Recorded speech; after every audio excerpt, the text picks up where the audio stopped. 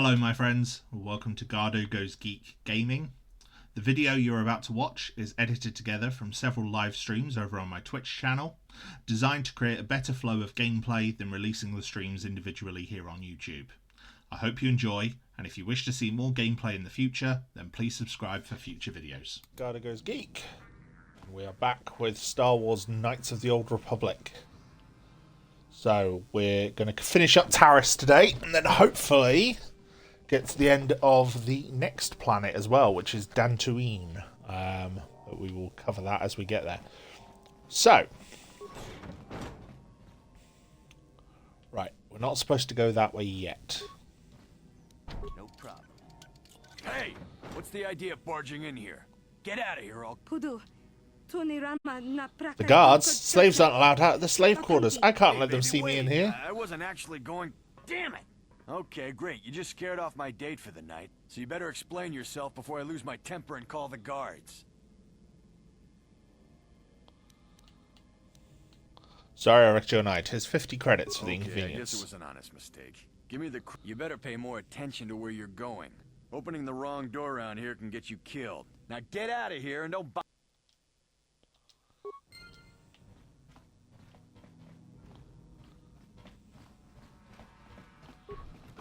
Will still let us rob his footlocker, so we'll do that. Yes, so we have been invited to Davik Kang's establishment, where we are hoping to steal his starship, the Ebon Hawk,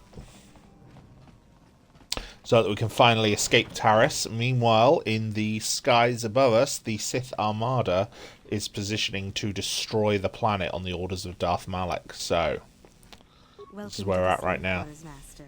Here we have succulent fruits and berries to tempt your palate, as well as luxurious baths to soothe your aches and pains. Now this is my kind of place. Would you like a relaxing massage? Whatever your desire, we are here to serve.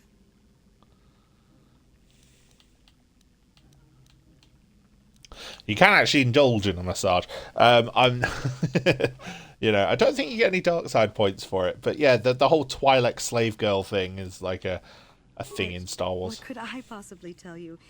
It is forbidden for slaves to leave this room on pain of torture and death. Tell me what I want to know, and I'll tell Davik how pleased I was with your Praise performance. from the guest is a valuable commodity here. Davik rewards the slaves who perform their duties well. I will tell you what I know. Davik rarely lets us leave the slave quarters. We only know what we hear from Davik's guests. Recently, they've all been talking about poor Hudro. He was caught trying to steal some spice from the lab. Normally, Hudro is allowed to get away with things like that because he's Davik's personal pilot for the Ebon Hawk. But since the Sith have grounded every ship on the planet, Hudro doesn't get any more special treatment.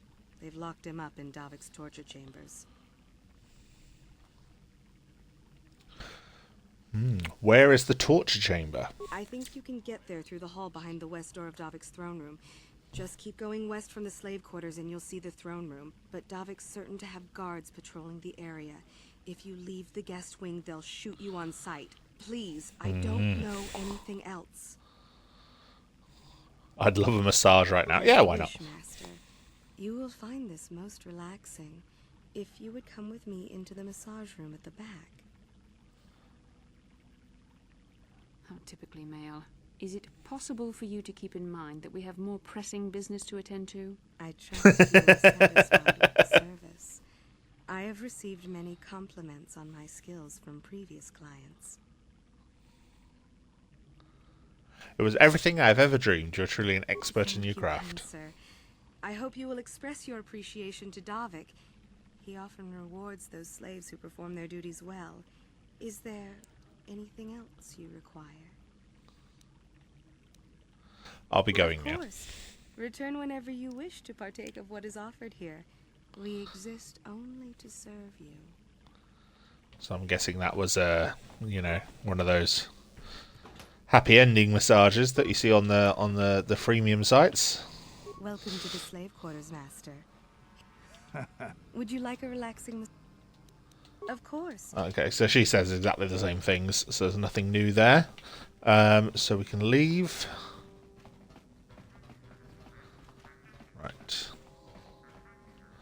So we try the other doors. Let's see what happens.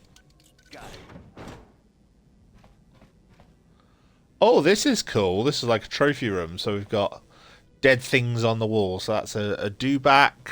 That looks like a Ronto. That is something you fight in this game, but I can't remember what it's called. No problem. Got it. There's a Rancor. That's like a gazelle, like a small animal. And then, yeah, a couple of other things. That's a Cath Hound. I'm not sure what that is. But yeah, a few Star Wars animals, because, yeah, a few of the established Star Wars animals do appear in this as well. So, ooh, a few more free Pazak cards. So, I'll have them. Build up a better deck. No problem. Who you? Why are you here? Get out of me, Core Guards! Sorry, wrong room. Get out! Don't bother me more! I can still rob him, so I'm going to rob him. So yeah, he's obviously someone else who's been hired, like us, to sort of impress Davik. But now we can break out, so let's see. There's no guards in this room. This is like Davik's throne room. Look at that. So, I wonder if we can see on the map. So the hangar's down there. Throne room's here.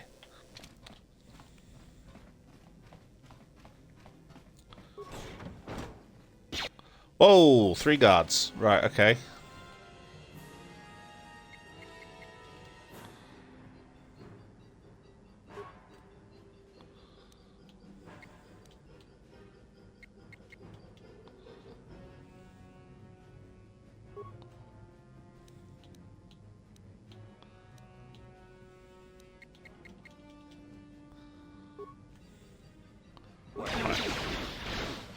Set up some combat. Let's go.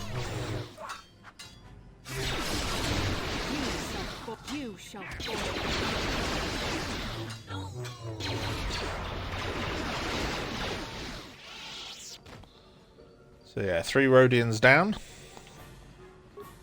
Security terminal. Okay. So I can slice the computer and access the cameras. So the spice lab is there. That's full of guards. Okay. Gas the room. I might do that because that might be a tough fight.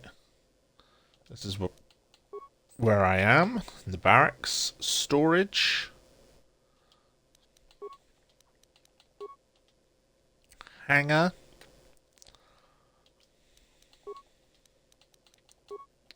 Spice lab. Oh, there's quite a few in there. 6 of them in there. Can't gas that room, though. Throne room. Guest room. Oh, this is the torch chamber. This is where Hudra is in trouble. So we can go and rescue him.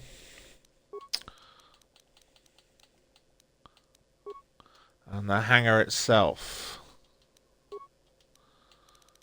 Right, so I might... Where was the load of them? Was it the spice lab? Yeah. Let's gas them.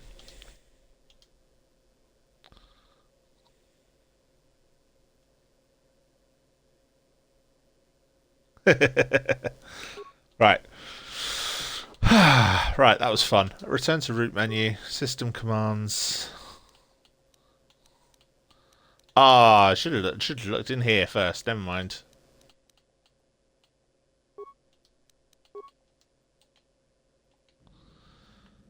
I don't have really any computer skill. I'm just trying to do what I can.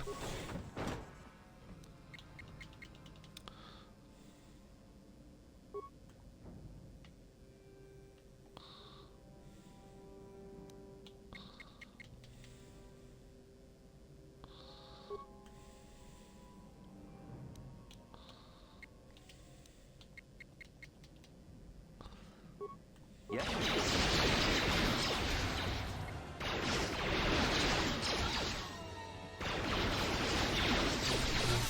Let's make this quick.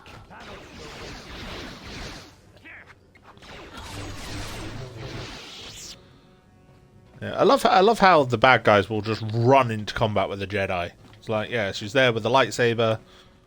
I'll go, yeah, we could take her.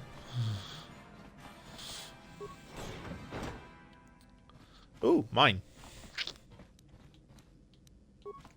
Don't know if my demolitions will let me recover it. Probably not. Oh, it did. Fantastic. Right, let's see what we've got in here. Repair kit, parts, computer spike, med pack. Yeah, it's one of those I could probably brute force my way through any security that comes up. Right, here we go. So, Spice Lab's there, Barracks is there. Barracks, guest room. So that's where I want to go to get the bits from the pilot. So we're going to go there first. So that's this way.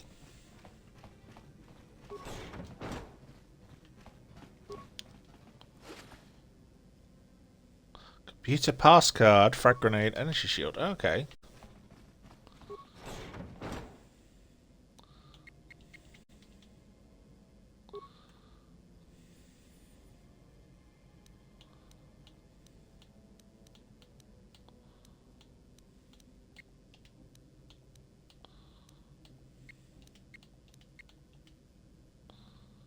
And then Bastila's completely out the way with the door. She can't see anything. I'm here. So yeah, let's go.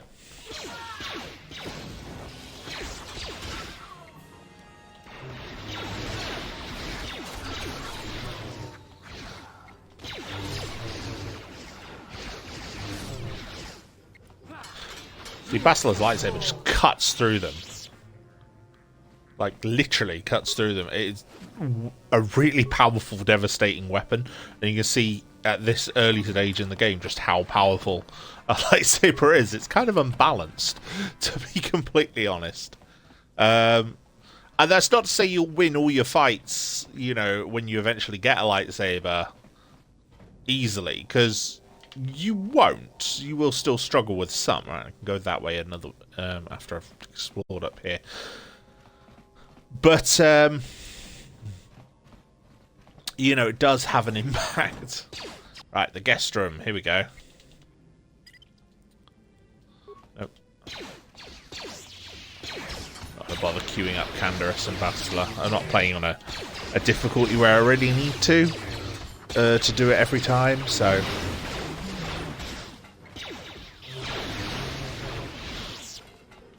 The two of them can kind of brute force their way through. They're both using powers and abilities, so...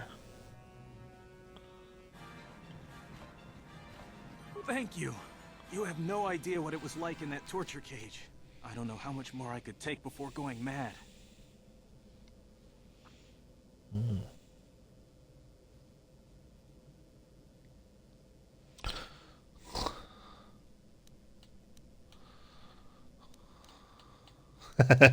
I couldn't sit by and just let you suffer. To give you as a reward for freeing me. Nothing tangible anyway. But I've got information that could be worth a fortune. I used to be the pilot of the Ebon Hawk, Davik's flagship. I know the codes to disable the security system protecting it. I'll load them onto your datapad now. You can use those codes to steal the Ebon Hawk right out of its hangar. Sell it to the highest bidder, ransom it back to Davik. Whatever you do, you'll make thousands.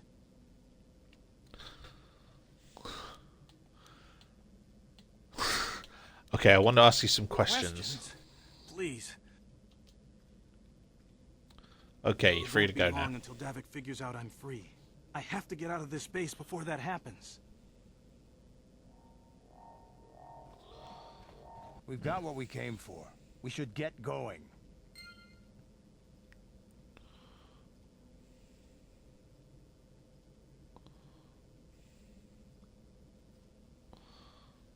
Right, okay.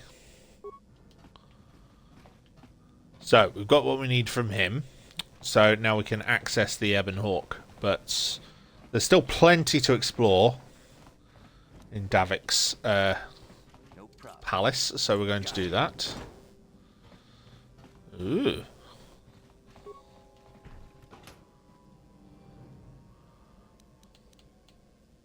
Cool. Some cool stuff. Around the bed. 500 credits. That's going to come in handy. I need a med pack. I've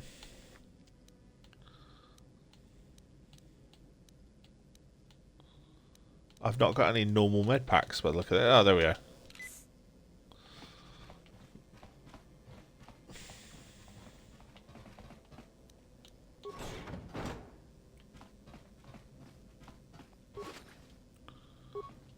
I think this is where that group of 5 was that I took out.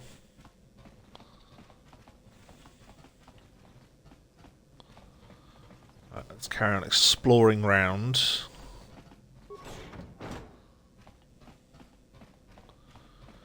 You can see just how limited the draw distance is when you can't see the end of that corridor. But you know, it was an original Xbox game. It's as good as it can be for the time. So.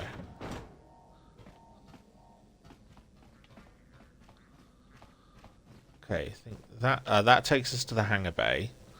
So this is the barracks for the hangar.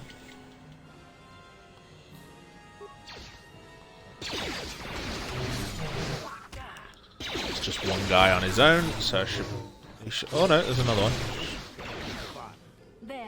Oh no, and another one. You cannot win.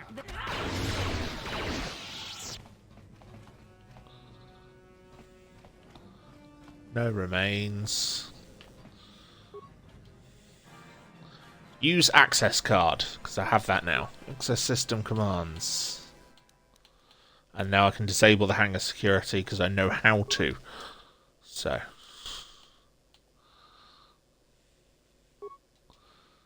Security cameras. So I've done the spice lab. Done the storage room. Done the hangar room, that's where I am now. Spice lab itself. Throne room. Guest room. And the hangar itself. And I've disabled the security now, so that means any turrets and stuff that are in there, they're off. Return to root menu, log out. Right, so I'm going to use another med pack on self, because I'm going to be heading into the boss battle shortly.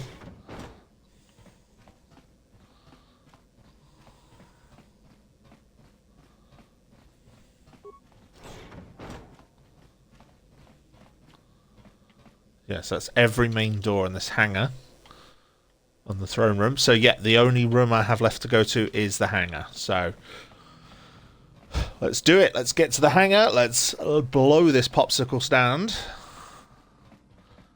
and leave Taris. Now that we have everything we need. Damn those Sith! They're bombing the whole planet. But now the Sith are starting their attack. Wow! Look what we got here. Thieves in a hangar. So, you figured you'd just steal my ship for your getaway and leave me high and dry while the Sith turn the planet into dust? Sorry, but that ain't gonna happen. I'll take care of them, Davik. I've been looking forward to this for a long time. Make it quick, Carlo. The Sith mean business. Looking forward to this for a long time. He barely knows me. The bombs they're dropping will kill us all. Unless he's talking about Canderous, I suppose. Because he could be.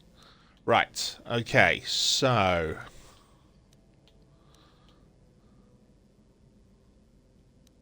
I think first of all I want to activate that. Oh, did not mean to unpause it. Right.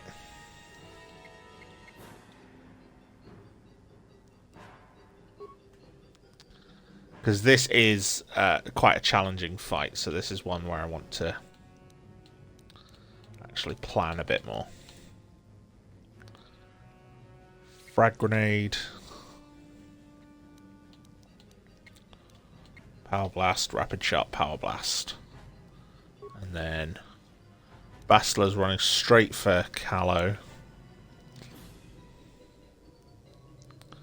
So I want her to stun Davik first. Then she can go in and attack Callow. Let's go. Oh, Yeah? that one.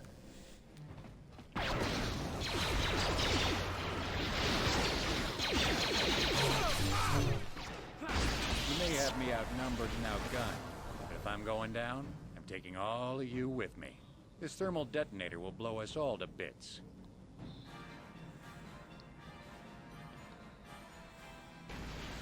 Damn those Sith! They'll bring this whole hangar down around our ears.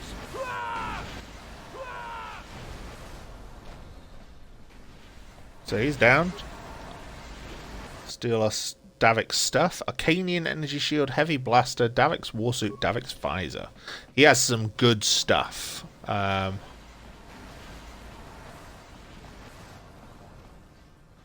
There's anything else here to pick up? So we are free to leave. Let's get on the Ebon Hawk and blast our way out of here. Do you wish to board the Ebon Hawk? Yes. Let's get this ship fired up. We'll pick up the rest of your friends and then we'll have to get off this planet.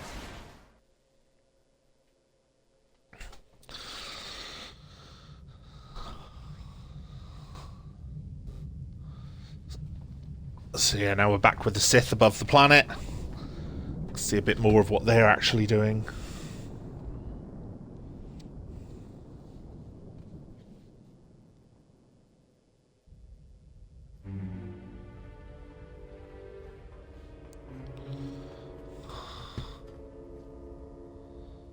Taris is defenseless against our assault, Lord Malak. They are offering no resistance.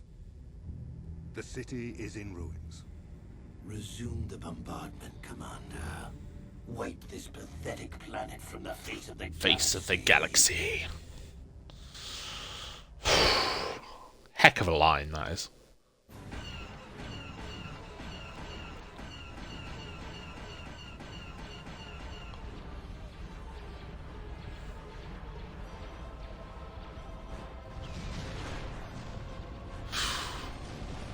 I will say, considering the time, this is an impressive little cutscene. Like, that's a lot of particle effects for, you know, a small scene. Although that JPEG explosion is quite funny.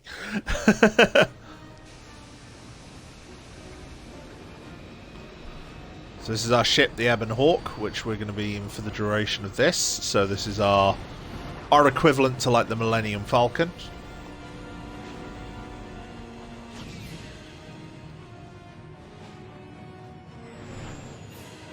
Escaping, but we're being pursued by Sith fighters. Plot a course for Dantooine. There's a Jedi Enclave there where we can find refuge. Incoming fighters! Quickly, to the gun turrets. You have to hold the Sith fighters off until we get those hyperspace coordinates punched in. Now this is a mini game, similar to the swoop racing, where you end up fighting Sith fighters using a turret, and it's, you know, reminiscent of that scene in A New Hope, where Luke and Han are on the gun turrets fighting TIE fighters. There's usually about 6 Sith fighters.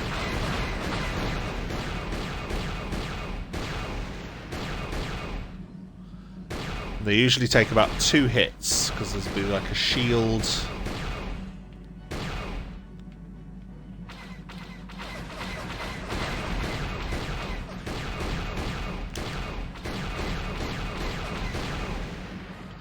Yeah, like a shield hit, and then you actually can destroy them.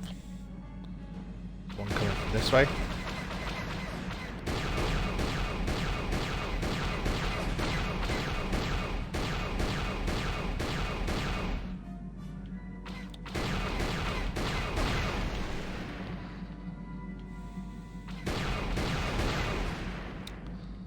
One left.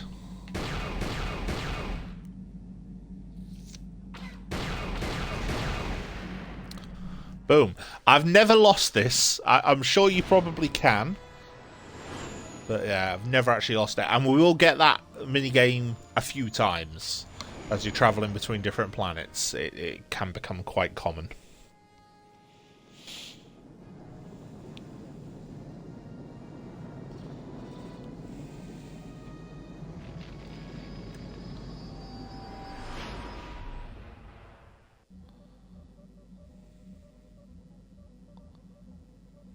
Dantooine. Seems like a lifetime since I last set foot on her surface. Though in truth, it's only been a few months. We should be safe from Malak here. For now, at least. Safe? You saw what his fleet did to Taris. There wasn't a building over 2 stories high left standing. They turned the planet into one big pile of rubble. Even the Sith would think twice before attacking Dantooine. There are many Jedi here, including several of the most powerful masters of the Order. There is great strength within this place.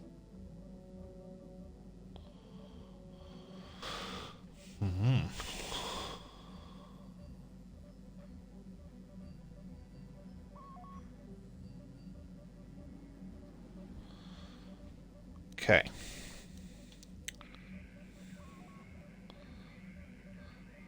I agree with Bastila, we should be safe Get here. supplies here and recuperate. The Academy is a place of mental and spiritual healing. Something we could all use after what we've been through. Maybe you're right. It isn't easy to witness the annihilation of the entire planet. I know Mission must be taking it pretty hard. She will find a way to come to terms with her grief. She's stronger than she appears. We just need to give her time. Now I must go speak with the Council. I need their advice on... Bastila's all heart. After I've met with them, I will meet you outside the ship.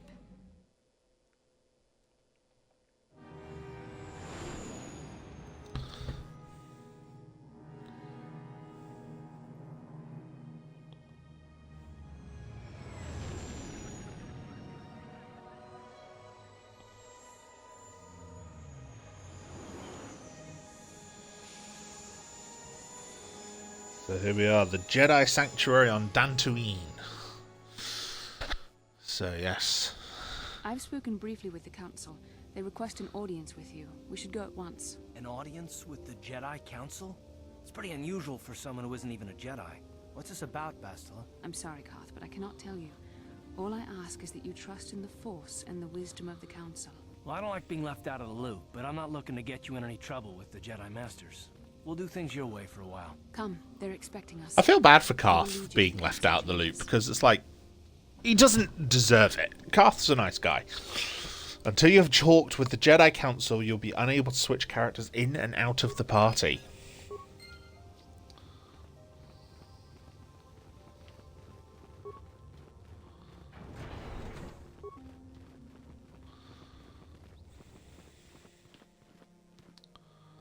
Right, there's no point really talking to anyone, at least until I've spoken to the Jedi Council, so... Let's not even bother. Padawan, why are you not wearing the customary robes of the Jedi? Do you mock the honor traditions of our order? I'm not Padawan, I'm Garhdo. I came here with Bastila. I have heard of her. They say she has already mastered the art of battle meditation. Remarkable in one so young. Though I've heard she has a foolish pride in her own talents. But as for you, you claim you are not a Padawan? I find this hard to believe. The Force is strong within you. I can feel its presence. If this is some type of jest, it is in very poor taste. The Jedi Order is not a subject for jokes. I'm telling you the truth. Forgive the abruptness with which I first greeted you. It was harsh and perhaps unfair. My master often warns me that I must learn to control my emotions. I see I have much left to learn. I wish you a pleasant stay here on Dantooine. May the Force be with you. I do quite like the Jedi robes in this. Yeah, Balea, she'll become important in a side quest later on, so we'll learn more about her then.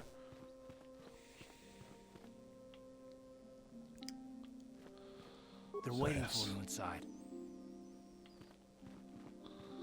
So, 4 members of the Jedi Council. You are the one who rescued Bastila.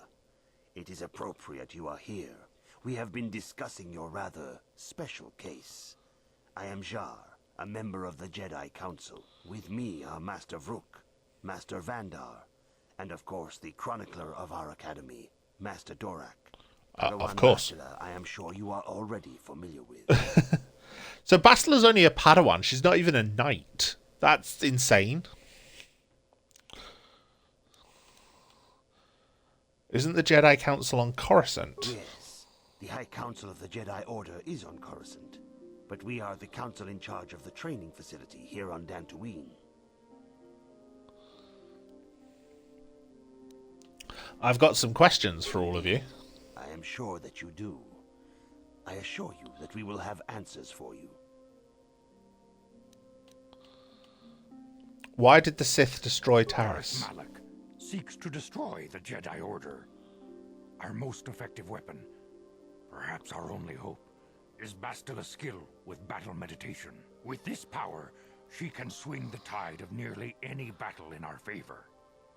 Which is why Malak was seeking her so fervently. And if he could not have her, he would see her destroyed.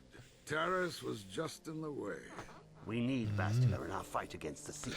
So yeah, Master Vandar, the Yoda-looking guy, has been hunting us down at every opportunity, which he is actually voiced by the same voice actor who later takes on the role of Yoda in like Clone Wars and a lot of other stuff. So it's very, very cool. Me? What about me? Bastila tells us you are strong in the Force. We are considering you for Jedi training.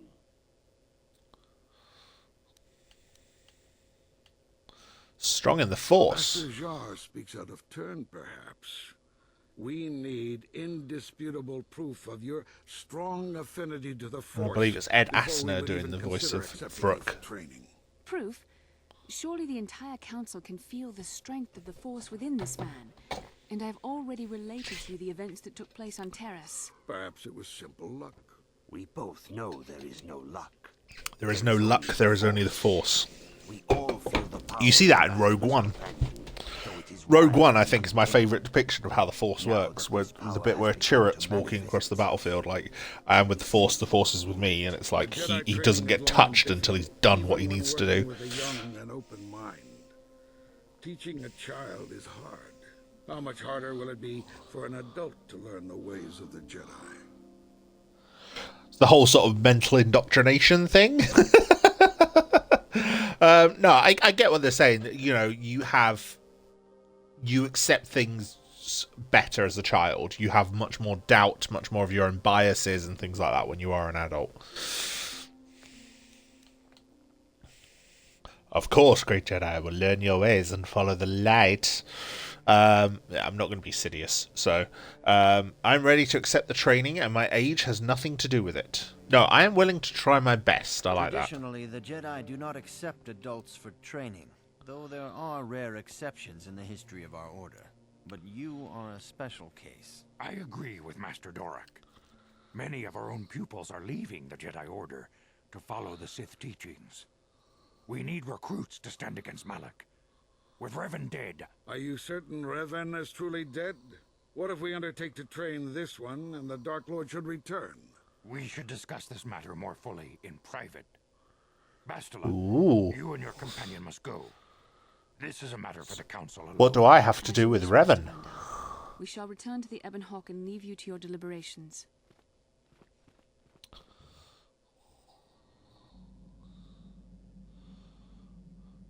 Now we're back.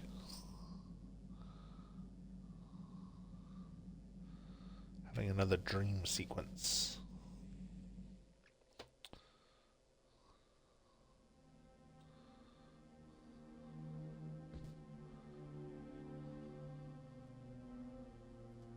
Revan and Malak. Revan's armor looks so cool. Like his armor and robes. The dark side is strong in this place.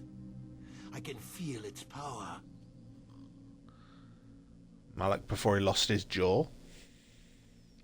Is this wise? The ancient Jedi sealed this archway. If we pass beyond this door, we can never go back. The Order will surely banish us. Are the secrets of the Starforge so valuable? Can its power truly be worth the risk?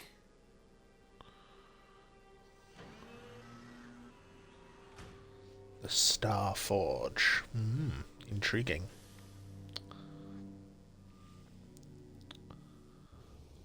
This morning's getting stranger by the minute. First Bastila comes out looking like she saw a ghost, and now you. Well, Bastila did mention that you should go to the council chambers before she left. It's no doubt urgent, so you shouldn't keep them waiting. I had a rough night. I haven't exactly been sleeping well myself. Here I thought things would get better once we escaped Taris.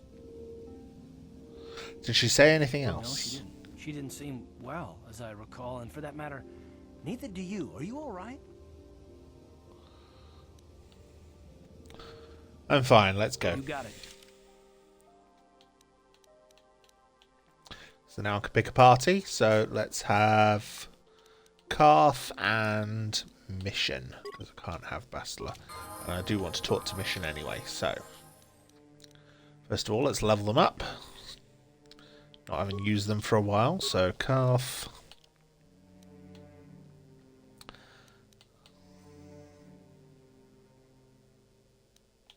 Let's round out his intelligence skill.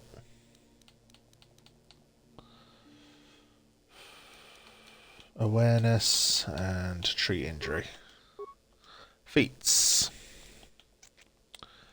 Master 2 weapon fighting, so that we don't get any. I think it reduces our penalties for the two.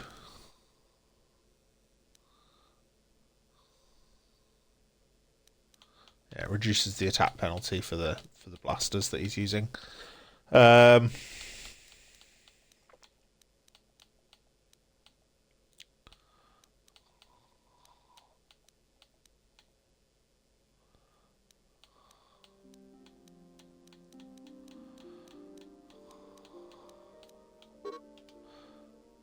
Oh, I've got selected them all.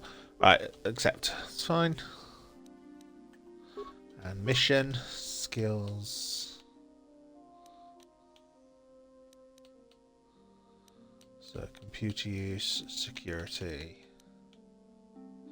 demolitions.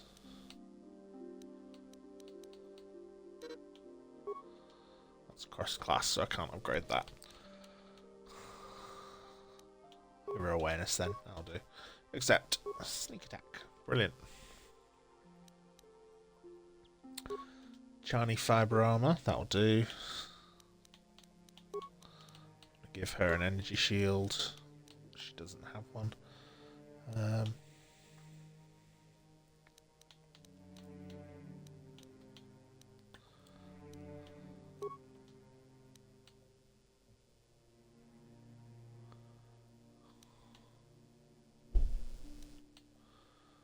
Ooh, give that to Carth and you get improved power blast as a bonus feat anyway. That could work. Let's do that.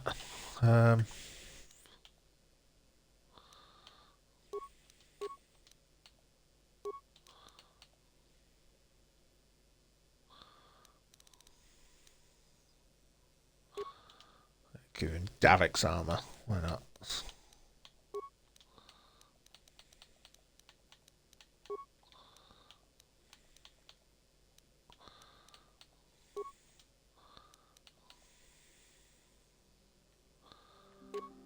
In the fortitude, the cardio regulator. And I've got. Give myself the adrenaline amplifier.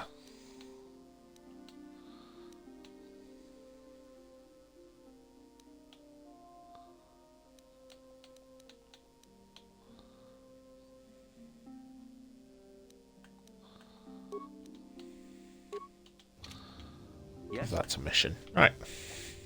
Let's talk to the party. Oh, sorry. I was thinking about Taris. I still can't believe it's gone. I mean, I grew up there and now it's just gone. Malak will pay for what he did, Mission. Yeah, I know.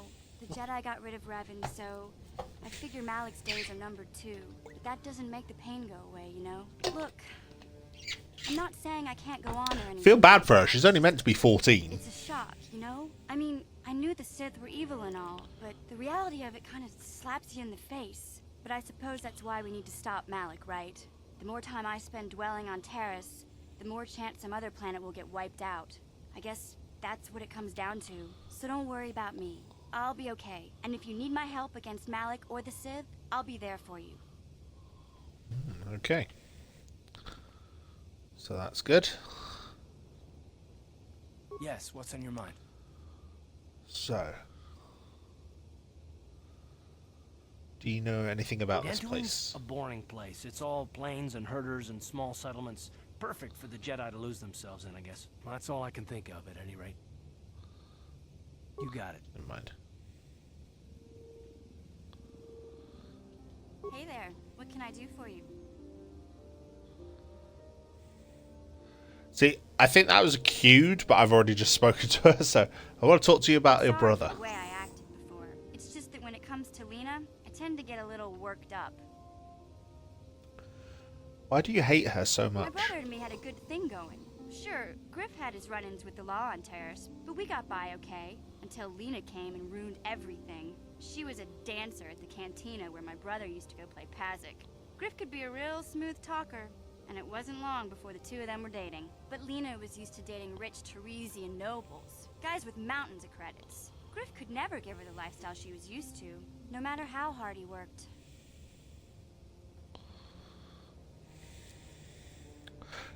See, I'm not going to criticize her brother. That just seems unfair. Did Lena dump Lena him? would brush Griff off when she saw how poor he was, but for some reason, she stuck around. I guess she saw the potential for a big payday down the road.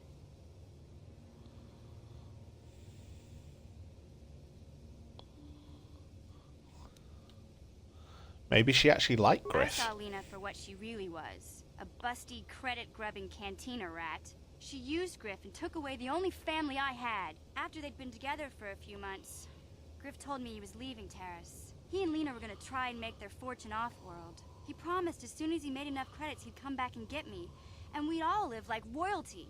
That was 2 years ago. I haven't seen him since. I don't even know where he went.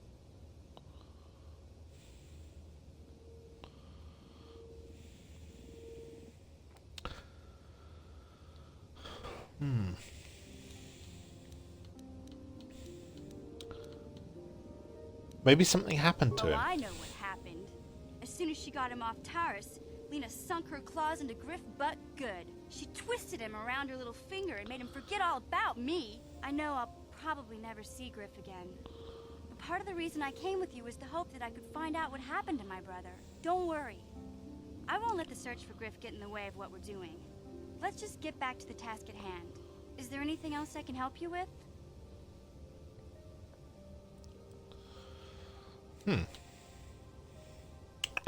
you know anything about the planet I'm we're on? not the one you should ask about Dantooine. I didn't even know there was a Jedi Academy here. I always thought it was just a bunch of settlers and farmers. Sorry I can't be more help, you know? Is there anything else I can do for you? Never mind. Okay, have it your way.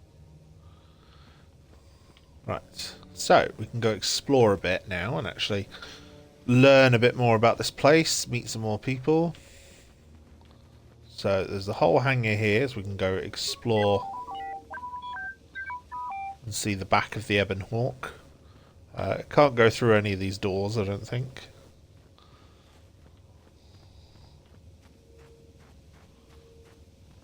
But yeah, it's a nifty little ship. It's a bigger on the inside as well. It is a bit of a TARDIS. As we will learn when we get to explore it a bit more. All these Jedi walking around, obviously. Aratek Mercantile. Kratis Yerkal.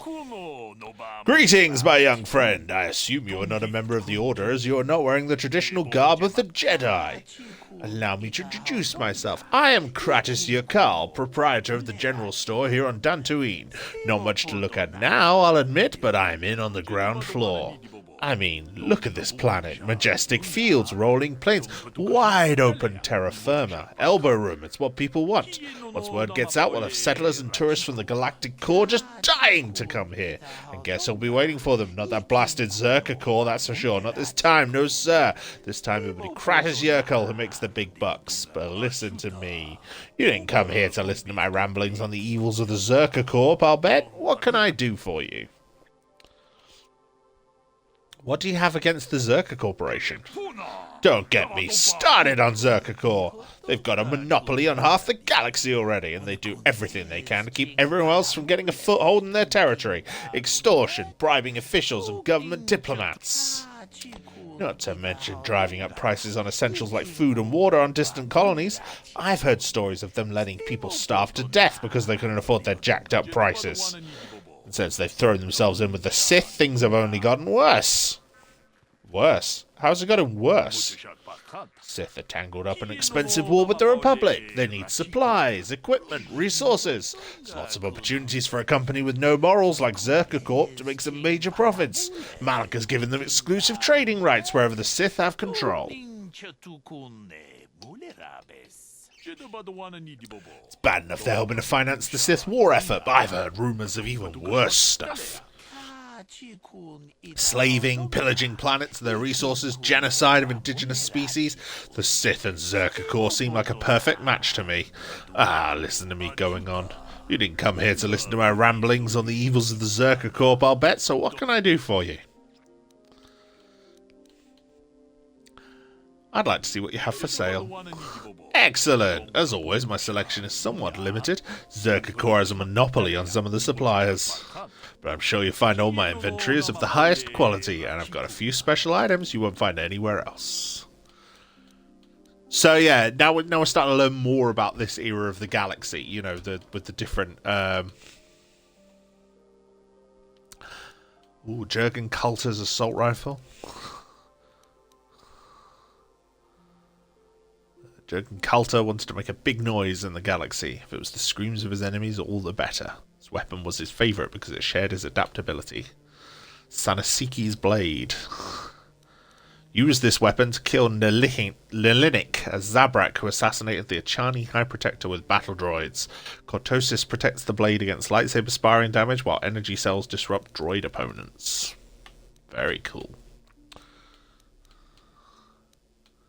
Both expensive, you know, higher level weapons.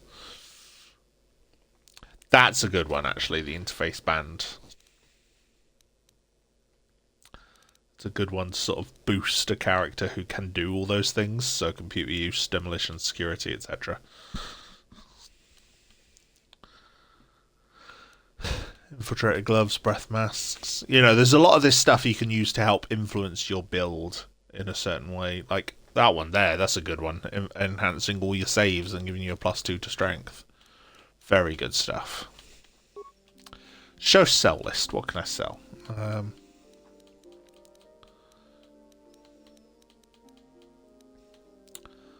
Don't really need clothing at the minute because I've got armor.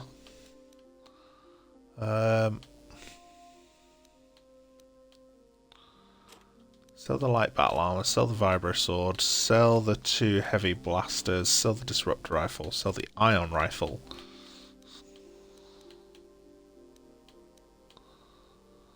Sell that energy shield because they're the same price no matter how many saves they have left.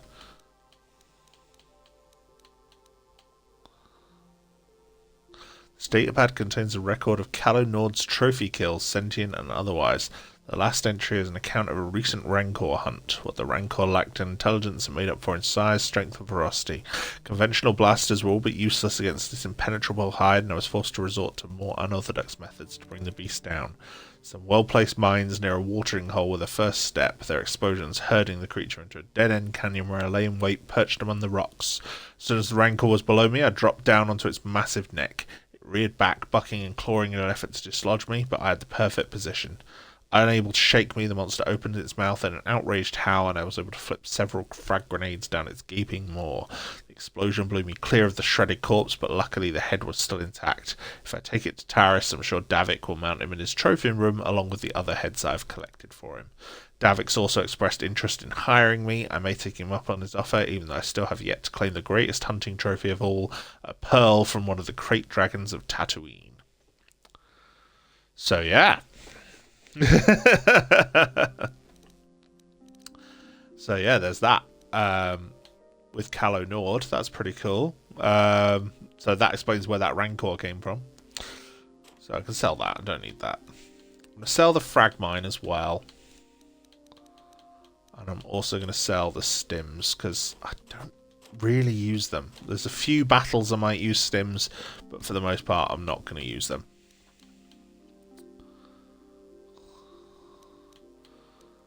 Some droid upgrades for T3. And the other droid character I'll get later, so I'll do them at a later point. But yeah, so I've got stuff I can level up later on. Lur Arcasulus. Greetings, Sentient. May I take a moment of your time for a question? Go ahead. I represent a human citizen of Dantooine by the name of Rundil Ot Sulem. His ranch has had considerable difficulty with Mandalorian raiders for many years. His young daughter was kidnapped by those raiders many years ago and has not been returned. Might you have news of her? Her name is Sasha. Do you actually believe she's still alive? It is not customary for the Mandalorians to terminate their captives. It is my hope that Sasha has escaped or been sold into slavery. If so, I may yet locate her.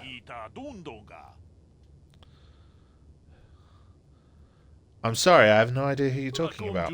Ah, that is too bad. I shall have to continue my search. Are problems with Mandalorians common on Dantooine? I understand they are, though I know little of the history behind this conflict. Someone native to this planet could tell you more. Isn't this something the local authorities should handle? Dantooine has little in the way of local authorities sentient. I asked the Jedi of the Enclave to intervene, but they have far more pressing concerns to attend to. As is often the way on this planet, if a citizen wishes to accomplish something, they must seek to do it themselves. Is there anything of interest on Dantooine that you can tell me about? There's no large urban centre on Dantooine, if that is what interests you. I find the variety and number of natural habitats to be most intriguing, however. If you get the chance, I would urge you to explore the planet's ranges in more detail. They are quite beautiful. I'll keep my eye out for your girl. I would appreciate that, sentient. So yeah, I think we might find her later on, if I remember rightly. Because yeah, I have done this whole game before. Right, Disra. Welcome to the Jedi Enclave on Dantooine. I do not believe we know each other. My name is Disra Lurjada. You may call me Disra. I have not heard of any new apprentices being accepted for training recently. What brings you to this place, if I may ask? I came here with Bastila. Ah, yes, of course, I should have known. I have only heard a little of how she escaped the destruction of Taris. Tell me, did she save you from that planet as well? She didn't save me. We worked together to escape Taris. Oh, I see. Well, I meant no offence, of course. In any case, it is good to have her back here on Dantooine again. We were afraid Malak had captured her. I hope you enjoy your time here on Dantooine. May the Force be with you. I can't remember if he plays a part in any of the side quests or anything. Not sure.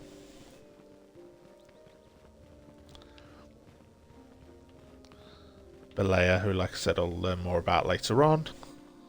The Council has decreed you must not leave the Enclave. Please return to your room. Return to your room. Do I have a room? What's up here? We'll finish exploring the Enclave first. I cannot render assistance, citizen. Move along. You've the look of a seasoned Pazic player about you. I dabble in it from time to time myself. Care for a game? Who are you? I am Solar, and to be perfectly blunt, my business is my own. I do offer you, though, the company of my time for a game or two of Pazac. Excuse me, do you care for a hand? Sure, I'll play. Let's get started, then. That's a high wager, but yeah, let's do it. Let's... Right.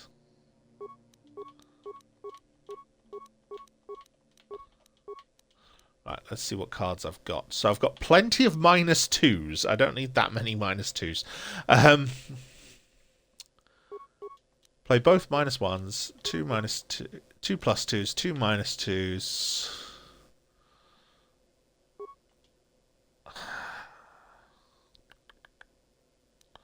1 +3, 1 +4, 1 +5, and I'll play a -3 as well. Let's use this side deck. Let's go. 1. End turn. 8, okay.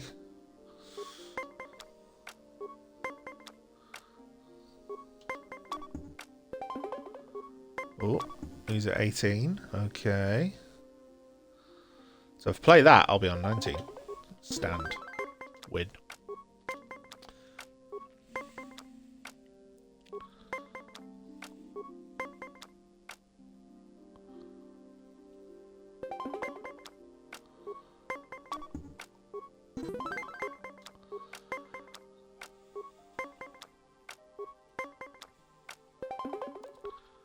Oh, he's good. He's played it. Right, okay.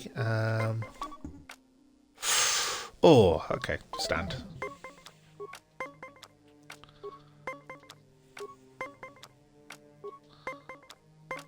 Oh, 20. Oh, come on. Come on. Come on. Come on. 19. Ah. Oh. Oh. Ah. Just like that. 120 credits. Closer than it seemed. Was it? Was it really? Not right now.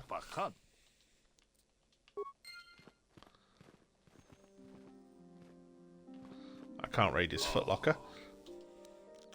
Do you have any cards to sell? If you see any you like, I'm willing to part for a small sum. Can I sell any of the extra cards that I have? That's what I'd rather do. No, doesn't look like I can. That is annoying. What's in this room? Sandral-Matale. Why are you bothering me? I'm here to speak with the council, not some servant. Please leave, or I shall be forced to tell the council of your rude behavior.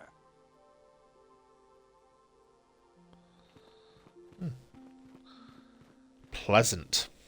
And finally. Rob some stuff. Inside the Jedi's own temple. What a bastard.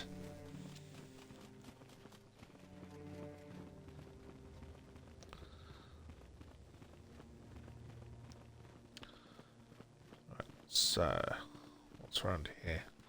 Oh yeah, training room. Which does have a workbench, so I'm going to check the stuff I have.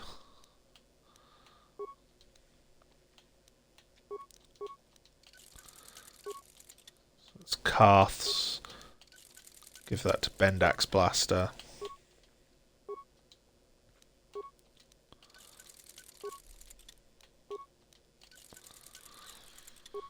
Cool.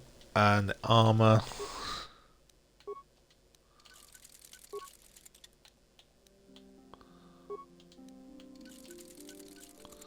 So now I can sell the mod armor because I don't think I need it. I'd rather use the Achani fiber armor. So I can't upgrade Davik's armor. Let's see. Beginning training orientation. As one spoilers. As one recently accepted for training here at the Academy, it's important you fully understand the many paths now available to you as a servant of the light. Log off. We'll do that in a minute. Right, let's meet with the Jedi first. Most unusual development. She claims you and she have shared a dream. A vision of Malak and Revan. A vision? A vision we have. These ruins have long been known. Why doesn't he talk like Yoda? We believe them to be merely burial mounds. Perhaps they're more than we first suspected, if Revan and Malak found something there.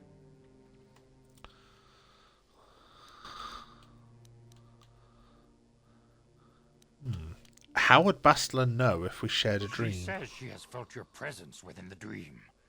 The presence she has felt within you ever since... Master Vandar. Ever since Taris. It is not unknown for this to happen between two people strong in the Force. Bastila has described this shared dream... So there's things they're clearly hiding from me. We feel it is more than a dream. It is a vision. The Force is acting through you, as it acts through Bastila. I'm having visions now. You and Bastila share a powerful connection to the Force, and each other. This is not unheard of. Connections often form between master and student, but rarely does a bond develop so quickly. Whatever dangers may lie ahead, we cannot ignore the destiny that has brought you and Bastila here to us, together. Are you saying I'm joined with her? You and she are linked, as is your fate to hers. Together, you two may be able to stop Darth Malak and the Sith. But do not let your head It all rests on my shoulders. Glory and power. Such thoughts are the path to the dark side. No, you just said I'm the only hope. And difficult as you must learn. Are you ready for such hardship? You just said I was the only hope. Don't take it away from me. Visions of glory.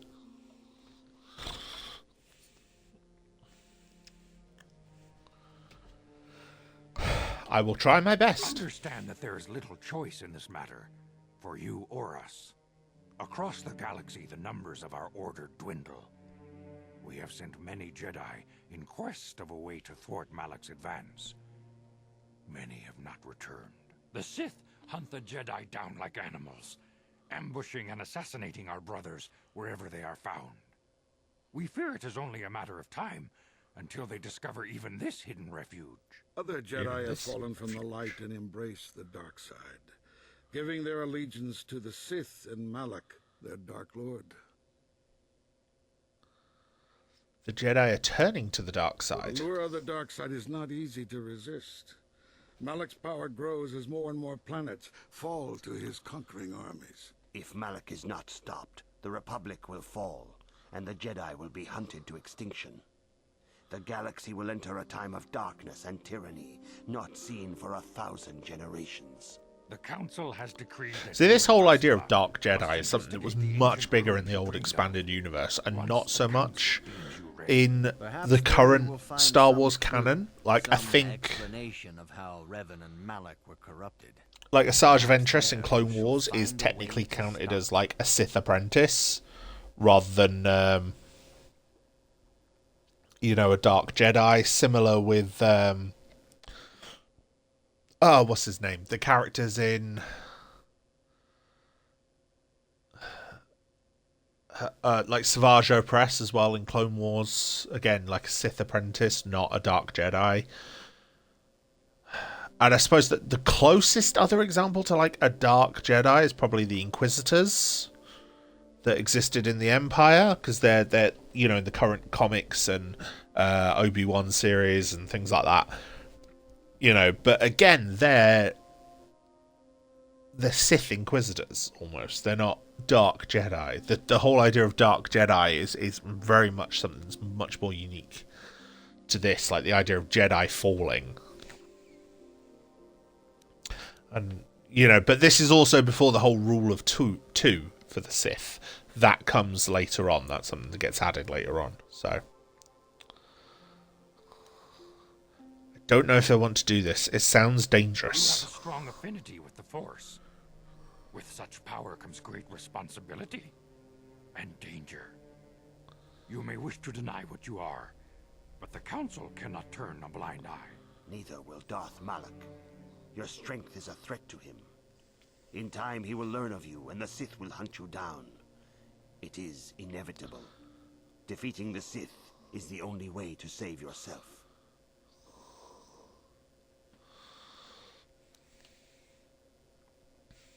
It seems I have no choice. Before we send you to investigate the ruins, you must be trained in the ways of the Jedi, so that you can resist the darkness within yourself, within all of us. Otherwise, you are doomed to fail.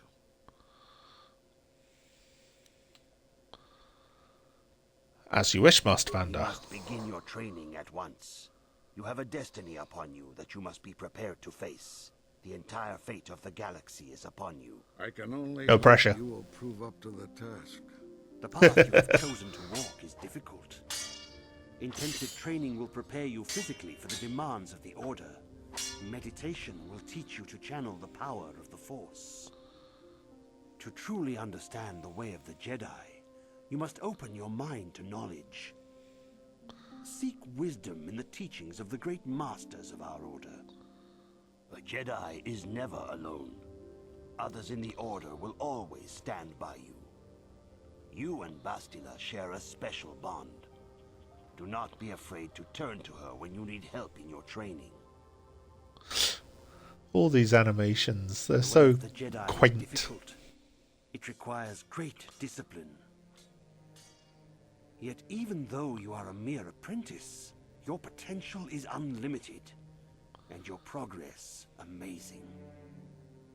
In all my years, I have never seen one who has mastered the initial training so quickly. You've done in weeks what many cannot do in years. I am honored to welcome you fully into the Jedi Order. Soon your apprenticeship will end, and you will be granted the title of Padawan, the lowest rank of those within the Jedi Order. Yet first you must prove yourself worthy. What must I do to prove From the myself? traditions and customs of our order, as handed down from master to pupil for 1,000 generations, you must successfully complete 3 tests before you earn your place among the Jedi. What kind of tests are these? Tests will see if you have truly mastered the training you have been given, both mental and physical. Upon completing these tests, you will pass from apprentice to Padawan, and join in the ranks of the Jedi. First, See, I will Padawan in the films is presented as though that is apprentice. These tenets must always guide your actions. But I suppose you only officially count as a Padawan when you've been assigned to a Jedi Master. Until then, you are an apprentice at the temple. So, Return when you feel you are ready for this challenge. oh, must learn the code. How the heck did I gain dark side points? What? How? I'm gonna check my journal. This is.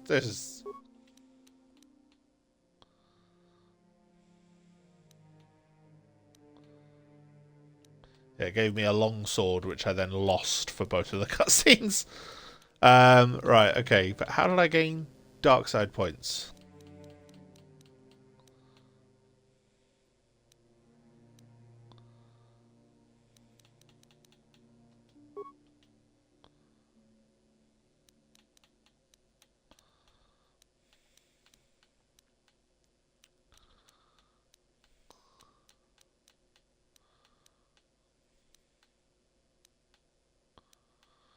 Was it that it seems I have no choice? That could have done it, maybe.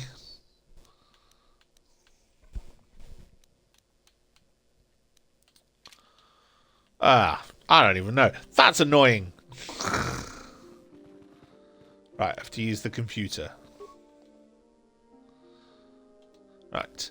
As one recently accepted for training here at the Jedi Academy, it's important you fully understand the many paths now available to you as a servant of the light. Jedi Guardians trained for battle and physical prowess. In contrast, Jedi Consulars seek to master the awesome power of the Force. Jedi Sentinels seek to find a balance between these two extremes. Tell me more about the Jedi Guardian. Jedi Guardians battle against the forces of evil in the dark side. They focus on combat training and masterful use of a lightsaber. Battle class attributes: 10 vitality per level, 4 force points per level, slow skill progression, fast feat progression. Okay.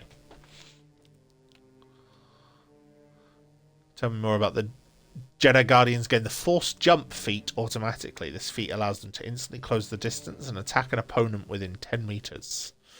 Tell me more about the Jedi Consular. Consulars seek to bring balance to the universe. They focus less on physical combat and more on mental disciplines in order to augment their mastery of the Force. 6 vitality points per level, 8 force points per level, slow skill progression, slow feat progression. Again, the Force Focus feat automatically that makes it harder for opponents to resist their Force powers. Tell me more about the Jedi Sentinel. Jedi Sentinels ferret out deceit and injustice, bringing them to light. They strike a balance between the physical and mental disciplines of the Jedi Order. 8 vitality per level, 6 force points per level, average skill progression, slow feat progression.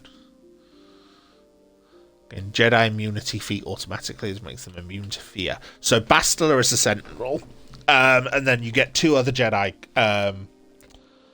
joining you throughout the game. One is a Consular, one is a Guardian. Statistical comparison of all 3 classes.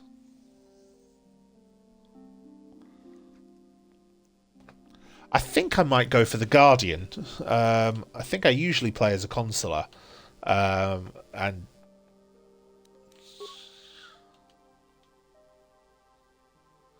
yeah, it's quite slow progression. Because when you're leveling up,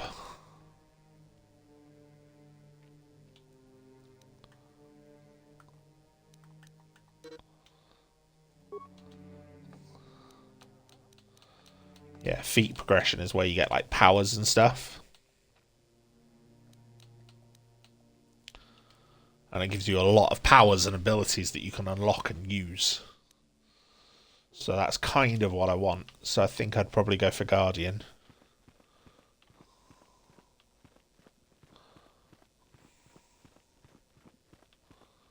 If you have questions, you should direct them to... I see you insist on wandering the halls of our Enclave when you should be busy studying your lessons.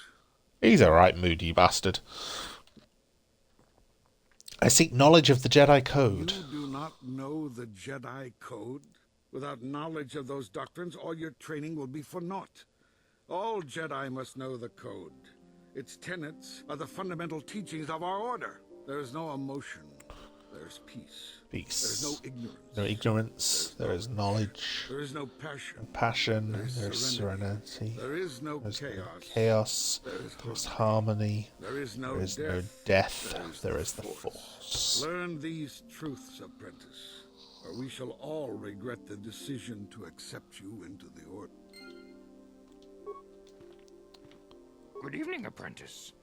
I trust your training goes well. The training is progressing quite well. I have faith that you will achieve the rank of Padawan soon.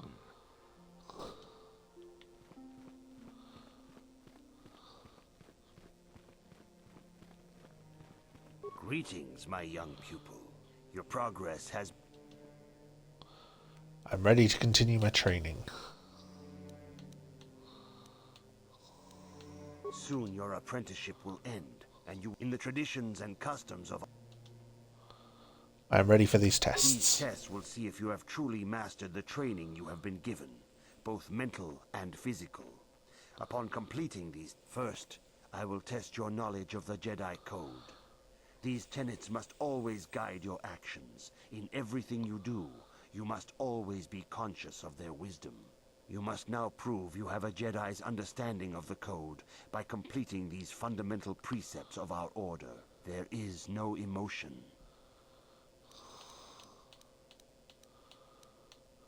There is peace. There is no ignorance. There is knowledge. There is no passion. There is serenity. There is no chaos. There is harmony. There is no death. There is the Force. You have learned your studies well, apprentice. It will not be long before you are a full member of our order. But first, you must pass the second test and learn about the most prized possession of a Jedi, the very symbol of our order, the lightsaber. The lightsaber is the traditional weapon of our order. It is a symbol of a Jedi's skill, dedication, and authority. And each lightsaber is as individual as the Jedi who wields it. The blade is made of pure energy, focused by polished crystals in the hilt. As the second test, each Jedi must construct his lightsaber with his own hands. And now it is your time. Speak with Master Dorak, and he will guide you through the choosing of a crystal. Right.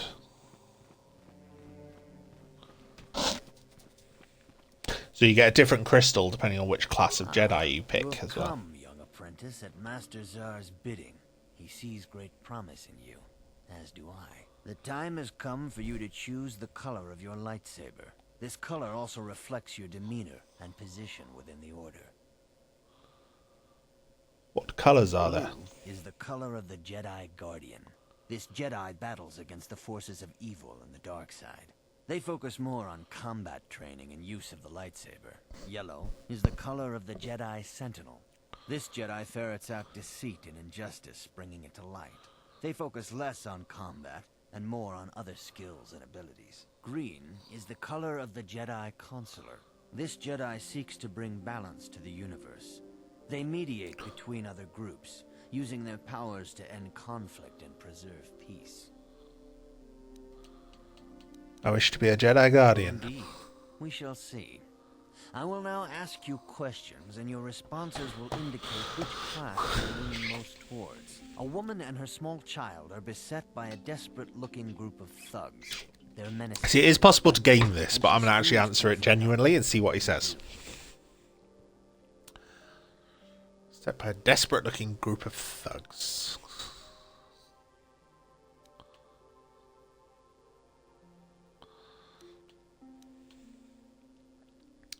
Attack the thugs to defend her. Very well. On to the next question. You are in combat with a dark Jedi allied with the Sith. There is a pause in the combat. What do you do?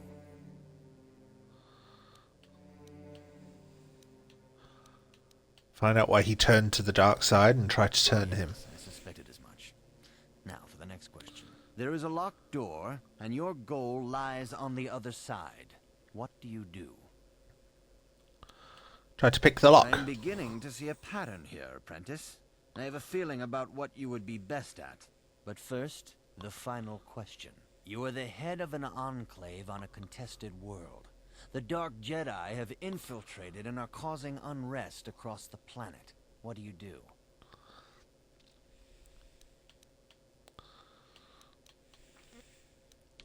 Try to lure them out into a trap. Yes, I thought as much. As I suspected, you would be most suitable as a Jedi Sentinel. Which color and path do you believe yourself most suited to, apprentice? I'm still picking Guardian, though. Here is a blue crystal for your lightsaber. Go speak to Master Jar again, and he will instruct you in how to construct it. You can change lightsaber colors later on. You do have that ability. So, let's level up a bit more. We are going for awareness, persuade. Lightsaber, Jedi defense, force jump, Jedi sense, force sensitive.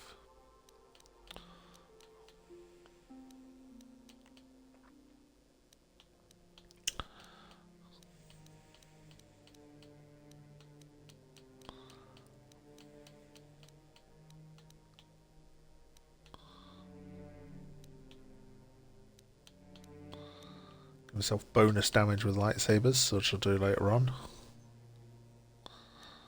Deflect blaster bolts with Jedi defense.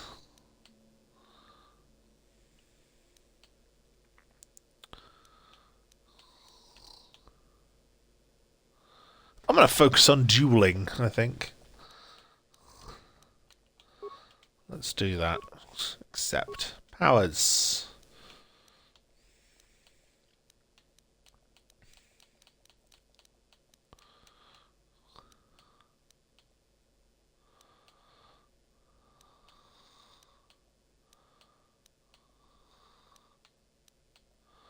Force push is a nice good universal power, so I think we'll add that. And throw lightsaber. Two offensive, easy to use powers. We'll level up mission as well. She's going to be intelligence, I think.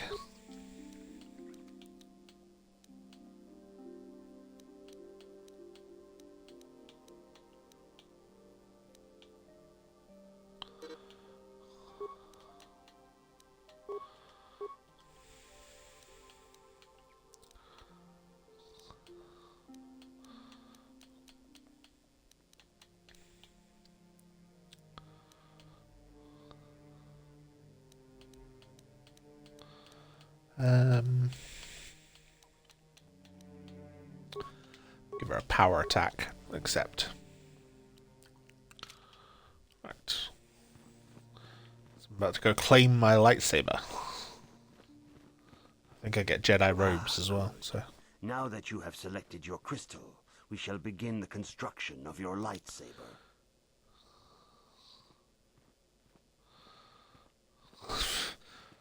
Watch me wander over to the workbench.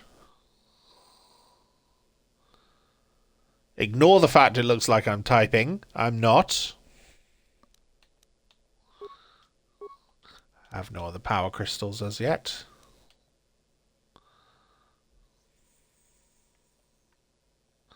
Lightsaber is a devastating weapon, difficult to master. Assemble. There we are, one blue lightsaber.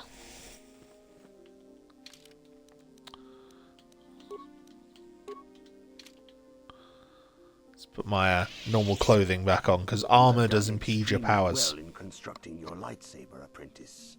Your crystal seems to have been set perfectly.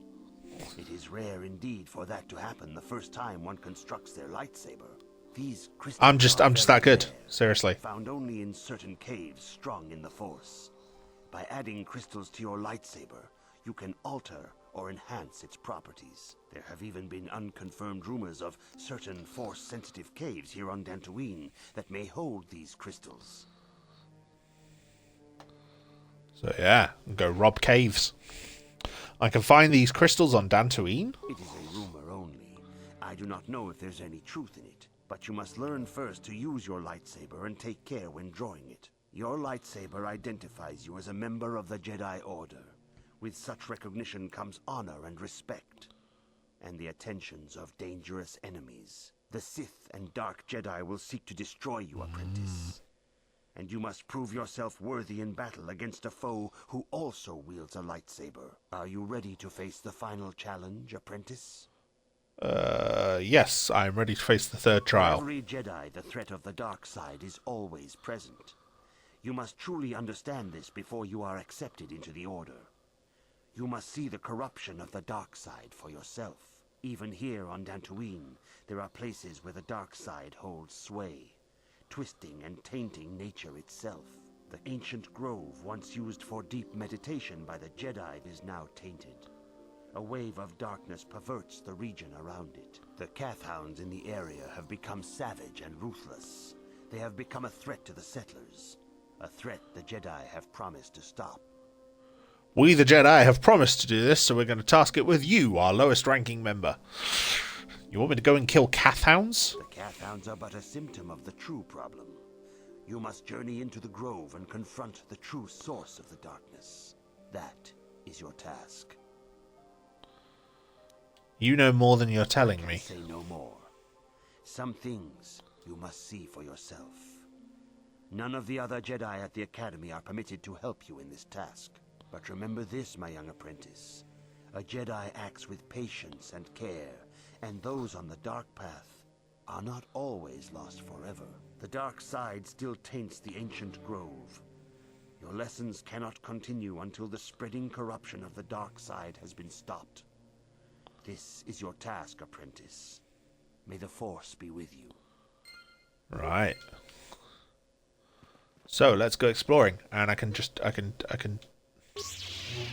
There you go. I can just flick my lightsaber. Anytime I want to flick a lightsaber, just like get that nice lightsaber noise. Oh, it's fun. Right, Belaya. Greetings, apprentice. Though I understand you shall not have that lowly title much longer. Master Jar tells me that your progress has been remarkable. Soon he feels you will attain the rank of Padawan. Then you will truly be a full-fledged Jedi. How are you enjoying your training? It's difficult, but worthwhile. With power comes responsibility. And only by learning discipline and sacrifice can we truly learn to master our potential. I wish you luck in your training, apprentice. There is much you must yet learn. May the Force be with you. The Force will be with you, always. Right. We need to leave, so the door is here. Party selection. Let's leave mission. I'll take Canderous and Zalbar.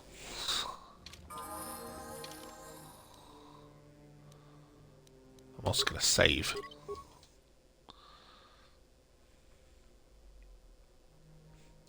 Because we've done like a chunk of the game. So, Canderous. I should give him Davik's Armor, really. Do that in a minute. Right, let's up his strength, because if you get things on an even number, it levels up the next modifier. So we'll do that. Feats.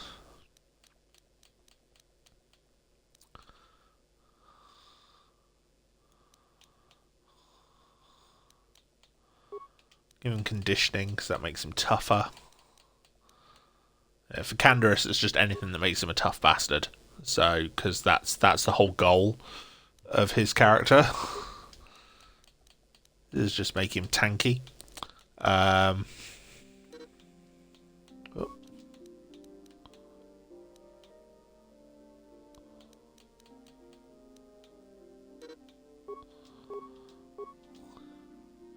Uncanny dodge.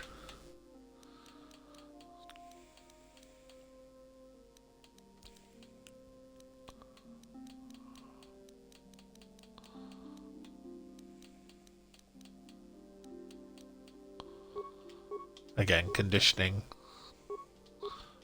Ooh, can level him up a bit more. Dexterity, skills.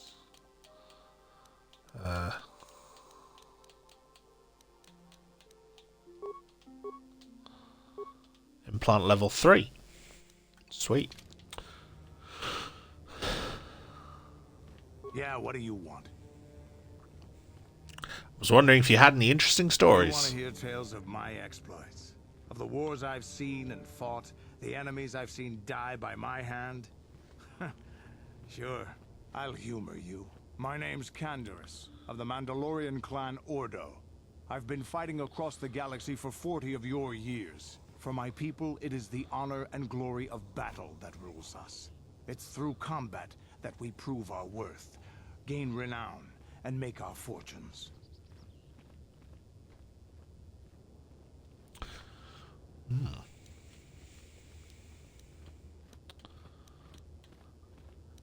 Mandalorians destroy worlds for honor. Win or lose, as long as the fight is worthy, then honor is gained. The glory at having triumphed over impossible odds is what drives us. If there's nothing at stake, your possessions, your life, your world, then the battle's meaningless. We Mandalore take everything we are and throw it into battle. It's the true test of yourself. The battle against death, against oblivion. Huh. You seek death. All life dies eventually. A true warrior is one who can beat it down whenever it raises its head. But times have changed now. The Mandalore clans have been scattered across the Outer Rim. The Republic is in decline, and the Sith Empire rises to take its place. The clans as they were aren't a threat, but the galaxy still fears us.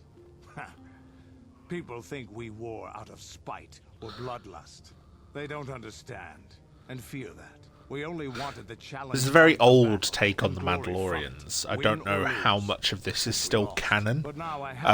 With the current interpretation of the Mandalorians, I don't think much of it, to be honest. Taris could not be considered the most glorious of tasks. When I think of the battles I've fought, the thousands I've killed, the worlds I've burned, I weep for my past. We will never again speak of this. We've got work to do, so let's get to it. We will speak about it again. He says we won't, but we will. Zalbar, has he got anything new to say? If you have anything more to say about yourself, Zalbar, I will leave you be. Right. No, actually, do you know who I'm going to take with me? Just because their first few interactions are quite fun. Canderous and Karth. And then I'm going to put that armor that I was on about on.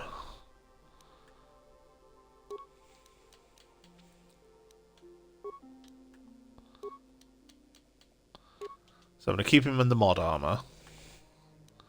I'm going to give Canderous Davik's warsuit. And I'm going to give him the cardio regulator as well.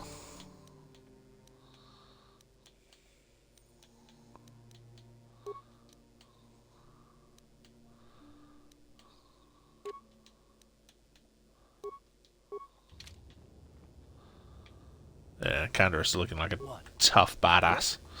So...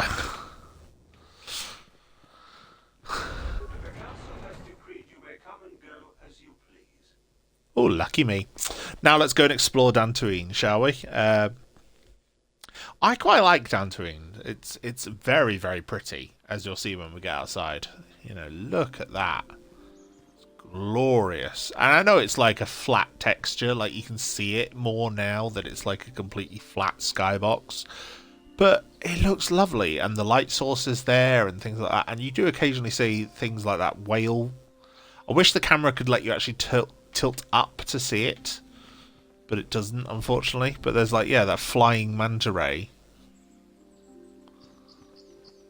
which looks really cool. So,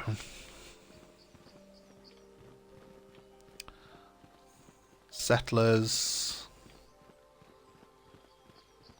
Nemo, found you. It is good sometimes to stop and reflect on the beauty of nature and the Force. I am sorry.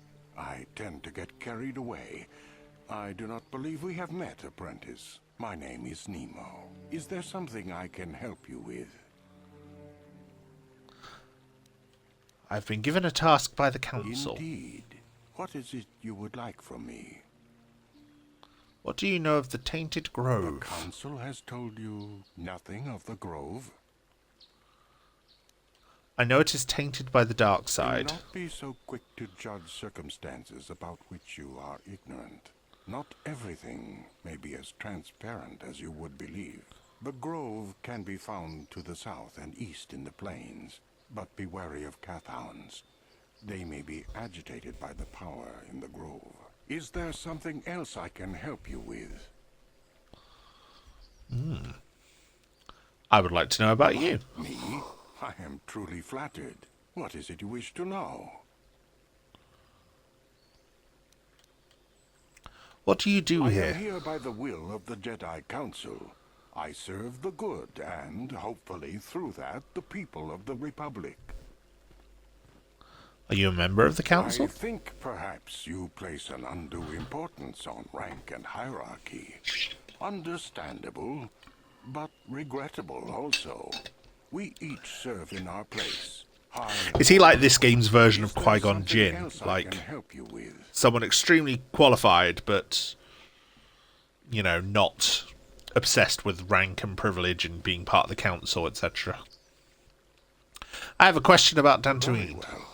What is it you wish to know? Master Jar said there are caves on Dantooine with lightsaber crystals. Ah, yes, those caves.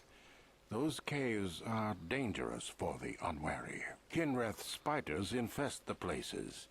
They are attracted by the colors and heat given off by the crystals, I think. It is a pity. Those caves are strong with the Force. Is there something else I can help you with? I must be going I now. hope your time is well spent here on Dantooine.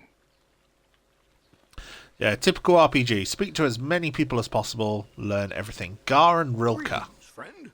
I think I can safely assume you are a member of the Jedi Order. Ah, yes. This is the one who's voiced by Ethan Phillips from Star Trek. Council agreed to hear our petition. I am sorry, I do not know. I see. I am mistaken. How may I be of assistance? Who are you? My name is Gar. Me and my fine wife, Rilke, here. A pleasure. Live on one of the northern farms. But the Cathhounds and the Mandalorian problem has been getting really bad of late, and we're here to ask the Jedi Council to help. Mandalorians here. Ever since the Republic beat them years ago, little groups have been roaming all over the place. They're pathetic. They're taking scraps when they should be taking worlds. With the Sith invasion, the Republic doesn't have the manpower to hunt them down.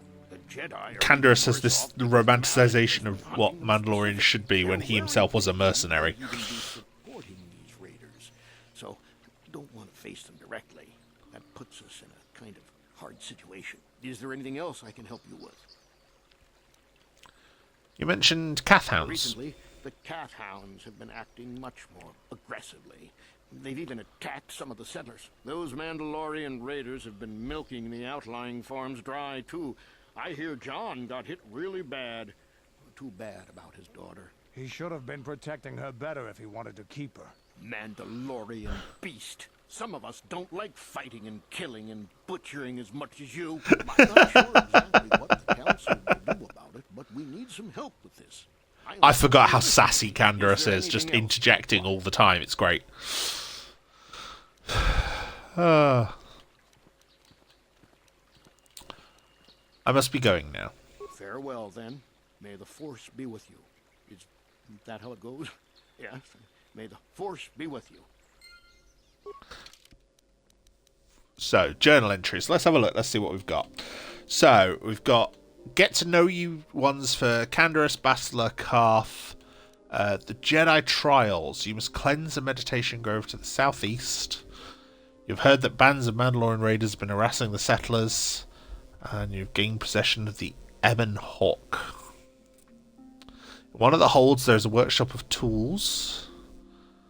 It seemed that Davik had stored a swoop bike aboard the Ebon Hawk before you stole it. If you found a track somewhere, you might be able to get some good money with it.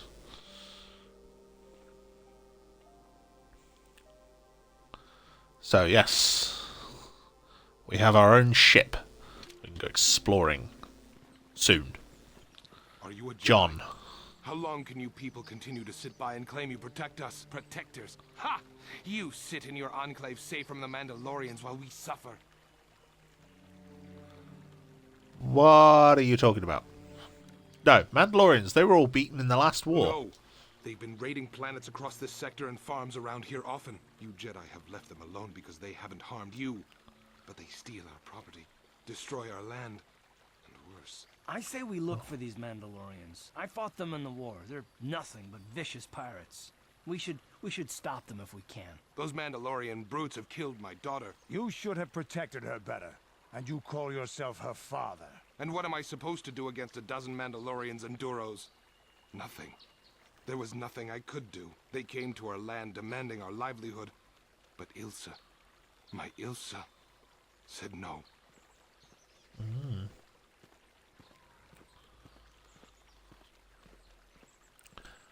They killed her. There was nothing I could do. Too many of the Mandalorians and their Duros allies. I've come here to ask you, please, Master Jedi, stop these raiders and get revenge for my daughter.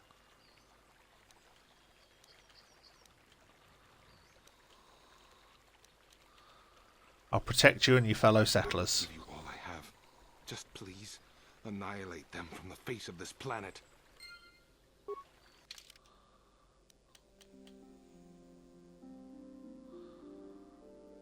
Begged you to find them and destroy them.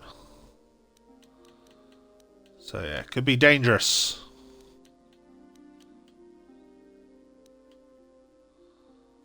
So yeah.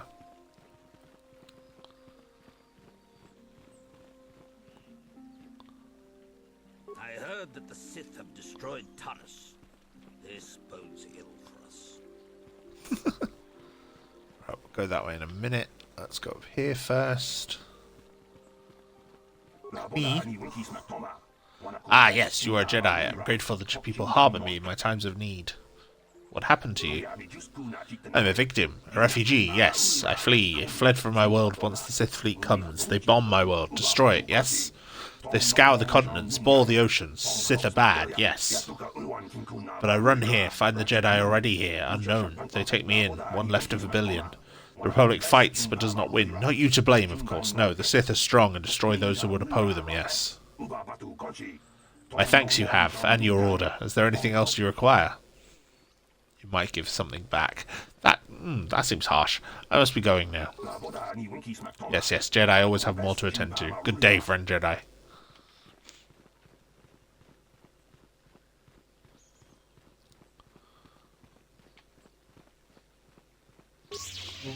Warm.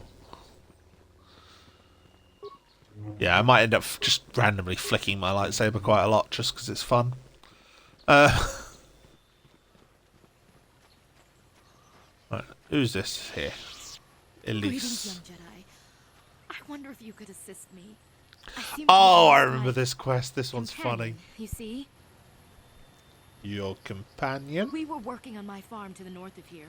I was working in the garden outside, and he was working inside. I heard the door to the house open, but not close.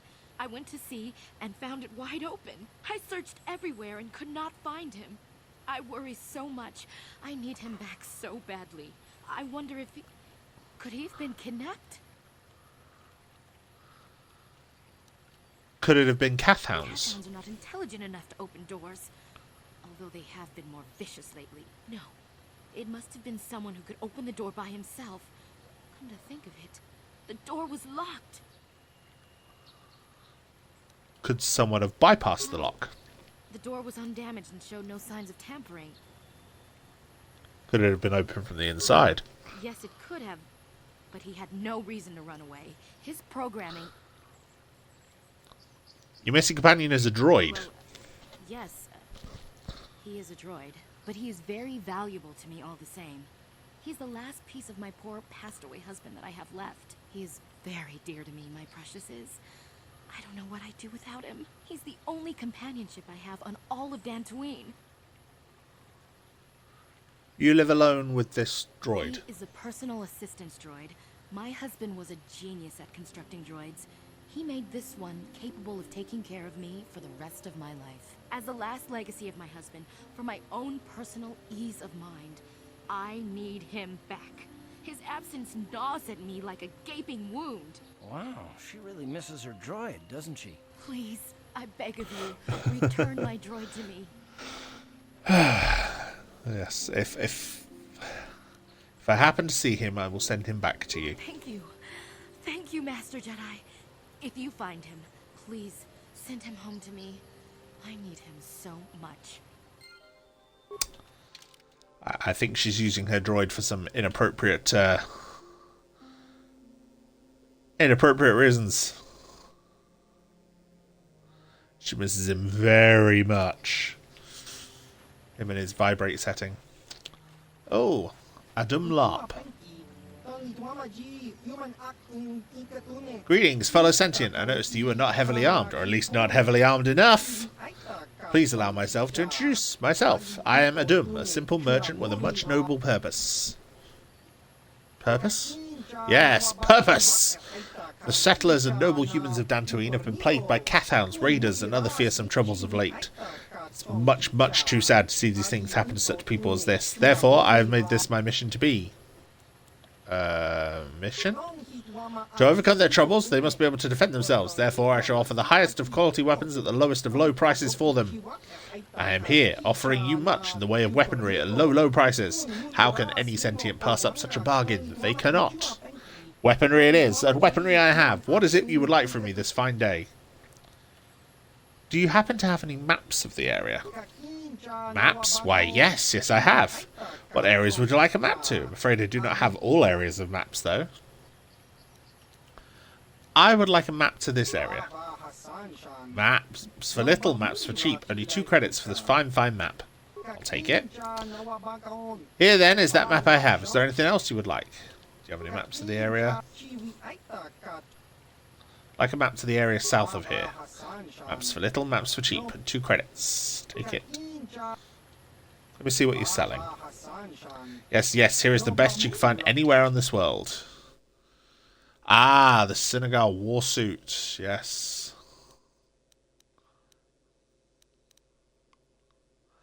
Great hyperspace war 1,000 years ago. The heirs of Empress Tata militarized their world and industry. A legacy that produced battle armor that's sought after today.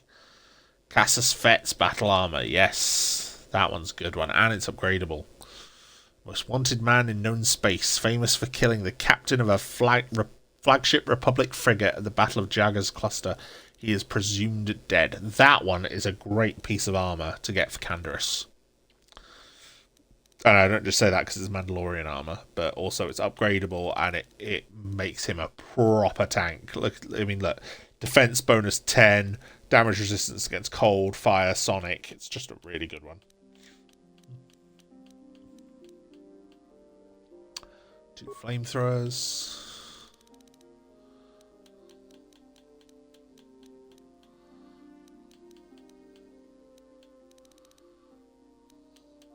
I can sell the Bonadana alloy suit because I'm not going to use that anymore. So let's sell that.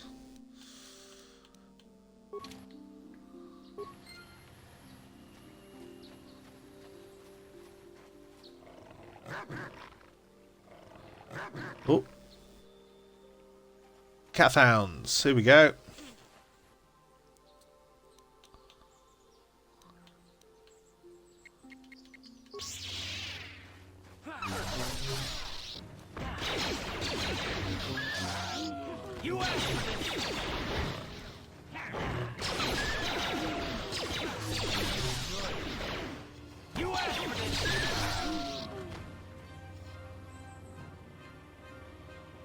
Cat hounds don't tend to drop anything, unfortunately, but It is what it is.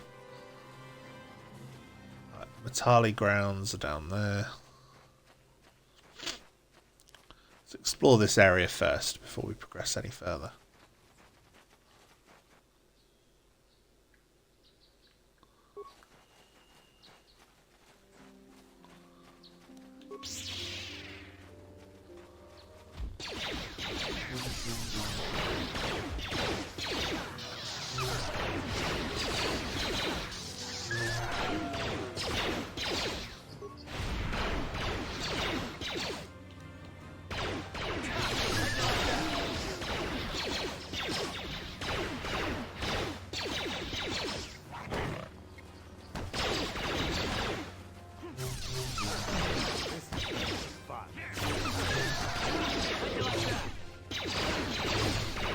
Poor repetitive noise they make.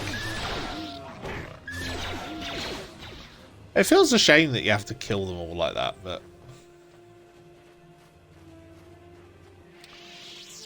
it's just aggressive wildlife, you know.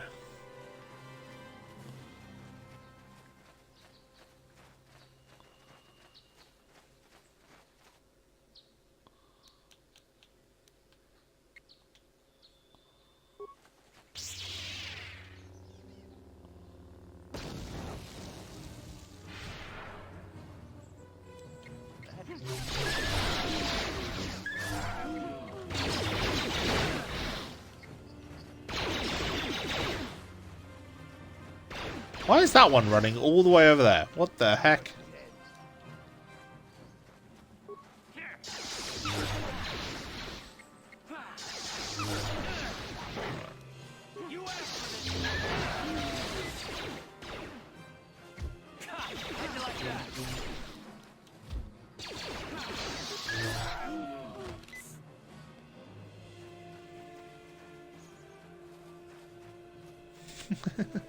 Just the fact it just ran off in the other direction. Isn't it fun when games have jank to them? I mean, for the most part, you know, there's some jank that is just terrible. Like when games release and they're broken, but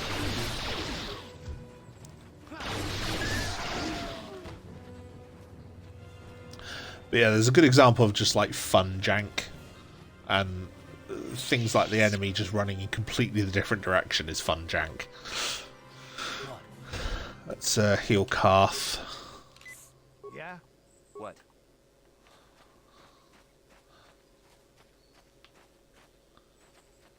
There you are. Another look at that manta. Just flying over the map. So the Tali grounds are down there. What's round this corner? I mean, I have the map, so I can check. Strange Ruins. Okay, which are where I will be going later.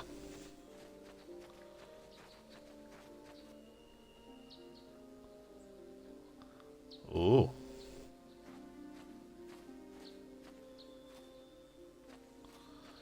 I'm not going in there now, so let's not worry about it. Let's not worry about it. Don't worry about it. It's fine.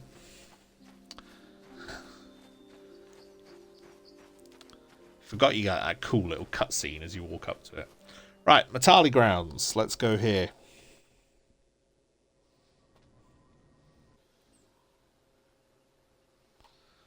Okay, more calf hounds.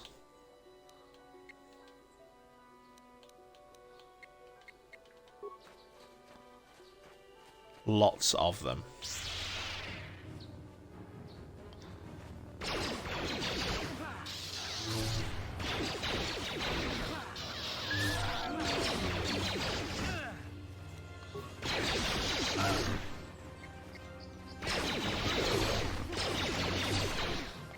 They look almost like two different creatures, the big ones and the horn ones.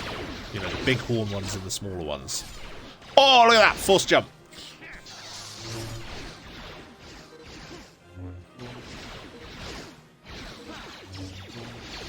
Okay, so the force jump can only be with a basic attack by the look of it. So it's worth knowing. Because it's a good way of just like closing the gap and just getting right up in their face.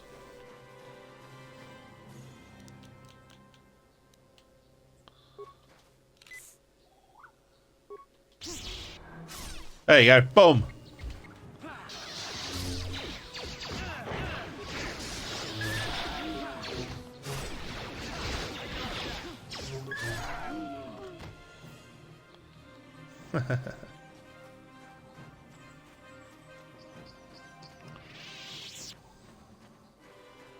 That melding of the two cliffs is bad. Oh dear. Yeah, so I don't have the map for this area.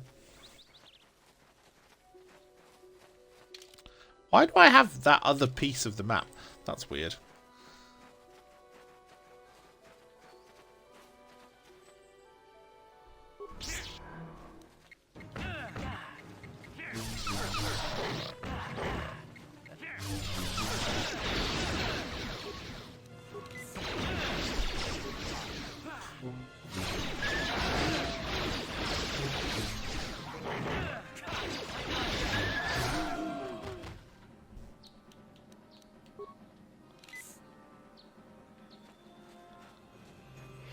Yep.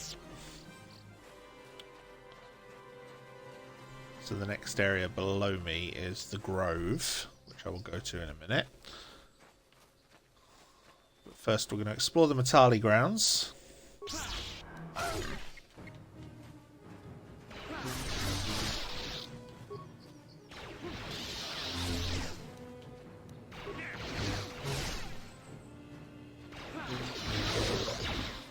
There we go. It's just a source of good experience, you know. I want to level up and get more force powers, get more abilities, so...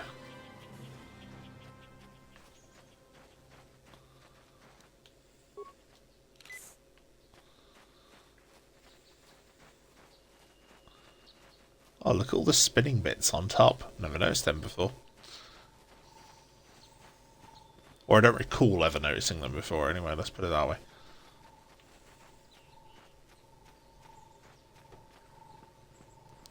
Now, there was a Matale inside the temple, and he wouldn't speak to me, because I wasn't a Jedi at that point. I didn't try speaking to him again before I left. Probably should have. Matale pass card required to enter.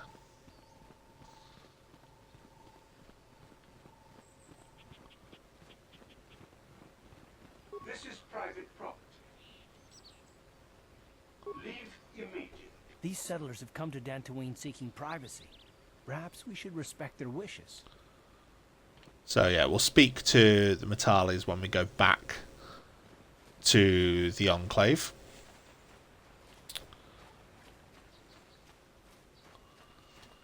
And learn a bit more about them.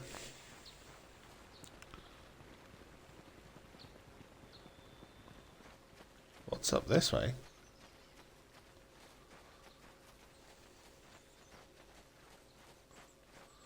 Ooh, looks like some Mandalorians. This could be fun. You've been holding out on us again. Since you haven't given us enough money, I guess we're gonna have to take it out of you piece by piece. No, please. Take my wife and children instead. Anything. Oh, he's lovely and brave, isn't he? Sounds like a good idea. Yeah, don't like him. Okay, so let's go.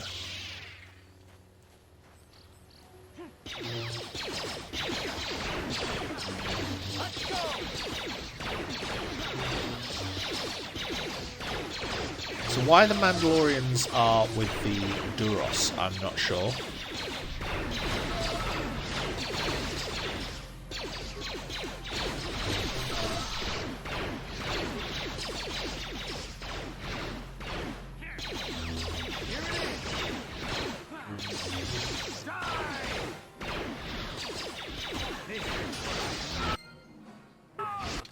Ooh, journal entry. Counted some of the Mandalorian raiders plaguing Dantooine and slain them. They did not seem as organised or as powerful as you have been led to believe. Perhaps you have not yet met their most powerful members. So yeah.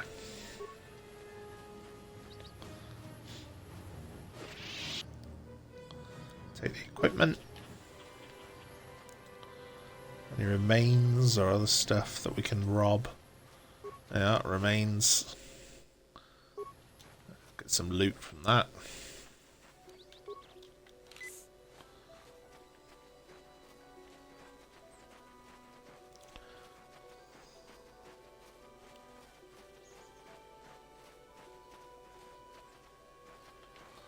Head down to the Grove in a minute. Is there anything else over here? I don't think so.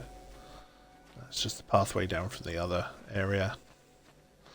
So let's go through to the Grove, which I might have a map for already. Yes, I do. Right, so I'm here. Path south is ahead of me. Path north. And the ancient grove is over there.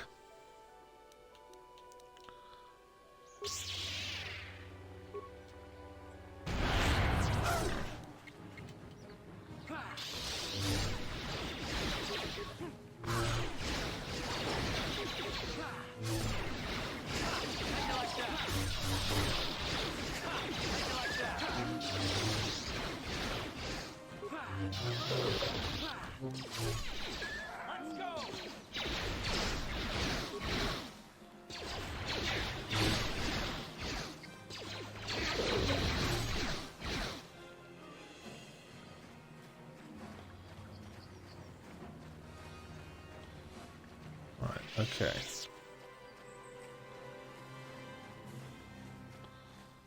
Path south straight ahead.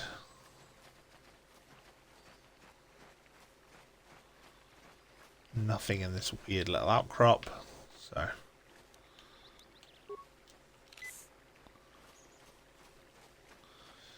taking med packs like a drug addict.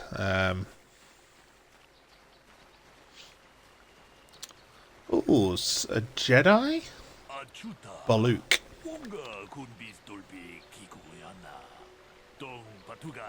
Oh, I remember this puzzle. This one's quite good.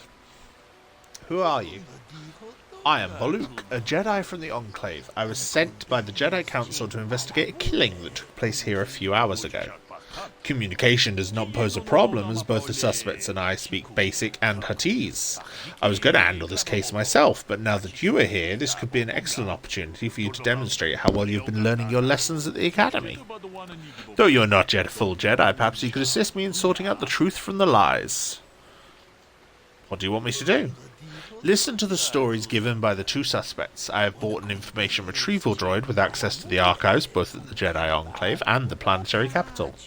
I will use my wisdom and experience to offer you some guidance, but I will not solve the case for you. There is little benefit if you do not solve this problem yourself. Consider each man's accounts and check the facts with the information droid. Once you've gathered all the evidence you think you need, run me through the possible scenario with me. If you are unable to come to a satisfactory resolution, then I will take these men to the Enclave and deal with this myself. According to the accounts of the participants, these three men were out here in the field together earlier before the clouds broke. I find it very odd, for most people would seek shelter indoors when the sky is filled with dark storm clouds as it was earlier today, but that is not the most puzzling aspect of this case. The dead man, Caldenetic, was shot in the back with a blaster rifle. A rifle was found laying near his body with bloodstains on it. It's been sent back to the Enclave for analysis. Two other men were found at the scene when I arrived. One was Handon Gould, he was unarmed. The other was Ricard Lussoff, who was carrying a hunting laser. Both men say they did not do anything and that they came across the body, but both also accuse the other. Obviously there's more to this than what we've been told. Is there anything else I should know? One last thing, when I arrived, Handon was holding his side and Ricard was favouring one of his legs. You would do well to remember this as we progress through the case. If there is anything else you need, I will remain here while you question the witnesses. This is a fun little side quest. I really enjoy this one. Right, start with the droid first. Let's get all the plain facts. You must be the one Master Baluk has enlisted to help you with this problem. I am an information retrieval droid. I can assist you by accessing the records of both the Jedi and Clones. Just mean, or is he very quiet? If you have any need of my services, please do not hesitate to talk to me. I have already retrieved some information from the archives on Caldenetic, Ricard Lussoff, and Handon Gould. I have also had time to examine the body of Mr. Netic. Is there any information you require? What did you find out about the body? My preliminary analysis of the body indicates that he was killed approximately 3 hours ago by a single energy blast to the torso. Is there any other information you need? So a single bang to the torso and he's down, dead, gone. Okay.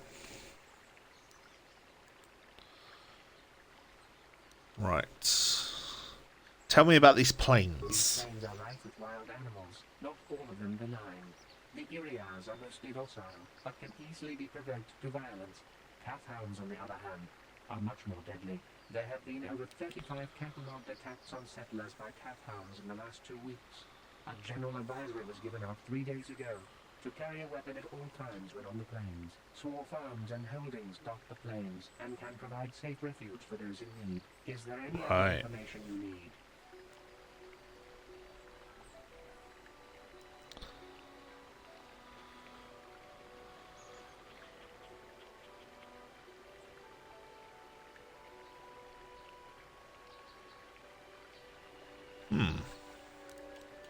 I will have more questions later. Right. Handon Gould. Greetings. You must be assisting Master Baluk in his investigation. I'm Handon Gould. Perhaps you've heard of me? Should I have? I guess under the circumstances, no. Well, I presume you wish to hear my story then. I shall tell you, of course, but there's not much to it. I'm sure that you'll agree that Rickard is quite obviously guilty of murder. You see, I was out here running earlier today. Yes, running. I do that a lot. Can't stand speeders, never use them. Keeps me in shape, too, you know. Anyway, I was out running on the other side of that bridge there, when all of a sudden I heard a shot coming from over here. I ran over and found this man Calder lying on the ground, dead. Did you see the killer? I saw Rickard come skulking out of the shadows of the rocks south of the river, and I knew something was wrong. I hit my emergency button and called the Enclave right away. Well, there. That's my story. Now, please hurry this up and arrest Rickard so I can get on with my day.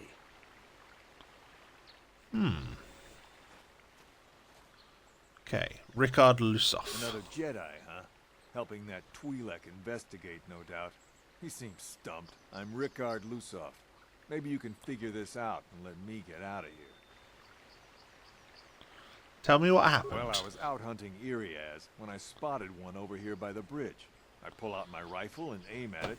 I couldn't see it that well, mind you, because the damn sun was in my eyes. So I shoot it and it drops. I walk over here and find Handon standing over Calder's body. So why don't you get this whole farce over with and send that whiner Handon to the prison he belongs in? Right, so we've already caught one lie. Very well. I will be... Okay. So there's something I can do to help you in this investigation. I want to discuss the murder. We should start at the beginning. If we find the truth behind each piece of the puzzle, we will no doubt resolve the case. Handon said he was nearby and heard a shot and ran over, only to find Calder already dead. He said Rickard came out the shadow of the rocks holding a blaster in his hands. Rickard said he was hunting Irias, saw one through the glare of the sun, and shot at it. It is possible that Rickard may have shot Calder accidentally and Handon may have found the body, but that seems a very unlikely explanation. It is more likely that at least one of them is lying. Obviously one of these men is not telling us something, but where does the truth lie? Right. Rickard is lying. Why do you believe that? It was cloudy. There was no sun glare. Yes, well done. It was very cloudy this morning. If it had happened as Rickard said, the sun would not have been visible at the time of the killing. You seem to have caught Rickard in a bit of a lie. It seems I was correct in assuming you could help me with this case. The lie doesn't prove Rickard is guilty, but I think you have taken the first step to unravelling this mystery. We should proceed on to the next point. We need to find a motive for the killing. Maybe you should talk to the men about their relationship with the victim. If there's anything else you need, I will remain here while you question the witnesses. So yeah, it's that simple. You just got to find the gaps in the story. So, again, let's go to the droid first. Ooh, we can investigate the body. Let's have a look at the body. Nothing. Right, droid first. What can you tell me about Calder and Handon? The rental business has records that over the past several weeks, a speeder had been rented by Mr. Nettic and Mr. Gold. Is there any other information you need? Right. So they used to rent. They were obviously acquainted because they rented a speeder together. What about Calder and Rickard? According to the municipal authorities near the Darrow spaceport, there have been news of violent drunken activity in a cantina attached to the port. Apparently, a Mr. R. Lusov was making accusations at a Mr. C. Nettic about cheating him in a business deal. Jedi Tuka was dispatched to the scene and restored order. Is there any other information you need? Right. So they've had a drunken argument and knew each other about a business deal. Very well. I will be here. Right. So let's start with Rickard this time. What do you want to know? Did you know the victim? Yeah, I knew him. Hell, we've known each other for a good long time. Doesn't mean I really have to have liked the slime ball. Maybe I shouldn't be so hard on him. Especially now that he's dead. We actually got along pretty well most of the time. We just had our differences. We were actually business partners. We were involved in some orbit-to-ground transport operations for Aerotech. Can I leave now? I should probably be the one to give the news to his wife. Right.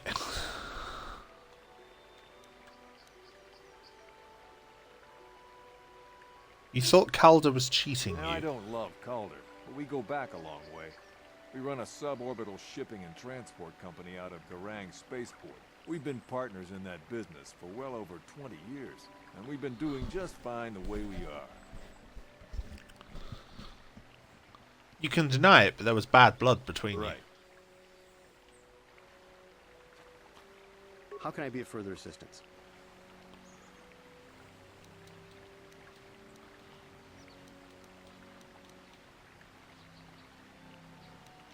Right. You knew Calder better than you admit. You rented a speeder with him. I realize this must seem like a motive to you, but I assure you it isn't. I dislike Calder, true. I would punch his face in, given the opportunity, but I would not kill him. Punch his face in? Why? My wife was cheating on me with him. I slept in my own bed while I was in the next room. But, as much as I may hate him for that, I could not kill him. It may have been my own fault for driving my wife away. I must try not to take the law into my own hands. I was just out running, trying to clear my head for the divorce proceedings, not stalking him to kill him. Running is not a crime. I want to ask you something How can I else. be of further assistance?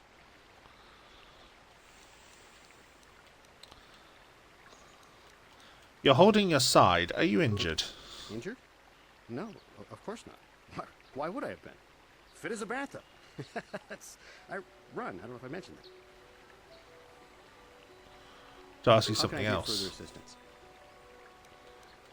Why would someone want to kill him? Well, you see, Calder was involved in some pretty sordid business from time to time. More often than not, I've heard. Disreputable business practices, even more disreputable clients. I've even heard he had dealings with a hut. A hut here on Dantooine. Now, I bet you're wondering if I had any reasons to kill the man, but I tell you, I hardly knew him. I saw him once or twice, yes, and I've heard some pretty unkind things about him, but certainly nothing that would make me want to kill him. Liar, you wanted to kill him for having an affair with your wife? Block off, maybe, sure, but not kill him. I hope you don't find... normally I'm not prone to outbursts like that, but Calder, Mr. Nettic, he was not a very nice person. Not a very nice person to me or my family. I had had my suspicions for several weeks, but had no proof until 2 days ago. It seems Calder was seeing my wife. Right under my nose, no less. Well, if you can't keep her, it's your own fault. But, as much as I may hate him... Canderous the Sass Machine, back again. It may have been my own fault for driving my wife away. I must try not to take the law into my own hands. I was just out running, trying to... He seems very apt with most other runners I know, in that he's telling everyone about how he goes running. That's all for now. Of course. Is there anything else I can get out of Rickard? What do you want? Did you know the victim? Yeah, I knew him. We were actually... Can I leave now?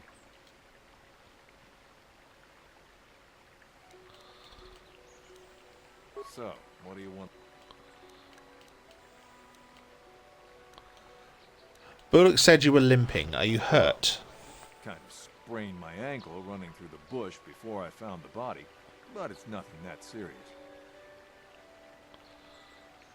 I want to ask you something else. So, what do you want to... Why would someone want to kill him? You Jedi are so predictable, always seeing some greater purpose behind everything, when the simple answer is usually the right one. Can't you see that it must have been Handon? I found him standing over the damned body. I don't know why this is causing you so much trouble. You almost seem as lost as this Bullock guy. Right. That's all for now.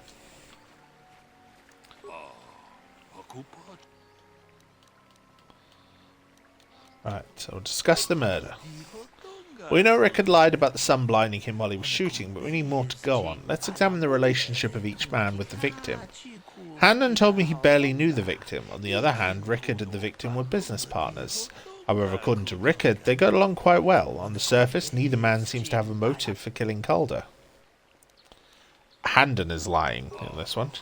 Why do you believe that? He knew his wife was cheating on him. Well, that certainly is a motive for murder. The case is taking shape.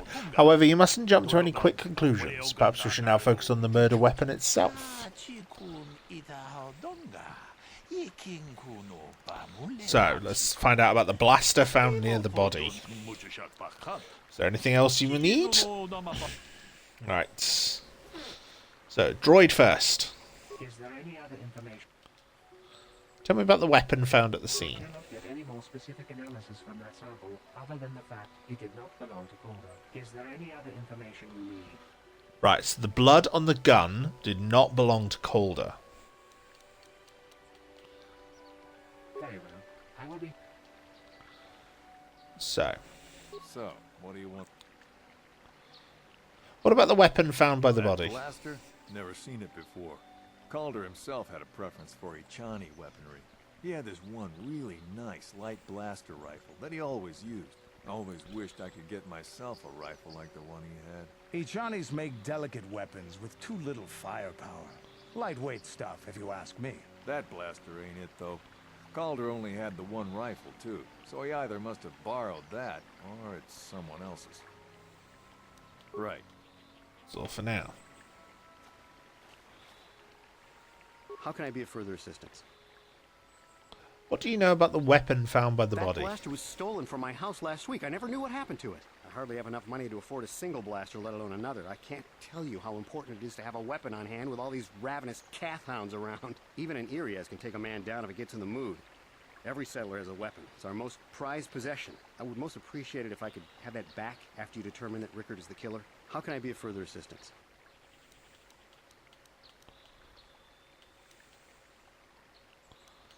Nothing more right now. Is there any other information? Is there a report of Handon's blaster being stolen? Sorry, but I seem to be failing you. I have searched and searched, but I cannot seem to come up with anything at all. I thought to find the record of the missing weapon report Mr. Gould filed with the authorities, but there does not seem to be one. Is there any other information you need? Right, so he says it was stolen, but he didn't report it stolen. So we go back to How can I Handon. be of further assistance? Of course, of course. Right. I want to discuss the murder. So what have you determined about the weapon found by the body? The blaster is Handon's. He's lied about it being stolen. We may have caught Handon in a lie. Interesting, but I think we need one final piece of the puzzle. There's a blood sample on the weapon that had been sent back for analysis just before you arrived. Perhaps you could inquire with the information droid about it. Is there any other information? Tell me about the blood sample. I have just received back an analysis of a sample of the blood found on the weapon. It had been sent back to the Enclave just before you arrived. The blood on the weapon is definitely not Calder's. Unfortunately, there was a bacterial contaminant in the sample that had been taken back to the laboratory, and it had become degraded. We cannot get any more specific analysis from that sample, other than the fact it did not belong to Calder. Is there any other information? So it's definitely not called as blood. Very well. I will be... Okay. I assume the blood on the weapon belongs to the victim, but I want to be thorough. What have you learned about the blood on the weapon? It didn't belong to the victim. That is surprising. So the blood must belong to one of the suspects, but which one? It's Handon's blood. Why do you believe that? He's clutching his side. Handon has been moving oddly since I arrived. Perhaps we should examine him a little more closely. What are you doing? There is blood. Handon appears to have suffered some sort of blaster wound to his side. It seems there is one logical scenario. Handon killed Calder for having an affair with his wife. Rickard was out hunting and accidentally shot Halden after he had killed Calder.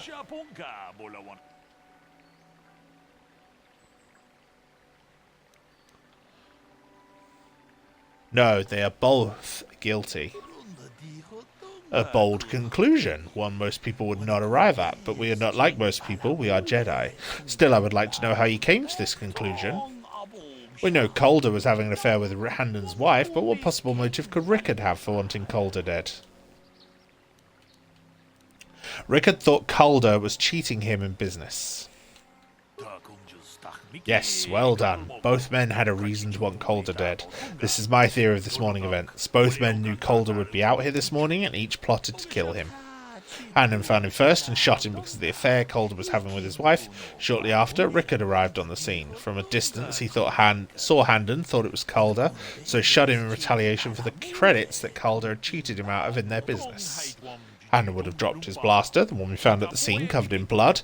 He probably thought Rickard was going to kill him, so he called us, hoping he could convince us it was Rickard. Damn both of you.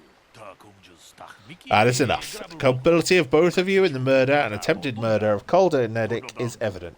Additionally, Rickard Lusoff can be charged with the aggravated assault and attempted murder of Handon Gold. I place you both under the arrest of the Jedi Order and will escort you to holding facilities in the Jedi Enclave. You have done well here. It is obvious you've been studying your lessons carefully. I'll be sure to inform the Jedi Council of your performance in this little test. Good. You might just make a proper Jedi yet. Who knows? Good day, and may the Force be with you. Yeah, I do like that little, yeah, that little one. It's a lot of fun. Just a nice, simple, little side mission. And, you know, you can get quite a bit of experience from it, which is good. So, who are we leveling up? Calf. Treat injury. Feats. I'm going to give him... Should I give him conditioning as well? He doesn't have toughness either.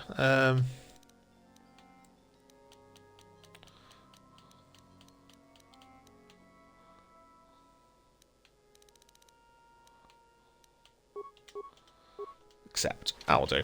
What? Yeah, it's a nice little fun mission, that one.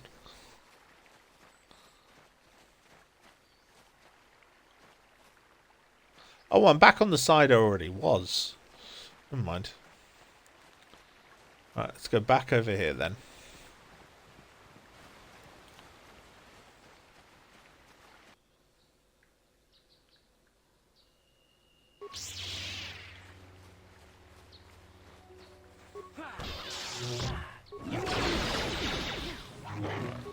We're to make our way to the Tainted Grove and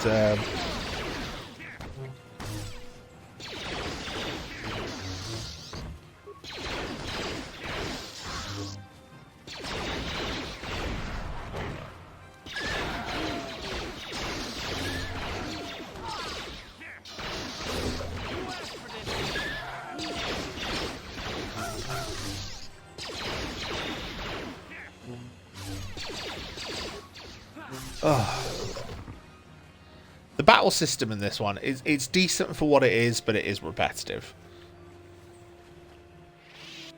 Right, some more Cathhounds up here, so let's kill these. We can deal with the Mandalorians that I just saw down there.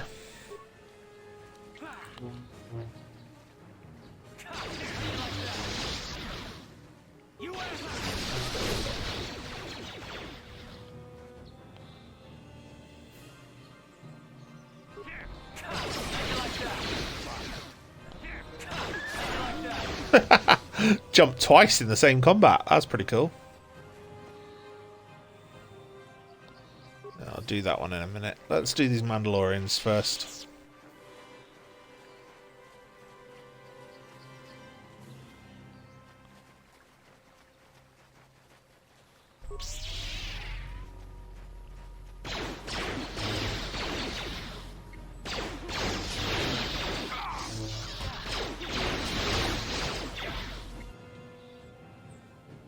Oh, I'm down. Yeah.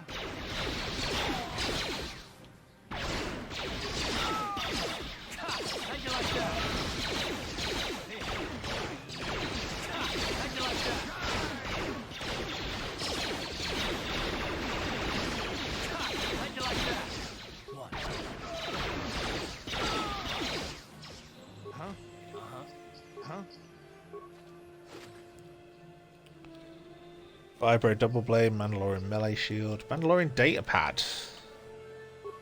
Ready? Sure.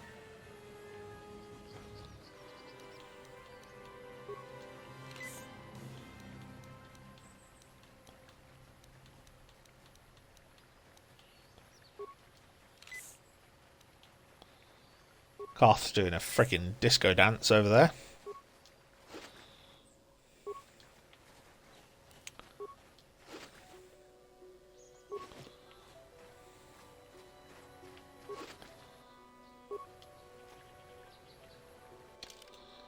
See if we can get the Mandalorian data pad and the quest items. Jarg went missing in Sector B, then Reza saw someone moving south of there. Take a couple of troops and find out who it is. If they look suspicious, terminate. Jarg, did you remember not to take the XT model bike out today? There was something funny with one of the intakes and I thought it could jam. Ha! Consider yourself lucky. If someone was dumb enough to take that thing out, he would have ploughed right into the ground within a kilometre.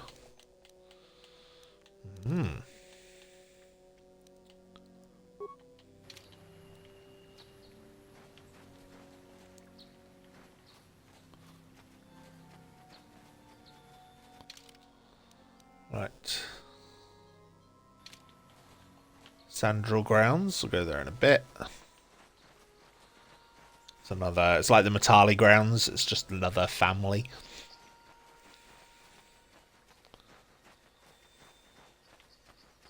Right. So save game because we're about to go to the Tainted Grove. So let's do that.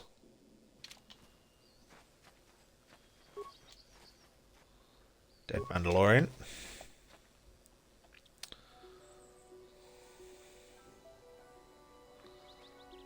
I will be your doom.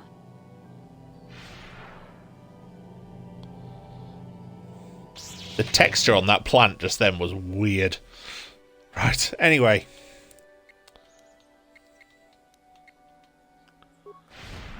So it's me alone against Juhani.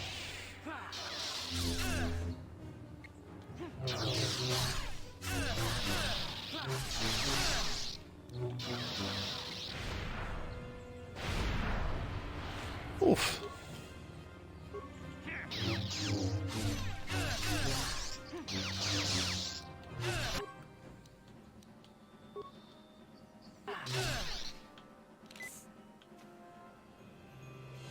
Oh no! I died. What the heck? Oh, let's try that again.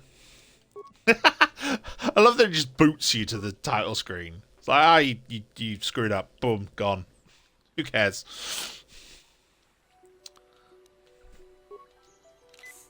Let's use the strength first, and let's use the energy shield first. Let's go.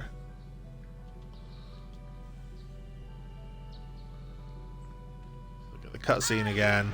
And look at that plant! What the heck? What is wrong with the texture there? Coming in like that. That's weird. Right. Right. Force push.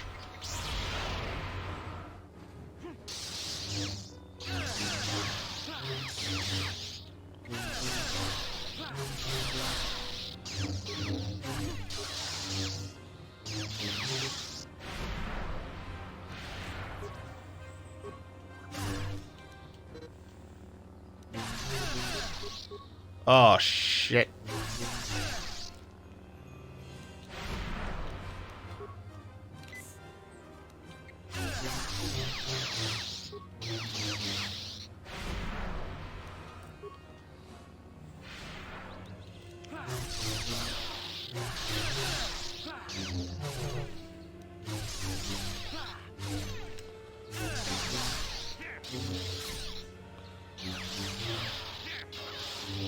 Oh, she's attacking one of my other party members. That's helpful. You. Beat her. You are strong. Stronger than me, even in my darkness. Who are you? I am Juhani, and this is my grove. This is the place of my dark power. This is the place you have invaded. When I embraced the dark side, this is where I sought my solace. It is mine. You embraced the dark side. Why? When I slew my master, Quatra, I knew I could never go back. And now I revel in my dark power. Power enough to crush the life from someone such as you. Or so I had thought. You slew Quatra, your master. Yes. I struck her down in the middle of training, consumed by my anger, embracing the power of hate. But it was not enough. What is it you want? Why do you bother?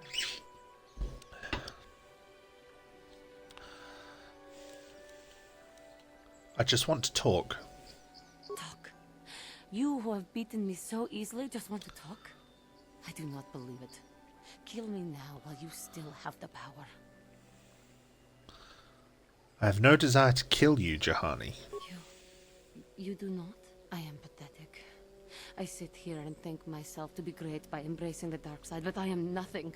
There is no way I could be turned back. I always thought they held me back, or jealous of my power. But it is only because I was not good enough to meet their standards. I never have been. Come now, Juhani. You're a beautiful young woman who has much talent. I thank you for your kind words, Jedi. I seem to still have much to learn, both about being a Jedi and about myself. But I wish the cost of my ignorance had not been so high. I wish that my master had not suffered because of me.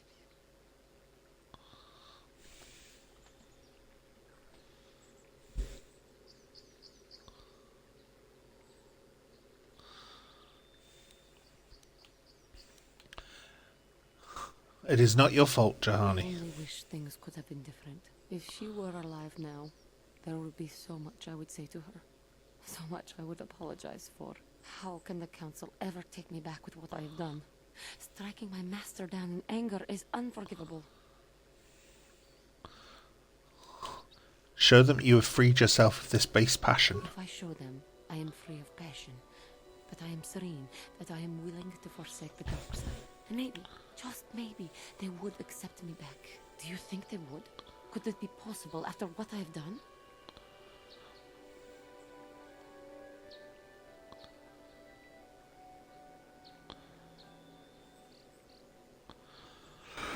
Of course it would. They would always accept you back. Thank you, Master Jedi. I will return to the Council then. I shall submit myself to their judgment and hope they will forgive me. Again, I thank you. I am sure I will hear great things about you in the future.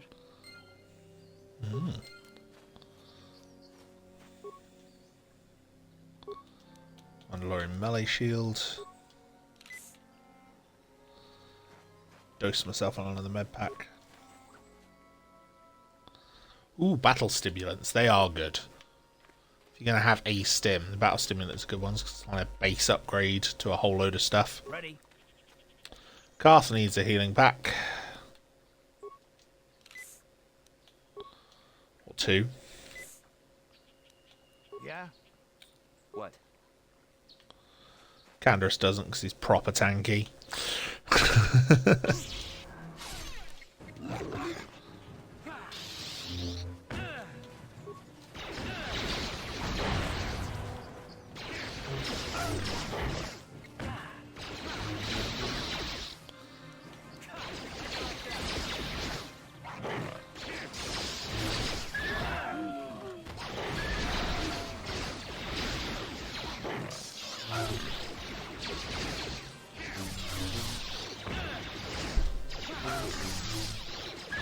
Oh, they just take ages to go down.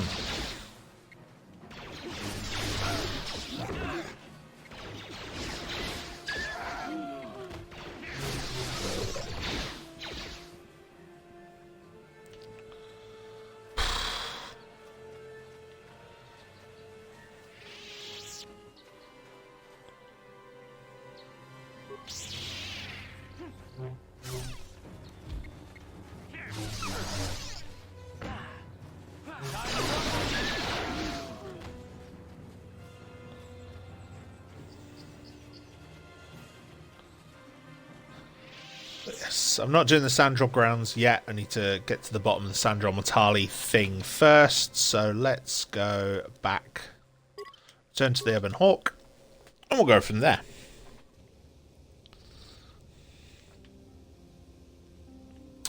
And then we've healed up because we've done that as well. So.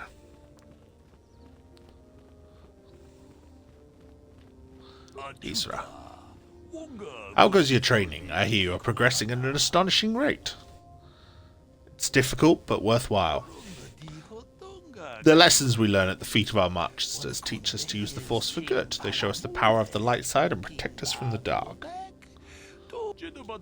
Good luck with your continued training. May the Force be with you.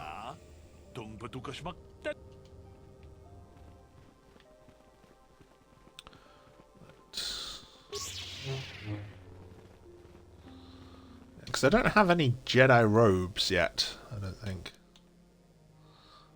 Just clothing. Take the strength amplifier though.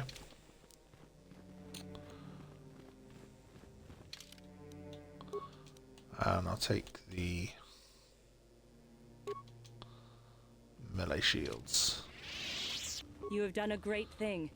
One of our own had strayed, but you have returned Juhani to the Order. For this, you deserve the highest praise.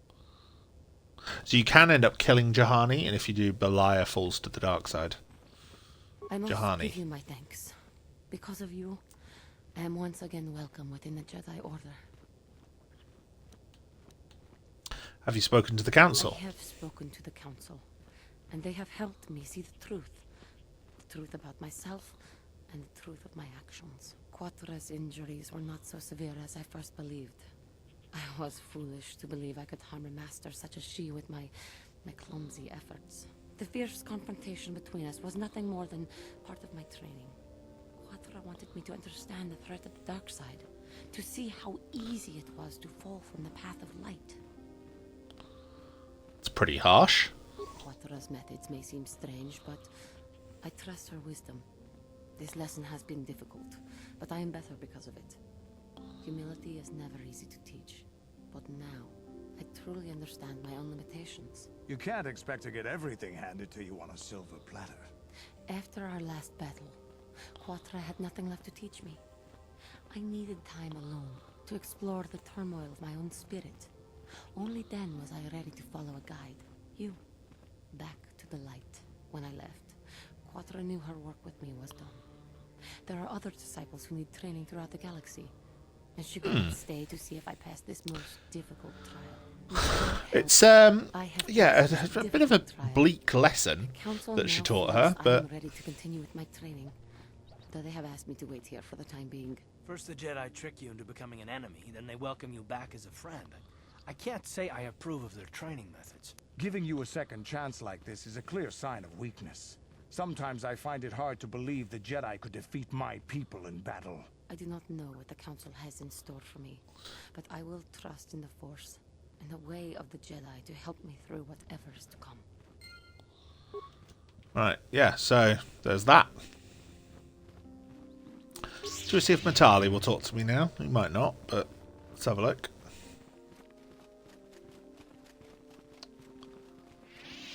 Alan Matale. Why are you bothering me? I'm here to speak. Nope.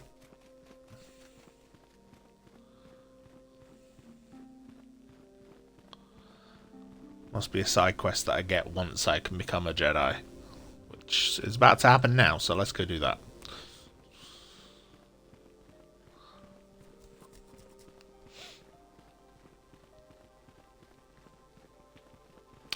I'd have to speak to Jar, and he's through here. have done well, my pupil. The ancient grove has been purified, and Juhani's journey down the dark path has been halted. Because of you, she walks once more in the light. But though she I'm awesome. Do not dismiss what happened to her. Juhani is both dedicated and true to the ideals of the Order, yet she was still vulnerable to the dark side, as are we all. She struck her master in anger during her training and injured her greatly. But it was Quatra's choice to test Juhani this way, and it seems to have made its point. Juhani has been redeemed, and you have passed. I think it's an extreme test. Congratulations, apprentice. Or should I say, congratulations, Padawan. You have proven yourself worthy of joining the Jedi. Let me be the first to welcome you as a full-fledged member of our order.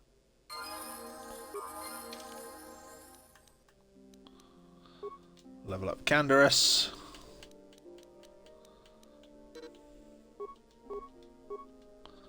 Feats.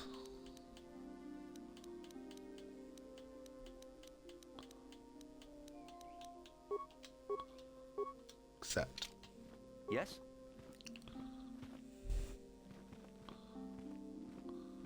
Jar walks back in here to the Jedi. If you have questions, you should direct... It is good to see Juhani has returned to the way of the light. You are to be commended for your role in this. Your actions give us great hope for the future. Your training is now complete, Padawan. And perhaps now, it is time we dealt with the matter of the dream you and Bastila shared. When we heard of the ruins in your dreams, Master Dorak recognized it as one of a series of ancient structures here on Dantooine. This one in particular lies to the east of this enclave. We sent a Jedi to investigate, but he has not returned. Perhaps sending him in the first place was a mistake. The Force is guiding you through your visions. It may be that exploring the ruins is a task tied to your destiny. That is why the Council has now decided you should be the one to investigate this. The secrets to stopping Malak may be hidden within those ruins. You must investigate them and find what Revan and Malak were looking for. What happened to the Jedi who went to investigate? We do not know. That is one of the things you must investigate. We fear the worst. Is there anything else you want to know? What can you tell me about Bastila? Bastila will be a great Jedi someday. Even among the Masters and the Council, it is rare to find one so skilled in the art of battle meditation. Bastila was there when Revan was slain. Did you know that? Karth mentioned something about it. Bastila herself does not like to talk about it. She was accompanying the strike team that confronted Revan when the Dark Lord was destroyed. Her role in the death of such a promising young Jedi as Revan upset her greatly. But Bastila knew she had to set her personal feelings aside for the sake of the galaxy and the Republic. The Force is strong with her now. And without her skill in battle meditation, we would have lost this war long ago.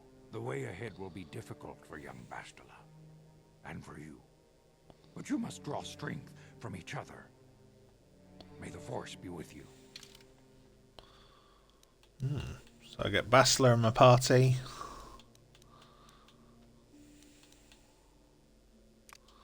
Let's bring Karth as well. I demand justice! The Sandral family is a blight upon Dantooine. They must be punished. The Council will look into this matter, Mr. Matale. You must be patient. Your accusations have no proof. And we do not want you stirring up trouble with the Sandrals if there is some mistake. Mistake? My son Shen is missing. How can there be any doubt the Sandrals are to blame? There are other possible explanations for your son's disappearance. Ah, you Jedi are good for nothing but talk. I shall only wait so long before I take action on my own. As dangerous as the threat from Darth Malak and the Sith may be, we Jedi cannot simply abandon our other responsibilities. The Council has promised Sandral-Matale we will look into his son's disappearance. Should you have time, Padawan, you may want to investigate this matter.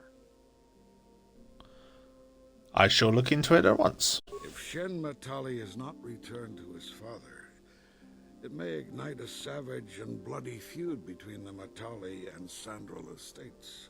We must not allow that to happen. Your study and training are important, of course. But the Jedi are not a cloistered order. Our influence and teachings must spread beyond the walls of our academies. It is in the real world that we truly prove ourselves worthy of the title Jedi. You would do well to remember this, young Padawan. Not to mention that I wouldn't mind getting out of this Enclave for a bit. I mean, come on. How bad could it be? Right, now we're going to level up. Oh, for God's sake. Bastila. Right, we'll upgrade Wisdom. Ups that modifier. I'll give her Awareness and treat Injury, which I think affects her heal as well. So this is why you don't tend to use armor with Jedi, because things like restricted by armor for quite a lot of your abilities. So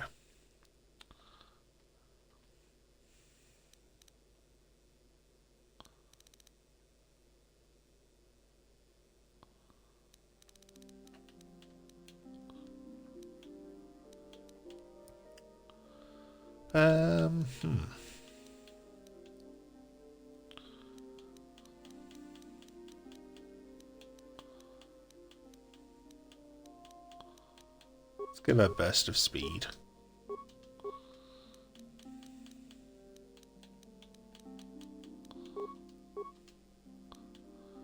Feats. Mastered 2-weapon fighting because of her double blade. Let's give her... Ooh, Knight Valor. That's a good one. Cool. Yes? Uh-huh. What can I do? What?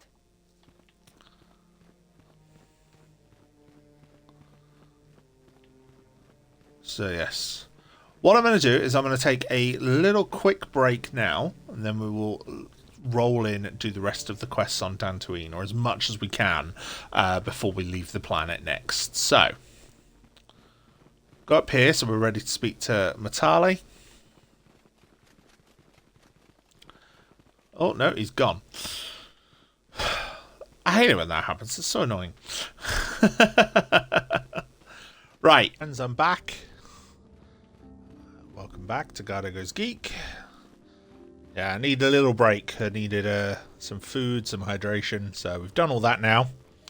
So now we can go do other stuff. Don't think Juhani can join my party yet. She can soon, but not yet. Right, we're not going to immediately do the ruins. We're going to go and head south, and we're going to do the Matale and Sandral quest first, and see what else there is to explore on Dantooine.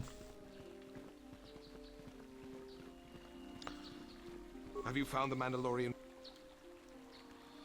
I killed some of them on the plains. Good. Put them down like the animals they are. But now that you've killed some of them, they won't stop until you've defeated their leader. You must find him and kill him too. I will come back if I find their leader. Oh, I still haven't found her robot either, so there's that coming soon. Let's see what he's selling. Don't think he has any robes, but no. Jedi robes, Jedi armor will be the sort of things I have to pick up as I'm going. So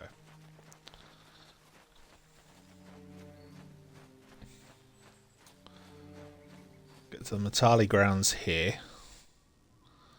Speak to them first.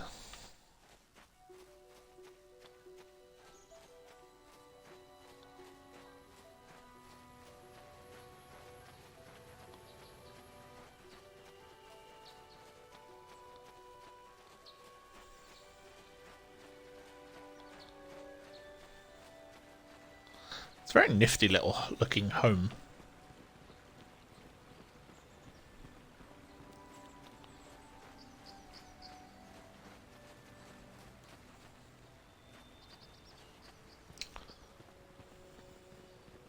This is private property.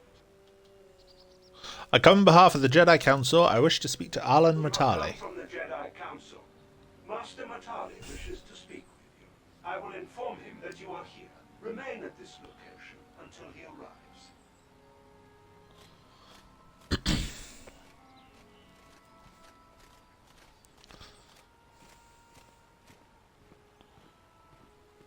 My protocol droid tells me you are here on behalf of the Council.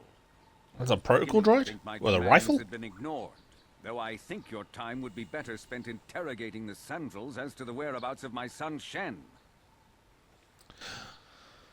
Why are you so certain the Sandrals are to blame? Years ago, I brought my family here to Dantooine to escape the crush of humanity on the core worlds. Soon after we settled here, the Sandrals arrived, and they have been a plague upon my house ever since. Somehow I imagine the story from the Sandrals would sound just about the same, don't you? The injustices the Sandrals have committed against the Matales are far too numerous to name. But the Council is well aware of our many disputes. Recently, I discovered several Sandral droids trespassing on my land. What were they doing here? I have no idea what nefarious purpose lay behind their arrival. My own assassination, perhaps. Destruction of my property. Maybe a simple spy mission. I wasn't about to find out. My own security droids destroyed the invaders. Not a single one survived. It was shortly after this incident that Shen, my only son and heir to the Matale estate, vanished. Obviously, Nurik, the unscrupulous head of the Sandral clan, has abducted my son in retaliation for the destruction of his droids.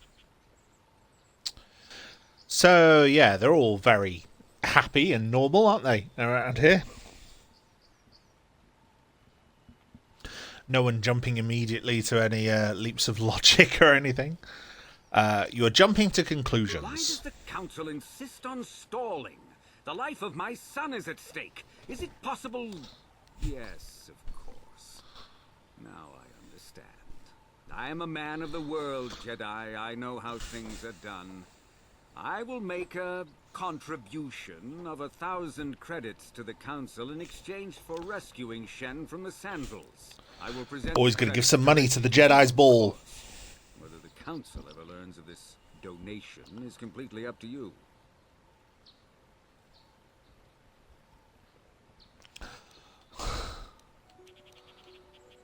Jedi cannot be bought. I will remain neutral despite your attempted bribe. My offer still stands. 1,000 credits for Shen's safe return. Know, however, that I will not sit idly by much longer. Eventually, I will take whatever action is necessary to rescue my son, including raising the entire Sandral estate. You would be willing to risk open war over this? It is the Sandrals who have started this, not I. And here I thought you would blame us if we failed. It seems everyone is responsible for your actions, except for you. I don't need to stand here and listen to such impertinence. I'm impressed, Garth. That interjection was very Jedi-like. What can I say? You pick up a few things. I'm afraid Alana's not taking offense. He's rash and foolish enough to attempt a full assault on the Sandral estate. Such action would result in an all-out war between the families. I've seen men like Sandral-Matale before. He's so convinced that his hatred is justified, he's prepared to do anything. And if we don't intervene, there will be war. Until you find Shen, Jedi, we have nothing further to discuss. Got a chain for my glasses. I just caught it on my mic. Estate, lest I take matters into my own hands. Right, so yeah, he's fun and happy. And he wants things sorted immediately with utmost haste. So, you know.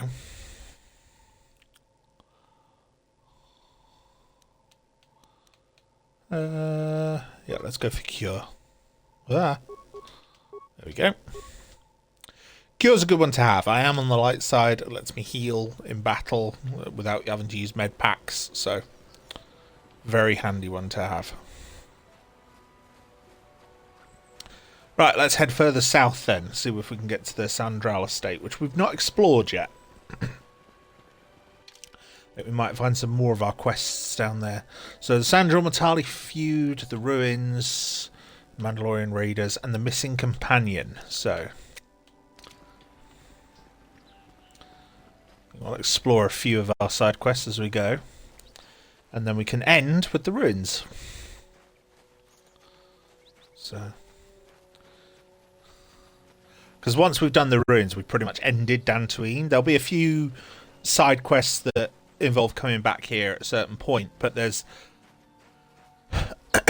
becomes a point in this game where you can't access Dantooine anymore without getting too much into spoilers.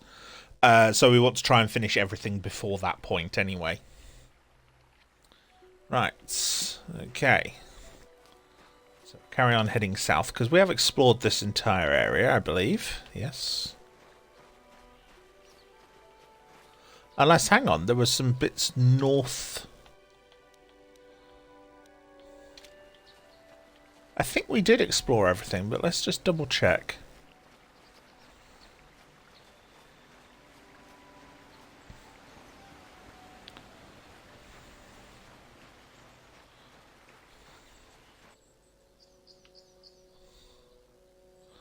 I mean, there's a Cath Hound we've missed, so...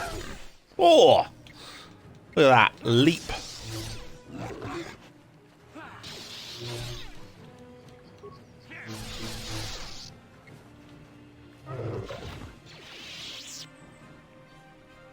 Boom. Done.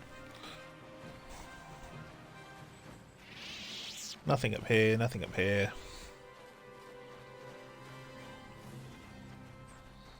Pathway there to the next area. Nothing up here. The grove is down here. Seem to remember fully exploring that. A couple of dead Mandalorians.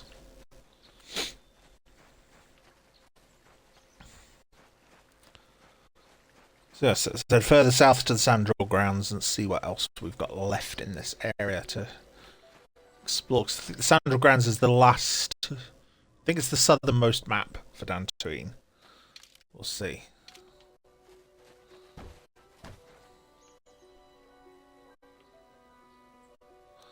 Oh, the robot.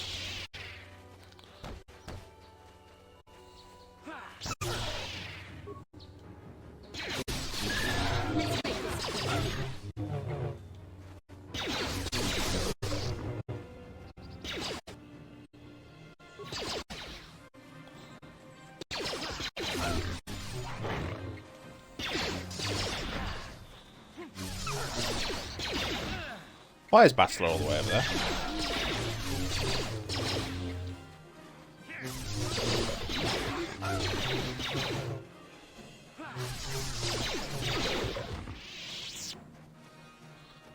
Right, so here's the droid.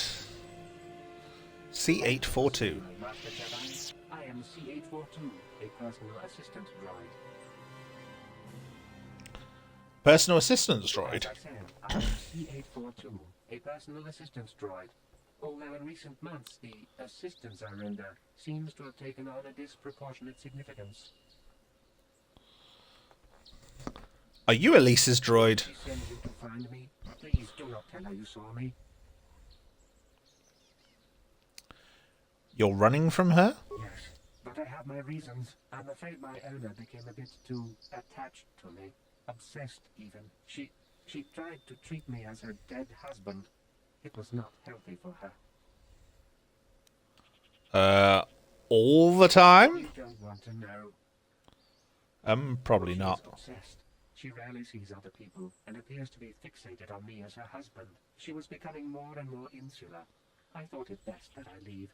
She may meet other real people this way. In fact, that was the reason I came here and sought out those cat hounds.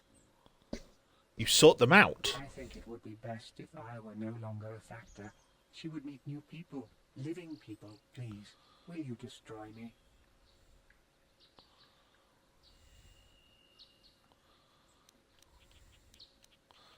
Fine, I'll destroy you and tell her why you did it. Thank you, kind sir. You have my eternal gratitude.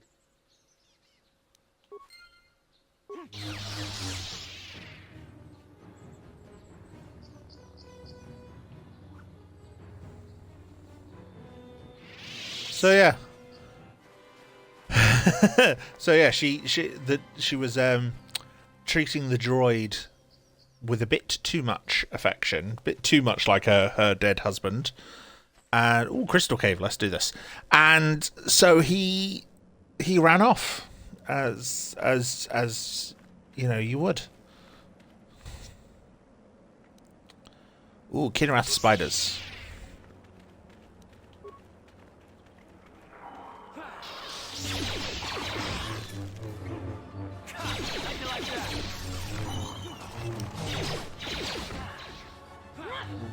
Weird looking things these are. But yeah, we can get crystals from this cave, which we can use to modify our lightsaber.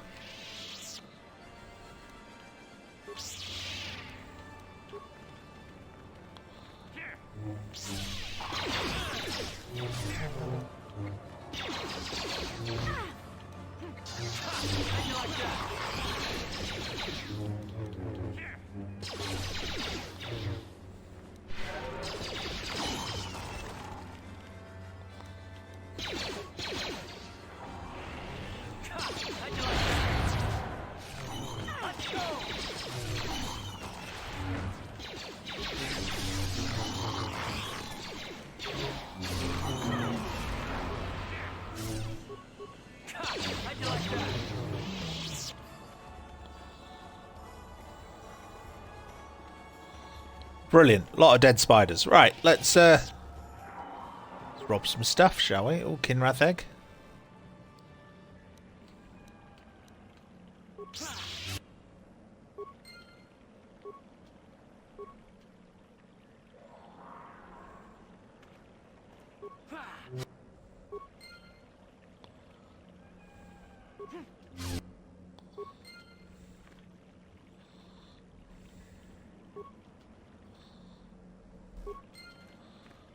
Acquire a load of lightsaber crystals. Oh, there's a Mandalorian skull body, so we'll rob that too. Kinrath egg, bash. Bash. Oh, missed that one.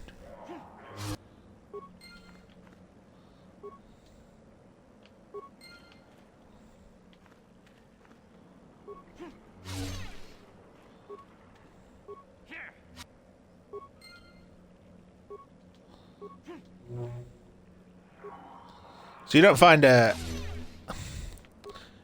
crystal in every egg, but you can find a crystal in any egg. So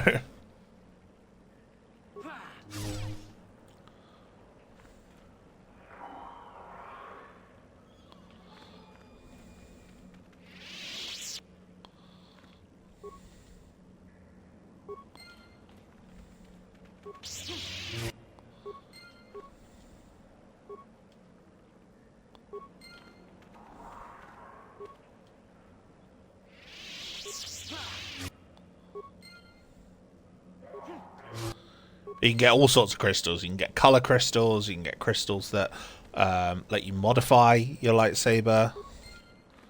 You know, give it enhancements and stuff. So it's worth getting. And you got it. This is like one of the best places early game to get a whole load of Jedi crystals.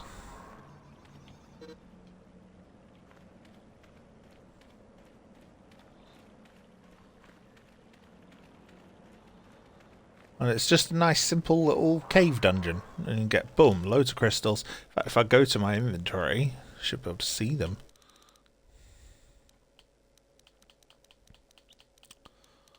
Alright, so I've got a blue crystal, Bondar crystal, which lets me stun. Green crystal, so I can change the colour. Red crystals. Rubat, which increases damage. Yellow crystal.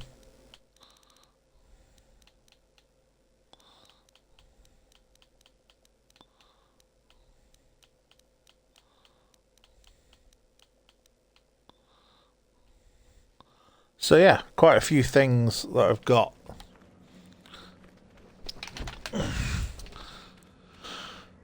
Red crystals if I want to play Sith, or at least cosplay a Sith.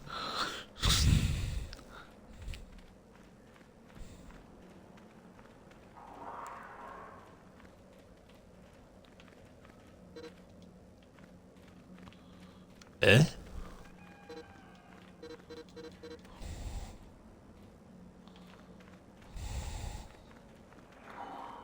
Oh, what the heck.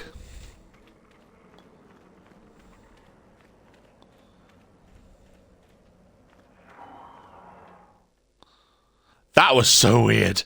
I don't know what happened there. Yeah, some game jank is fun, some is really not.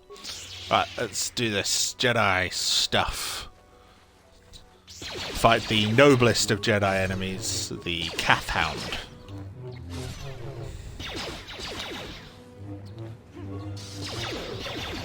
You know, you never hear those legends, do you? About the Jedis that fought the Kath Hounds and the Great Kath Hound Wars.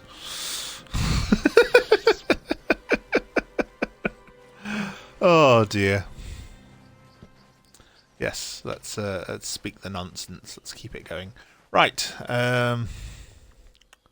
Oh, Mandalorians and Duros. Boom! There you go.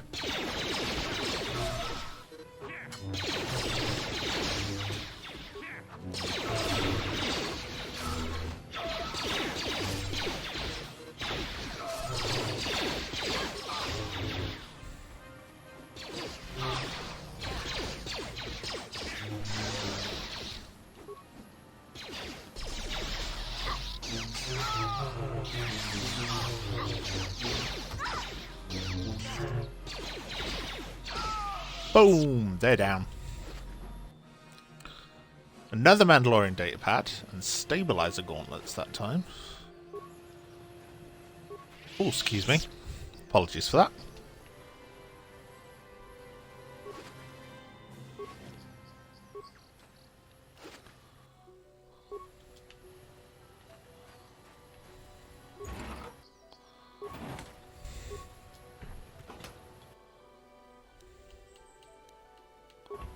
Load of mines.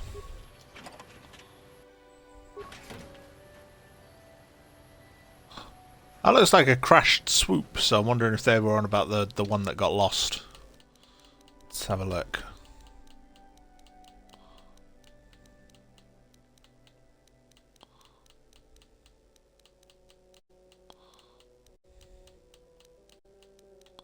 Oh, I have a Jedi robe now.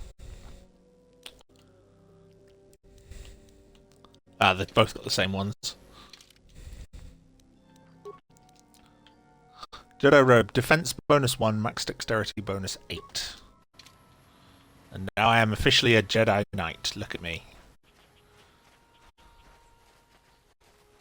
Well, not a Jedi Knight. I'm still technically a Jedi Padawan, but you know, I have a Jedi robe, which looks great on me. So.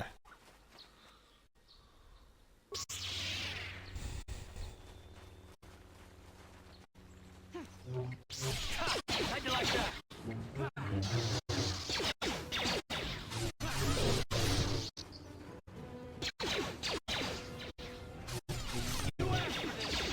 More Kath Hounds. Including the big legendary one, the albino Kath Hound.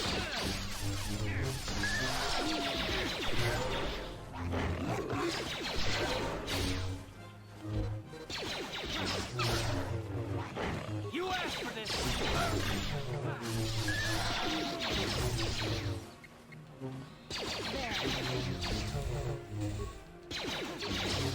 They will tell stories of this day, the day the Jedi vanquished the great albino Kath Hound.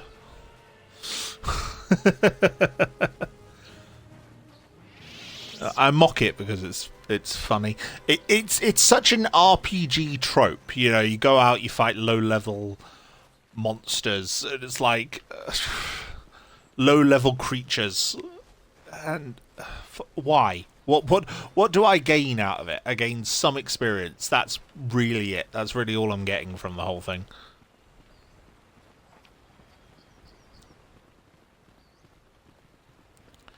Is it worth it? No, probably not.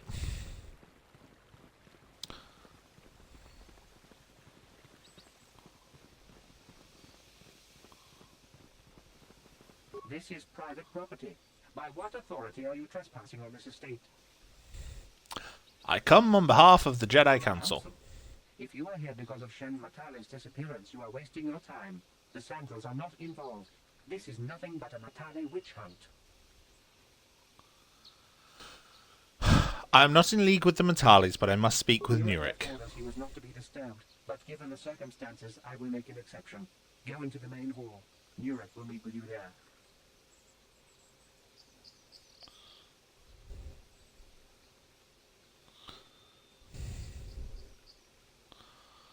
Okay.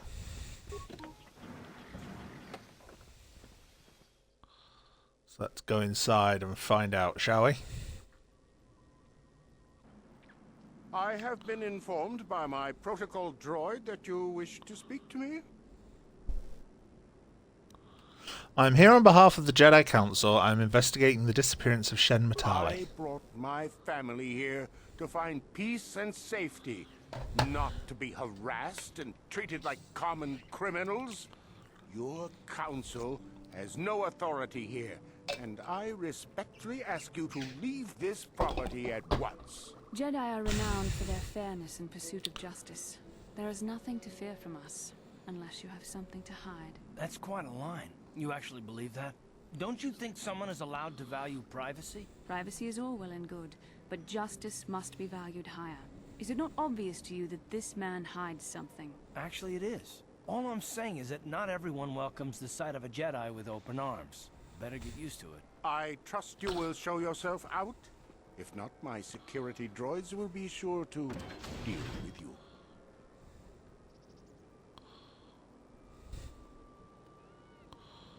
Oh. You are here from the council, are you not? Looking for Sandral-Matale?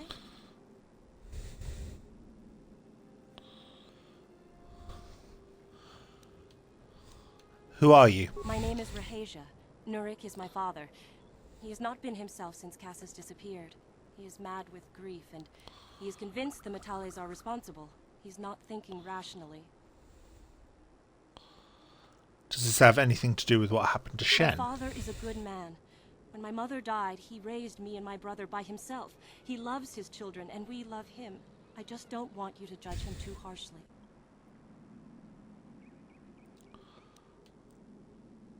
Judge him. What has your father done? You must understand that father has been under a terrible strain. I have no wish to disobey him, but there are matters where even my father's authority is not absolute. Please tell me what has happened. My father has kidnapped Sandral-Matale. He is holding him prisoner here in the compound. He feels this is a way to get back at the Matales, a way to get even for the disappearance of my brother Cassis. I see. Well, there is the answer we seek. The Jedi Council should be informed of this at once. You don't think that perhaps there's more to look at here, do you? That maybe everything isn't what it appears? Of course not. It seems very simple to me. The Council must be allowed to decide the next step. No. Since Cassis went missing, my father has become unstable. He might hurt him if you do that. He no longer even cares if the Matales are responsible for what happened to Cassis. I am afraid my father will simply kill Shen out of a mad, misguided lust for vengeance. What happened to Cassis? I do not know. I am worried for him, truly. But I do not believe Sandral-Matale had anything to do with it. And now my father may take it out on Shen. Please, find Shen and rescue him before my father does something he will regret forever. I would take you to the prison, but I cannot let my father see me with you. Take this key. It will open an unguarded door at the rear of the estate. You and Shen can make your escape through there. There are many security droids guarding the halls. Please hurry.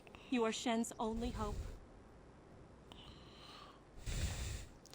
What is the problem between your families? Sandral-Matale and my father have had problems ever since they settled on this world. To hear my father tell it, Alan is a brute and a bully, but a rich one. He feels his credits give him the right to step all over normal people. My father stands Yeah, sounds about right. Because no one else will. But now he thinks Alan has taken my brother Cassis and has imprisoned Shen as revenge. Please find Shen and free him. You are my only hope. Help me, Obi-Wan Kenobi. You are my only hope.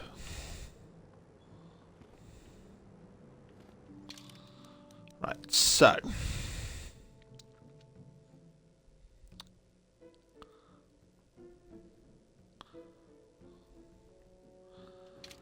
Right, so the key to the rear entrance.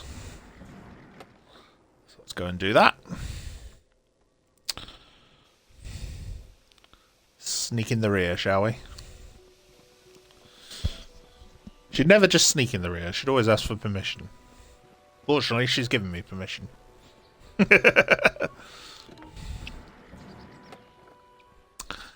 Right. Sorry, I couldn't resist that rude joke. It was too... Oh! Something's shooting at me, so let's deal with that first. Boing. Right, you're down. Recover mine? I might be able to recover it, might not, we'll see.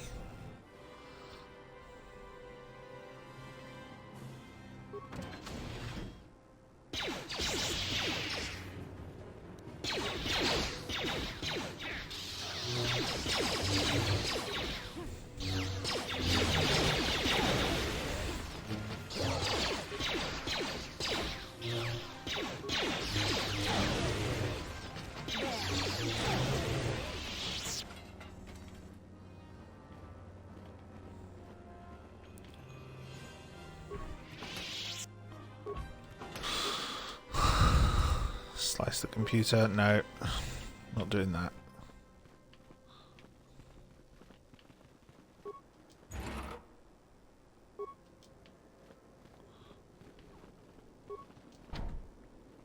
No problem.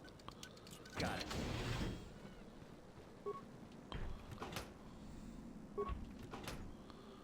There's like pollen or whatever floating in front of the screen.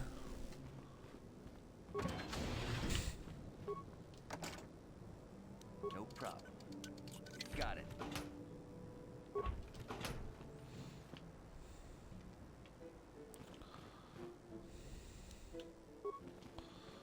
Try and recover the mine again.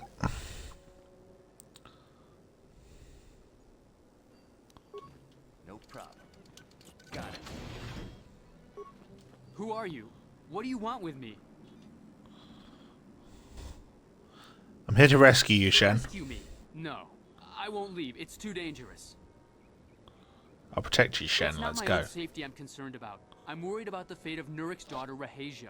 She's been trying to convince her father to release me ever since I was captured. If I escape, Nurik will think Rahasia is to blame. Nurik is insane with grief over the loss of his son, Cassus. If I leave with you, it is Rahasia who will suffer. I cannot allow that. Huh. What if we take Rahasia with If us? you can convince Rahasia to escape with us, I will accompany you. Though I do not know if she'd be willing to turn her back on her home and family. Who could imagine a Sandral doing such a thing for the sake of a Matale?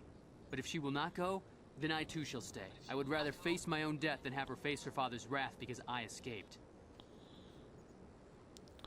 Why do your families hate each other so much? My father thinks the Sandrals are thieves and liars who followed him here to Dantooine just to steal what he's earned for himself. My father is an egotist and can be violent at times, but I think he still cares for me. Rahasia's father seems to be falling into the same pattern as mine. They're both too unreasonable to be talked to about the other. I think the only hope Rahasia and I will ever have is if we can escape both of them. Please, find Rahasia and... Is anyone else getting Romeo and Juliet vibes? Or is that just me? In fair Verona, two clans. Sandral-Matale.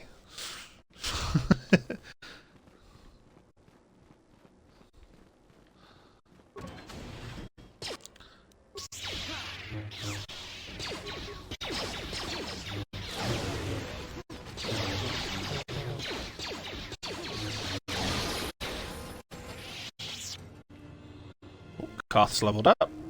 Deal with that in a second.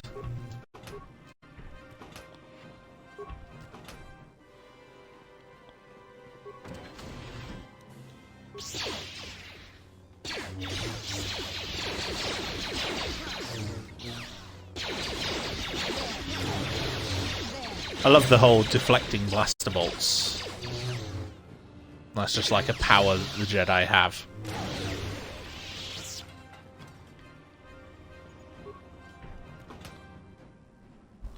Light scan visor.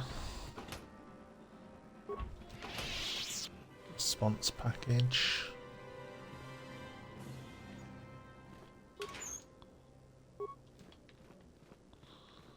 Sonic rifle.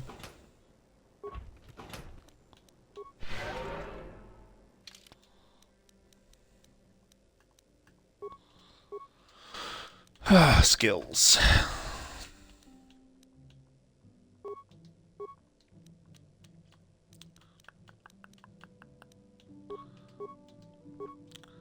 I'll give him a second level implant. I've got a response package. Oh, I've only got the response package. That's fine.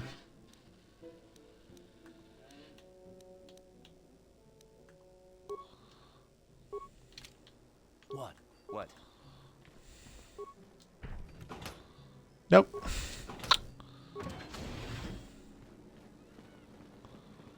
Silly thing.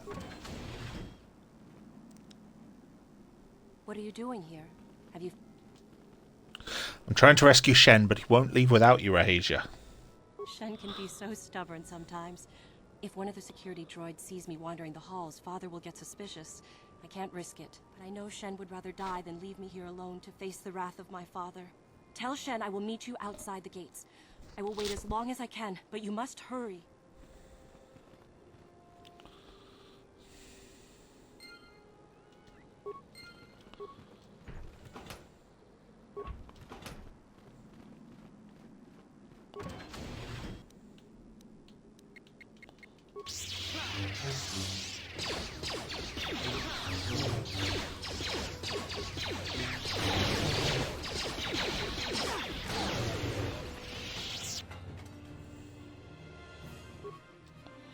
Faulty war droid. Reactivate the droid.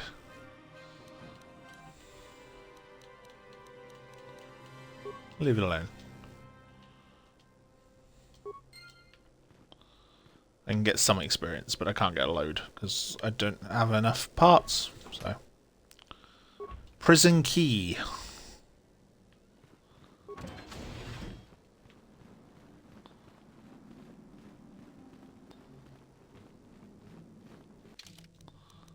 Let's check this map.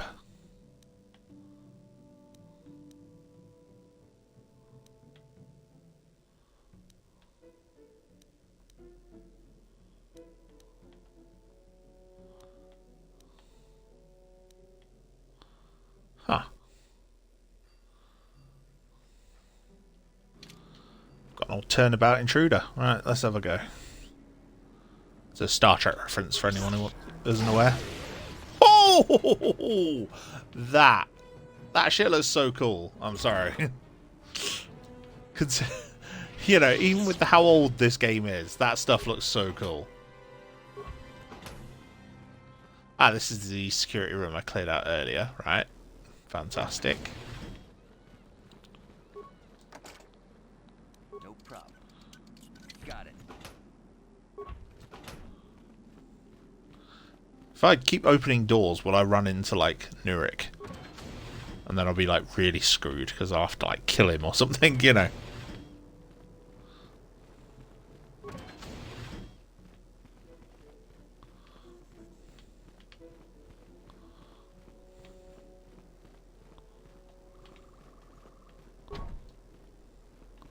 Aha! You're back. Have you... Yes, she promised she would meet us outside the gates. Let's go! Telling me what I want to hear, but I'll have to take that chance. Hurry then, we must not keep Rahasia waiting. Let's go! Shen, you're safe.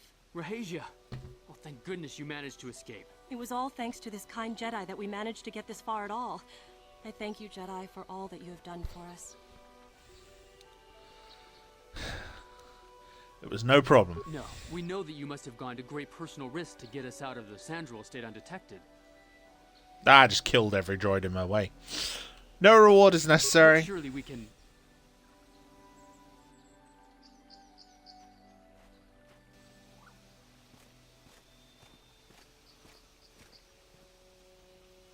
There you are, Shen. Father! Mr. Matale. Rahasia! Father! Mr. Sandral! Nurik! Alan! I knew this was all your doing. You had captured my son. You had taken my Cassus from me long Sorry, I before recently that. rewatched Rocky Horror You Picture Show, so all that calling out of I don't wanna names hear just any made of me your think of the scene excuses. from that. I will get revenge for your transgressions. You two just need to calm down. Please listen to him, Father. Why should I listen to the Jedi? All you want is to remain with that Sandral harlot. My daughter is not a harlot, Matale dog! Why don't you try listening to your children? Our children don't know enough of what's good for them to make a reasonable decision. It's better to let older, wiser heads like ours make the decisions. Rahesh and I don't want you to make decisions for us. We want to live alone away from you. You insolent boy! If you want to live alone, then so be it. I disown you. Never set foot in my house again.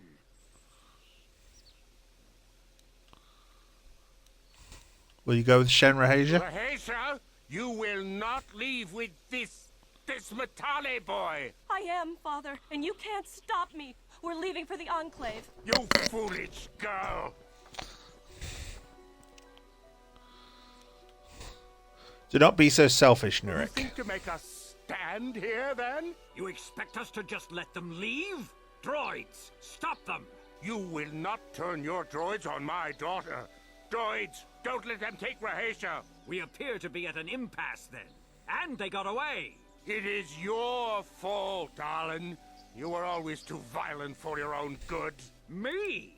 You were the one who rushed out here with war droids. Shut Do up. not tell me what to do, Jedi. The Council, indeed they shall.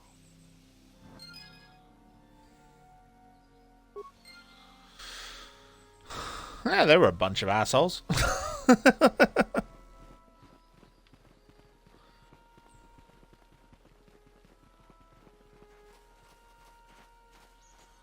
But yes, it's done. We've done it all.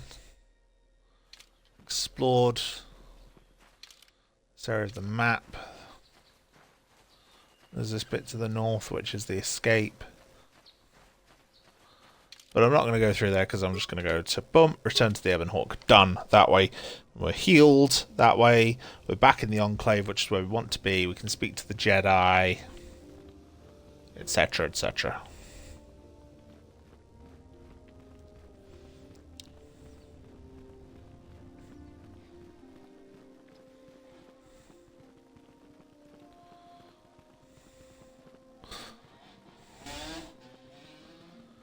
So we'll speak to the Jedi. I think Rahesia and Sandral end up here as well.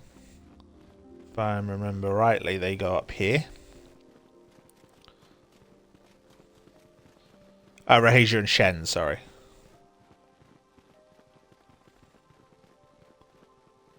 Maybe not.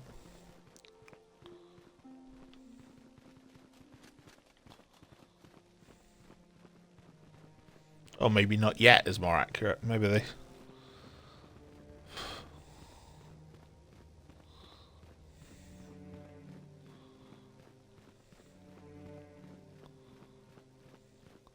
I'll go get scolded by the Jedi.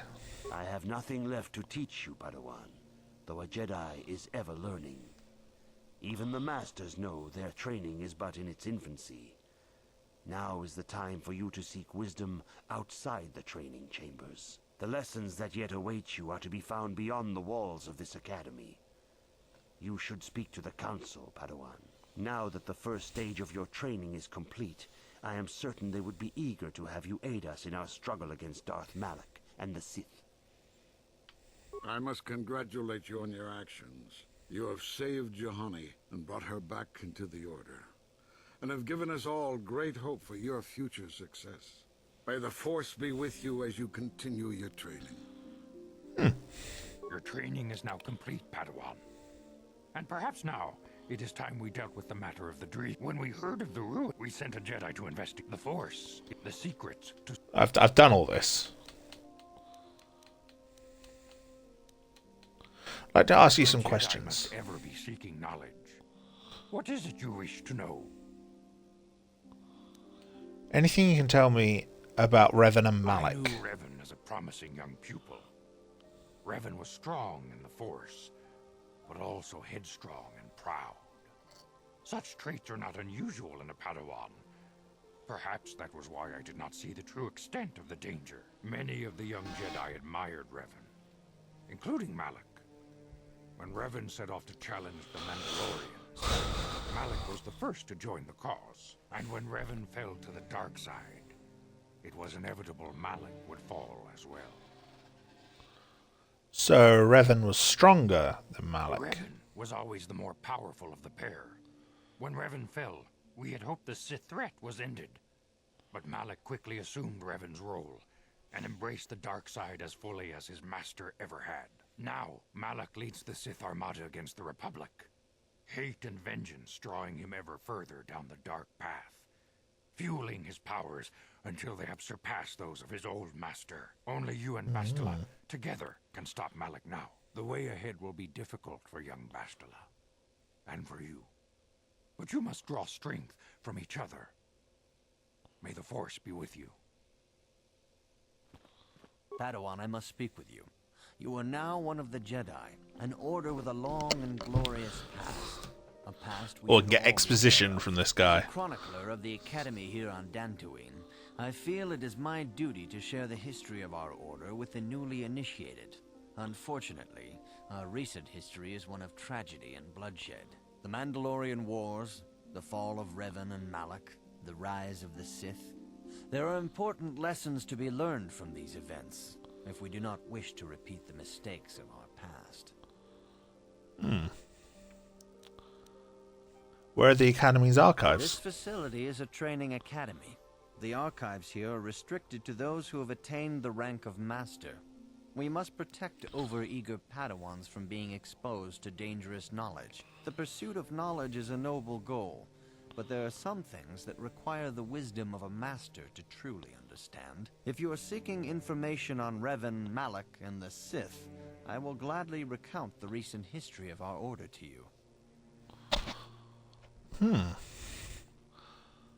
Very well, tell me the history of the Of course, Jedi. I could not tell you the entire history of our order. The Jedi have existed for thousands upon thousands of years.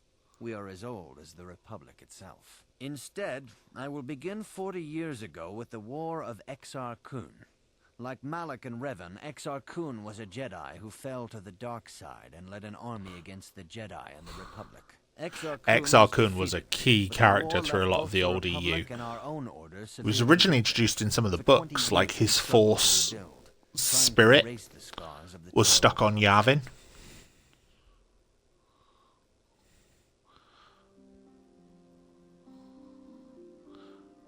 What does this have to do with the... Oh, no. Let's ask, what about the Mandalorian? No, what does this have to do with Revan and Malak? All things in time.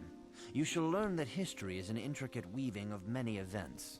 No one thing can be understood without the proper context. 20 years ago, the Mandalorians, aware that the Republic was in a weakened state, began conquering small worlds on the Outer Rim. They were careful to choose only planets outside the Republic's jurisdiction. After much debate, the Senate chose not to intervene. As long as the Mandalorians avoided planets that were members of the Republic itself, there would be no retaliation. They should have protected them. Well, you can hardly blame the Republic. The memory of war was fresh in everyone's mind. Nobody was eager to relive the horrors in a campaign against the Mandalorians. But in the end, it was unavoidable. The Mandalorians stockpiled resources from their conquered worlds, preparing for a massive assault. 7 years ago, they launched a simultaneous attack in 3 separate sectors of Republic space. The Senate had no choice but to retaliate with the entire Republic fleet.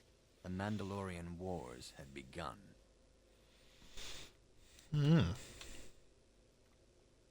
Did the Jedi join in? The Republic petitioned the Jedi Council for aid, but there were many factors to consider before we allowed ourselves to be drawn into another conflict, so soon after the war with Exar Kun. While the Jedi Council preached patience, there were many among our order who were eager for us to join the battle. 2 young knights in particular demanded immediate action, Revan and Malak. They rallied many of the Jedi to their cause, and against the wishes of their masters, joined the Republic fleet battling the Mandalorians. Revan was a brilliant military leader, and the Republic fleet began to win victory after victory. 4 years ago, the Mandalorians surrendered unconditionally.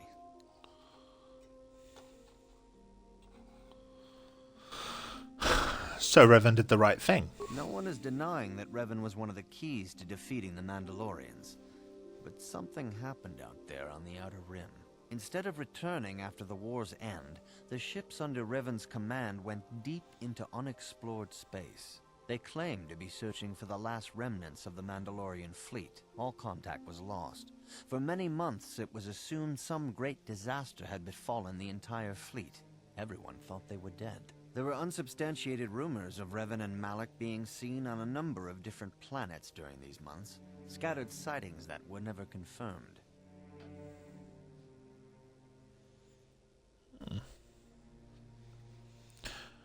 Where did they disappear to?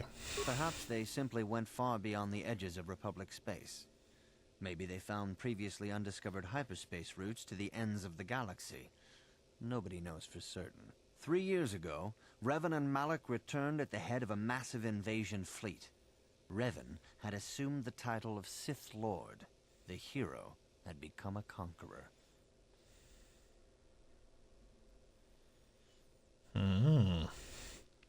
Where did Revan get the ships for the Sith fleet? Some of the ships in the Sith fleet are those that were under Revan's command during the Mandalorian Wars. But many more are of an alien design we've never seen before. The source of this massive fleet is one of the many things about the Sith we cannot explain. It seems impossible to have created it in such a short time, yet we cannot deny its existence. The source of the Sith soldiers is unfortunately much easier to understand. Initially, the bulk of the force were former Republic soldiers who had served under Revan. With each conquest, thousands more flocked to join the invaders, swelling their numbers. Even many of our own order have betrayed us, lured by Sith promises of riches and power.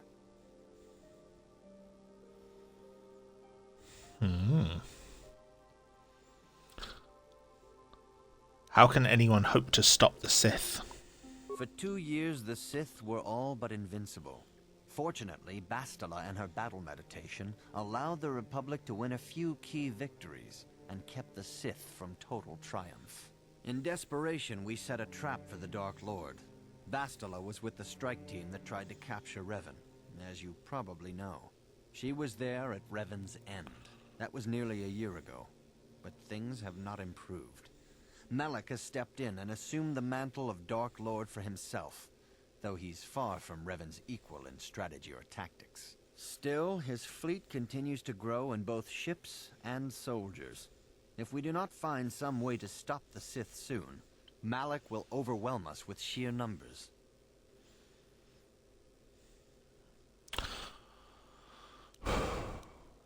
What can I learn from Revan's history? Revan's tale shows us how even the greatest of Jedi can fall to the dark side. You must always be on guard against the evil that dwells within you. Think hard upon this lesson.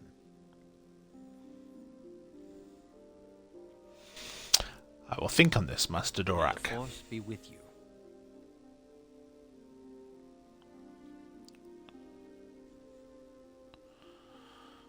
So yeah, very interesting. So that's basically the history and setting of this game. You know, because like I said, there was a lot of Old Republic era stuff that already existed in the Star Wars extended canon, mainly in the forms of comics that had come out from Dark Horse, and that was where things like the Exar Kun War and all that had been explored. It was in a series called Tales of the Jedi. A lot of it is now owned by Marvel as part of the Star Wars buyout.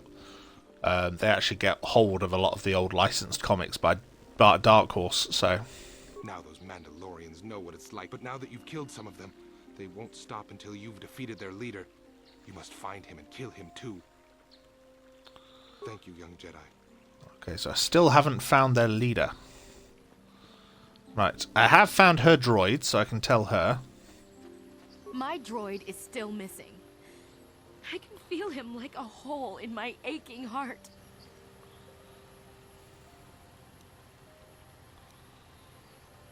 Right. I found your droid, but he had been destroyed by Kath hounds. My droid? Destroyed? No. No, this cannot be happening. I can't bear to live without him.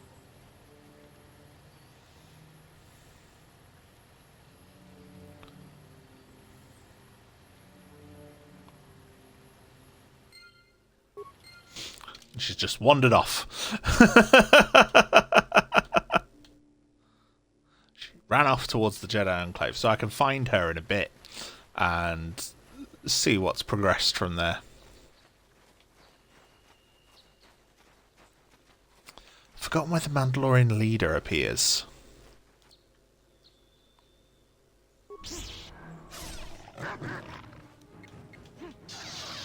You asked for this.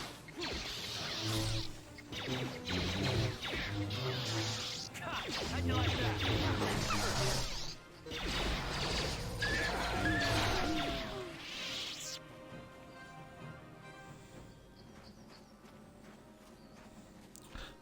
I seem to remember him just appearing somewhere on the map, like after you defeated a load of the others. But I can't remember exactly where.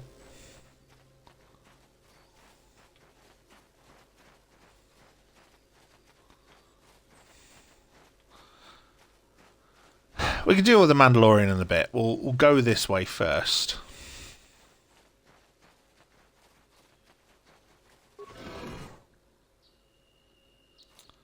Let's go into the ruins and explore.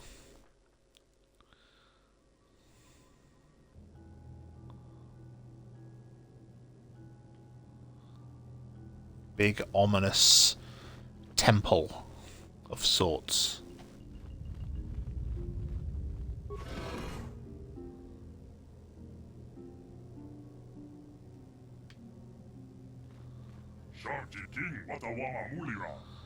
This droid is speaking a language you do not recognize.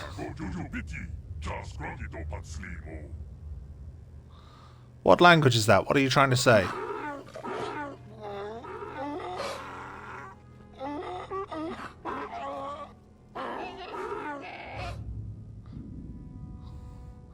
I still don't understand you. I think the droid is trying to communicate with us by cycling through a variety of languages. Each time it spoke, it was using a very different alien dialect. The droid can probably understand us. The only problem is it may not have been programmed with the phonemes of a language we can understand. I can reproduce any of the languages spoken by the slaves of the builders. Hey, I understood that. I recognize this language as well. It's an archaic variant of the Selkath dialect spoken on Manaan. But why would a droid on Dantooine be programmed to speak ancient Selkath? Communication was vital to ensure that the slaves constructed this temple according to the wishes of the builders. But you are not of the slave species, neither are you of the builders. You are like the one who came before. It must be referring to Revan. The Dark Lord and Malak likely encountered this droid when they explored these ruins. Are you some type of guardian? I am the Overseer. The builders programmed me to enforce discipline among the slaves while this monument to the power of the Starforge was constructed. At project completion, all slaves were executed. I was reprogrammed to serve should a builder return in search of knowledge of the Starforge. How long have you been here? My chronological circuits have marked over 10 full revolutions of this system's outermost planet around the sun since the builders left. 10 revolutions would take more than 20,000 years. If this is true, then this droid is nearly 5,000 years older than the Republic itself. There must be some mistake. There is no mistake. The builders constructed my chronological circuitry using the technology of the Starforge itself. My calculations are infallible. What is the Starforge? Starforge is the glory of the builders, the apex of their infinite empire. It is a machine of invincible might, a tool of unstoppable conquest. But what is it? What does it do? The Starforge is the glory of the builders, the apex of their infinite empire. It is a machine of invincible might, a tool of unstoppable conquest. The droid is obviously not programmed with the knowledge we seek. The Starforge sounds like some type of weapon, perhaps. Or in fact, it could be anything. Could it have been a factory or a weapons plant? Maybe. That might explain how the Sith were able to amass a fleet so quickly. But I suspect the Starforge is more powerful than a mere factory. Maybe the droid has more information we can use. It seems to respond to you. Perhaps you should ask it something else.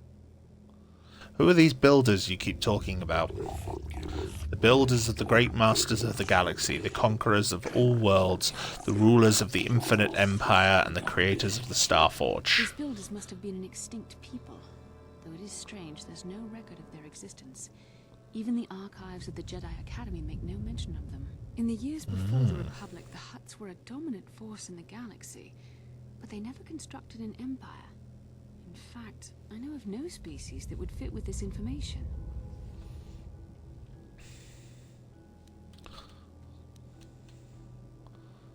The droid speaks Selkath. Maybe they were the builders. The Selkath were nothing but slaves and servants of the true masters. Like all the other builders, they bowed down before the might of the builders and the Starforge. The empire of the builders is infinite and everlasting. None can stand against their might and the power of the Starforge. Have you seen a builder recently?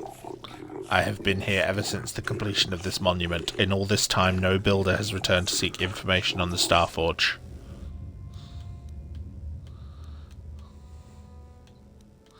Tell me about Revan and Malak, the ones who came before us. The ones who came before you, the ones like you, not builders but not slaves, sought knowledge of the Starforge and its origins. They proved themselves worthy. They discovered the secrets of the Starforge locked beyond the sealed door behind me, but there was another who failed to unlock the secrets and paid the ultimate price. The droid must be talking about poor Nemo. The Council sent him here to investigate, and it cost him his life. Found him! Did you kill the Jedi over there? I am not programmed for combat. I did not harm the one who failed. The Temple's own protections will destroy those who seek knowledge of the Starforge if they are deemed unworthy. How can I prove myself worthy? Enter the proving grounds to the east and west. Within them, those who understand the will of the builders can unlock their secrets and open the doors. But those who fail will be destroyed by the power of the Temple itself. More than this, I am not programmed to say. Yavin and Malak unlocked the sealed door and uncovered the secrets of the Starforge. Now Malak is using the Starforge to fuel his conquest of the Republic. We have to find out what they uncovered.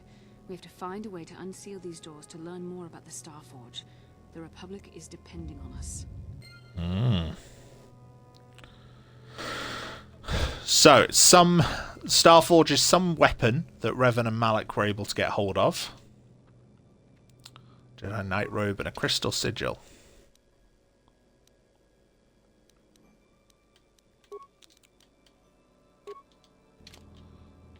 Yeah, give myself a Knight Robe.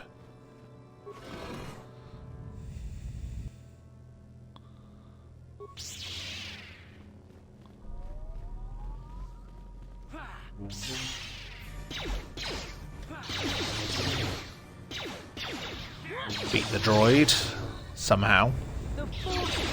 Oh.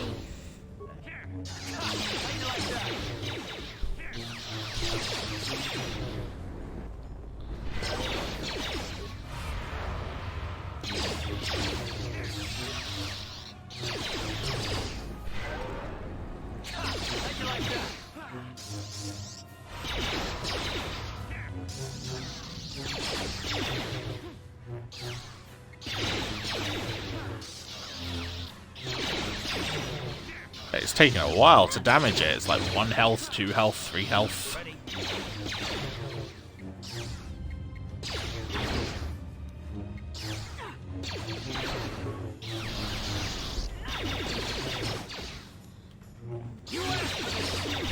Yes? How'd you like that?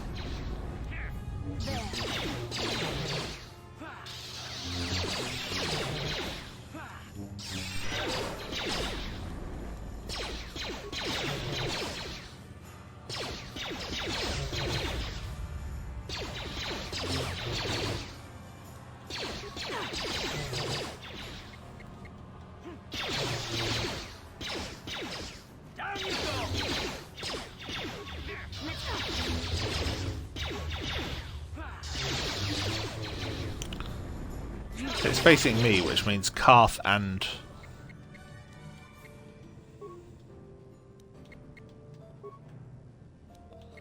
Bastila should be able to flank it in that case.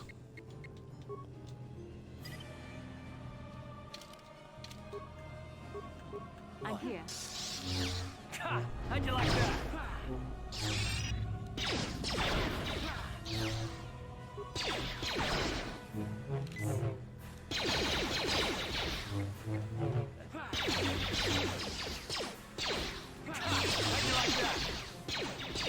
You cannot win.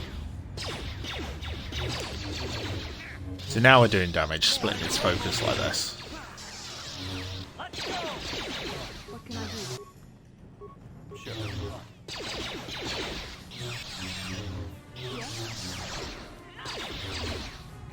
How'd you like that?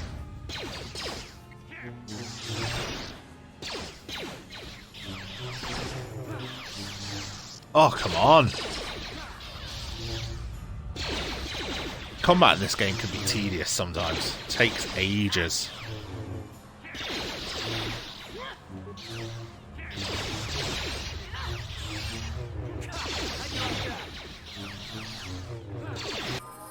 Oh. That was a chore. What the heck? That was a real chore. Oh dear. Right. Feats.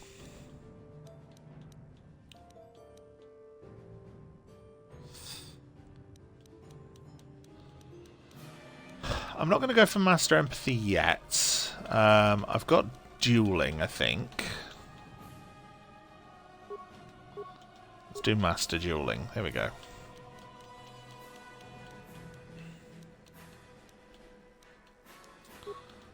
Stun and Stun Droid I should probably do. In fact, hang on, remove power. I'm going to do Stun Droid first. Because droids are a pain in the ass. So they're immune to any other force powers, so. Ancient Terminal. The ancient computer hums and throbs as you approach it. Its screen flickers to life and a stream of incomprehensible characters scroll across it.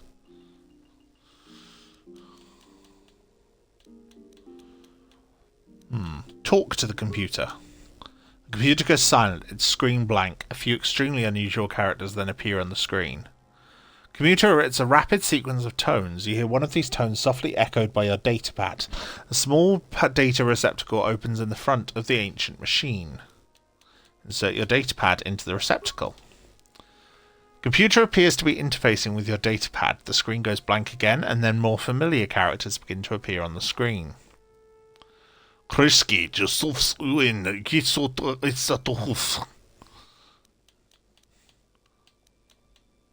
talk to the computer? Because the droid was responding to language, so... Computer goes silent again, humming softly. It seems to be processing data from your datapad. Your datapad is released from the receptacle and the machine goes silent for a moment before flickering to life again. Data interpretation complete. Language analysis complete. Interrogative. Identify the 3 primary life-giving seed world types. So, worlds that would lead to life. So, we would suggest grassland. Planetary type conducive to life. Additional seed world types. Arboreal. And oceanic. Breaking life seal.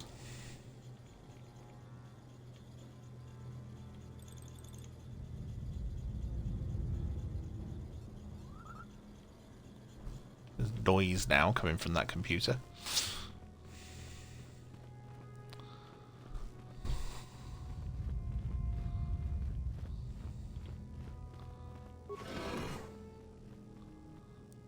Oh, another alien droid. Right. Stun droid.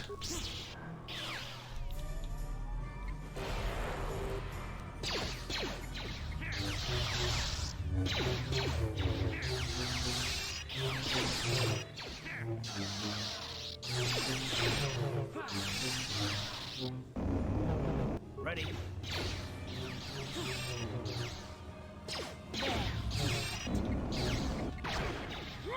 I'm here. Sure. Let's go. Ah! So I can flank it.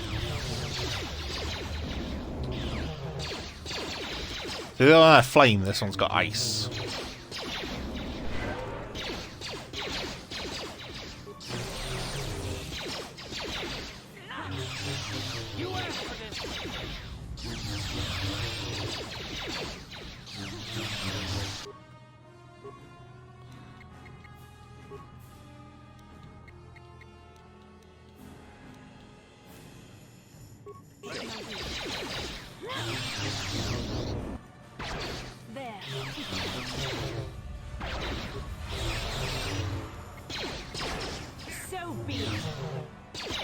Saved itself from the stun that time.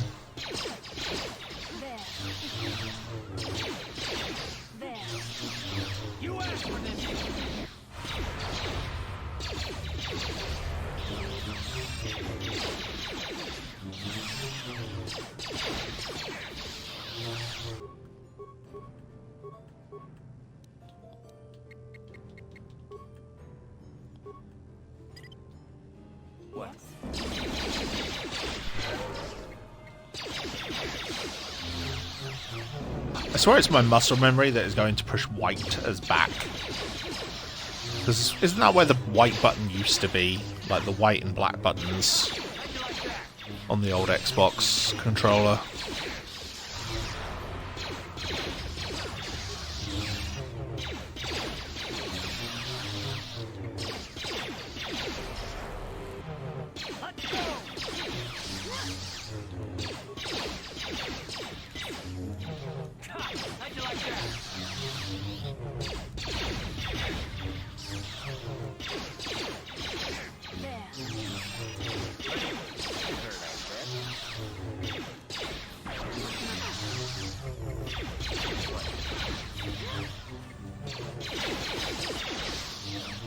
Oh, come on.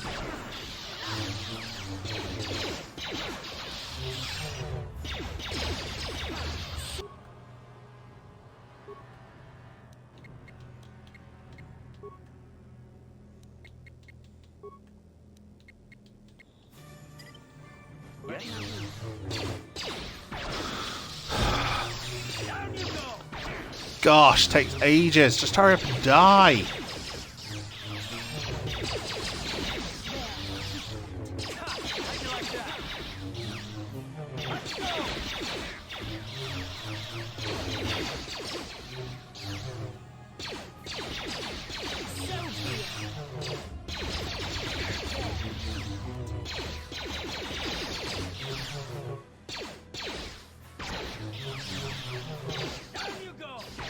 Bang.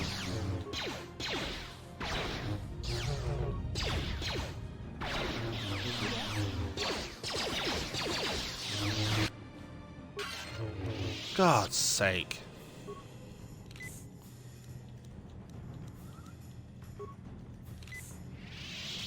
Just takes such an unnecessarily long time to kill them. They're not even the toughest enemies in the game. Right, so we're going to talk to this one again.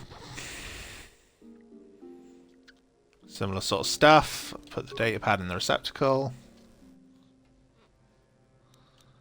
Talk to the computer again. Right. Identify the 3 primary death-giving world seed types. So it's going to be the opposites of what we had before. So instead of oceanic, we're going to have desert. Instead of grassland, we're going to have volcanic. And instead of arboreal, we're going to have barren. Breaking the death seal. So yes, a life seal and a death seal. That's where we came from. Is it? No, I'm so confused. Turn around in here. I think it's this way. These symbols here.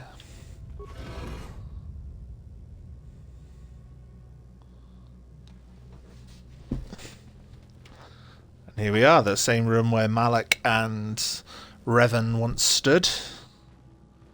We walk forward. And we get to this.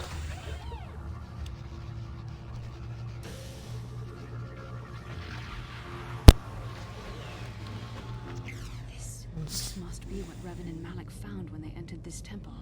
This must be where their journey down the dark side began. What is it? This is a map.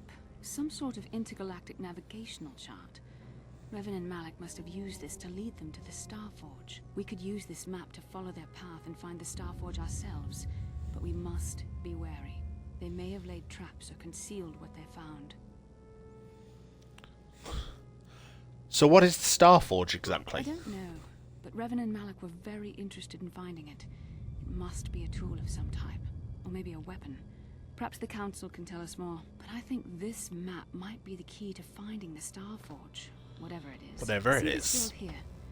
This looks like Korriban, a Sith world. And if that's Korriban, then this is Kashyyyk, and Tatooine, and here's Manan. But there are pieces missing. Incomplete hyperspace coordinates, corrupted data, and there doesn't seem to be anything indicating where the Starforge itself might be. Perhaps those worlds have more I clues. was thinking that too. This map can't take us to the Starforge, but I know that Revan and Malak visited Korriban at least once. Perhaps they discovered something more there. They may have found something on each of the other worlds that completed this map.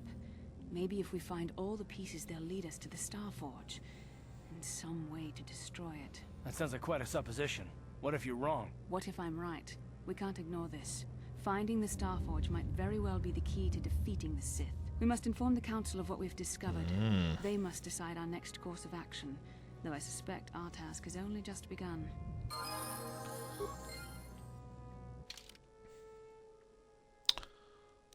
So yeah, that's where we're at in the story now. So we've found a hint of more, basically.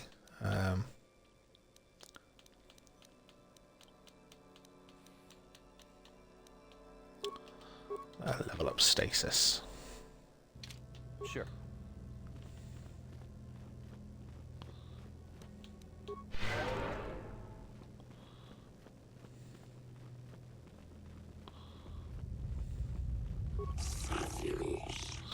You have proven yourself worthy. The sealed door is open. If you wish to learn the secrets of the Starforge, you must pass through the door to the room beyond. Done that. I'll be going now. I shall remain here as programmed by the builders. No, not that way. This way. Not that way. This way.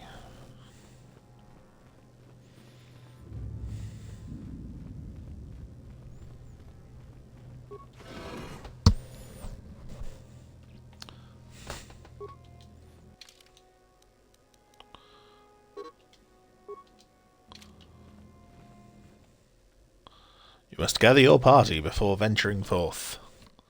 Classic RPG mechanics.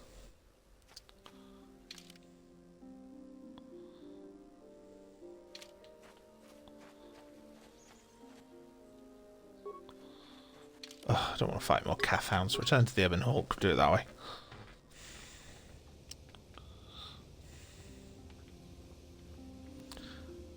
You should talk to her about it. Speak to Bastila.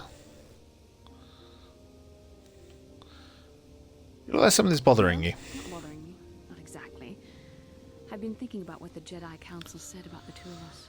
There is a bond between us. I do not dispute that. I can feel it, as I'm sure you can.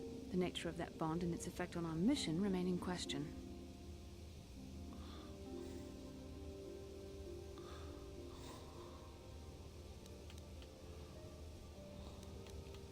I think you're interested in more than just the bond between us. Please.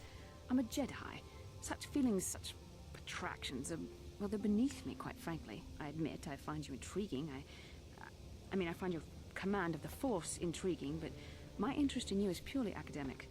Surely you can understand why. Our fates are strongly... I can understand it. Read me like a textbook, babe. A literal bond has been forged between us. I saw your service records when you were transferred aboard the Ender Spire, but nothing beyond that. I know very little about you. I'd like to ask you some questions, given our relationship. Our relationship? Is this some kind of clumsy come-on? I was referring to the bond we share. The one the Jedi Council spoke of. If I was actually interested in you, rest assured I could come up with a much better approach than this. Oh, guess I touched a nerve there, huh? Touched a nerve? No. Getting on my nerves, most definitely. I suppose this is what you men consider being witty.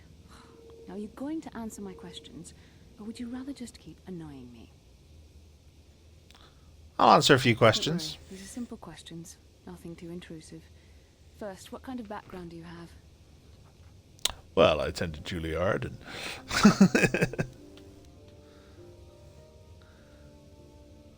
I was a smuggler before I joined the fleet. Good. On which planet were you born? Duralia. It's in a remote system. Why? Excellent. Your current age is? Wasn't this all in my service records? Well, the truth is, I was studying how you responded to my questions. Your reactions helped me judge you. This was a test for me to learn more about your character. And what did you find out? You were honest, which is good. And you treated this as a serious matter, which it is.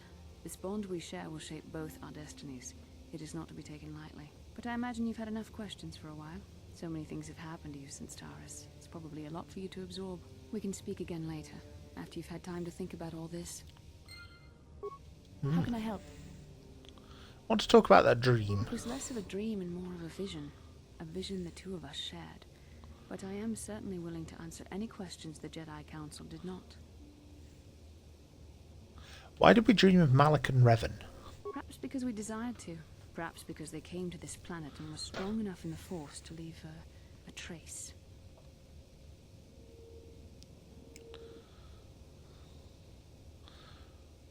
What do you mean by a trace? They did something important here. Of that, I am certain. It may be simply that we are sensitive to that event, or it may not. We dreamed about Revan and Malak either because we were meant to, or because we needed to. There is no other way to look at it.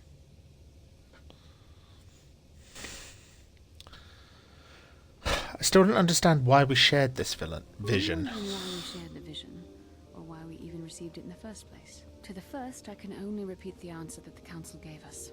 Our fates are linked, and for two as strong as we are in the Force, that amounts to a near-physical bond. As to the second, I truly don't have an answer for you. The Force works as it will, and perhaps we should be grateful for what we've been given. But how did our fates become linked?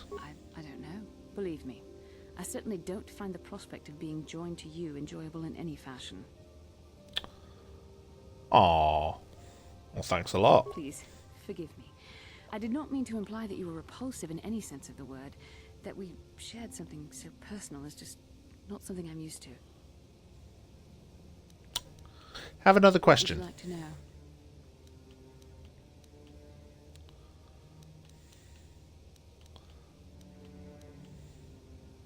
Do you think we will receive more of these visions? With luck, we will. I would rather not rely on such visions to guide us. But when we have so little else to go on, and the galaxy hangs in the balance. That's all I wanted to know. You really should return. Yes, what's on your mind? I'm very quiet lately, you know that. Have I been quiet? Suppose I have. I guess I just don't like being left out of the loop. Left out of the loop? I don't understand. Out of the loop, you know, not being told anything, strung along. It's really starting to irritate me. For one thing, I want to know what the Jedi Council said to you. They pulled you in there and refused to tell me a thing about it. That is none of your concern, Carth, and you would do well to leave the matter be. I respect you, Bastila, but you've been as closed-mouthed as the rest of the Council. If you won't talk to me, then maybe somebody else will.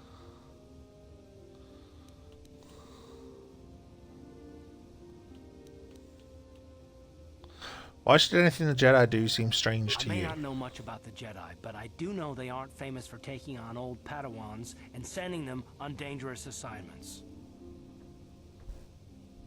They say there's a bond between Bastila and myself. Bond? What kind of bond? You mean to say that they told you that you were tied to Bastila in some way?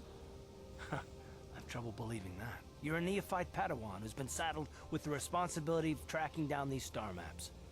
Why? That's not normal. I am not trying to provoke you or to imply that you're somehow responsible for the Jedi Council, but give me a hand here. There has to be a reason.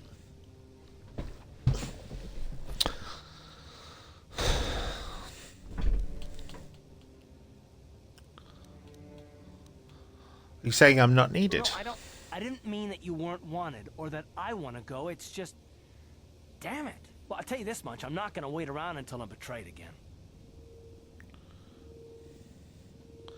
I am not going to betray you. I am not Saul. About that, won't we? Look, I didn't mean it that way. I want to get to Saul, not... No, forget it. It just seems that all I can do is insult you, isn't it? Just forget I said anything. Let's just get on with what we were doing. I'm not your ex, Carth.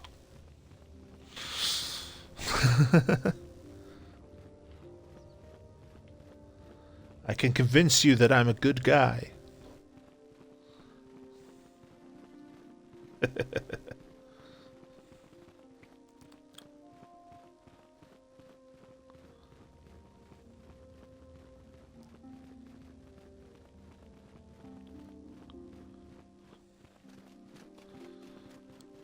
Droid and a Jedi trying to find pathing around each other. Oh look, there's people here. Samt and Elise. I took the loss of my droid much too hard. I feel I must apologize.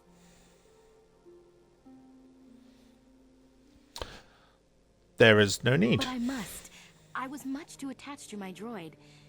It was all that was left of my husband, you see. Maybe I thought that through the droid, my husband could live again. Be with me still. I think we understand. Love can do strange things to anyone. But I went too far. I could not see what was missing in living a normal life. Fortunately, in my grief, I returned here and ran into Samt, an absolutely fascinating man. Yes, he seems quite nice. Samt and I got to talking, and, well, we have a lot in common. I think we'll be seeing more of each other. It's funny how things work out in the end. Maybe there is such a thing as fate, after all. But I think we should be going now. We have so much more to talk about. I just wanted to thank you for what you've done for me, and what you tried to do. Goodbye, and thank you. Won't even let me speak to Samt, he just buggers off.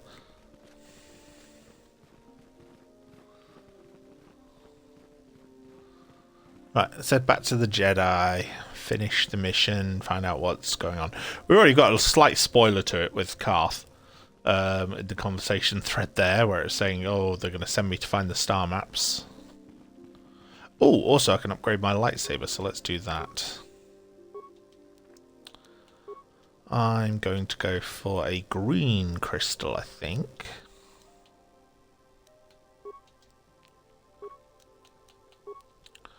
Should I go red? No. Green for now.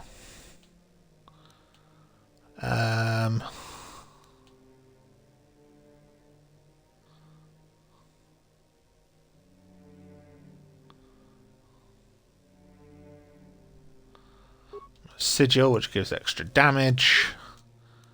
And I'm going to do a Bondar, which is a stun. Assemble. And I'm going to give Bastila 2 of the Rubat crystals. Well, 1 of the Rubat crystals. Can't give 2 of the same crystal.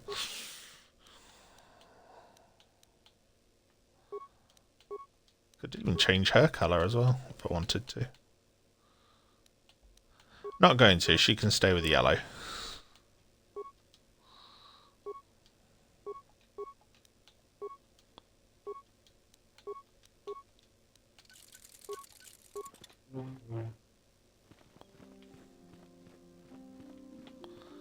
Oh, what about ranged weapons?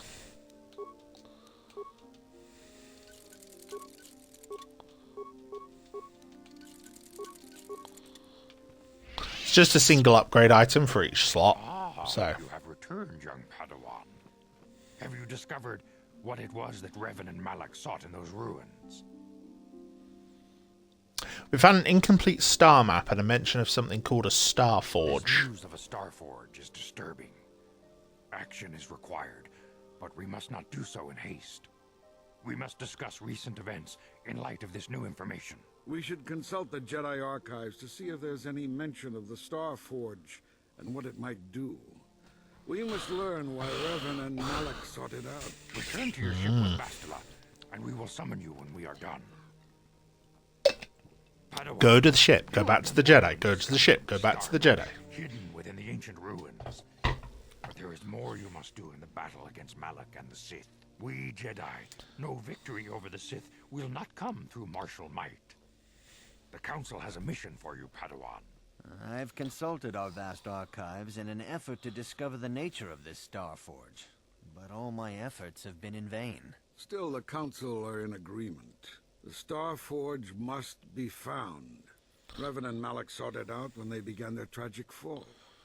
The Star Forge is surely a powerful tool of the dark side. The star map in the ruins showed you 4 planets, but it was incomplete. It did not show the location of the Star Forge itself. We believe there may be similar star maps on other planets. Each star map is likely a small piece of a larger puzzle. Find the star maps on Kashyyyk, Tatooine, Manan, and Korriban. So obviously Tatooine, big famous Star Wars planet. Kashyyyk is the home planet of the Wookiees. Korriban is the homeworld of the Sith. Very important in the old Tales of the Jedi stuff.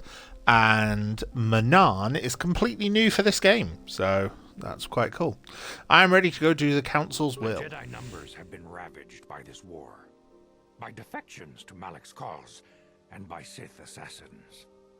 But we realize the importance of this mission.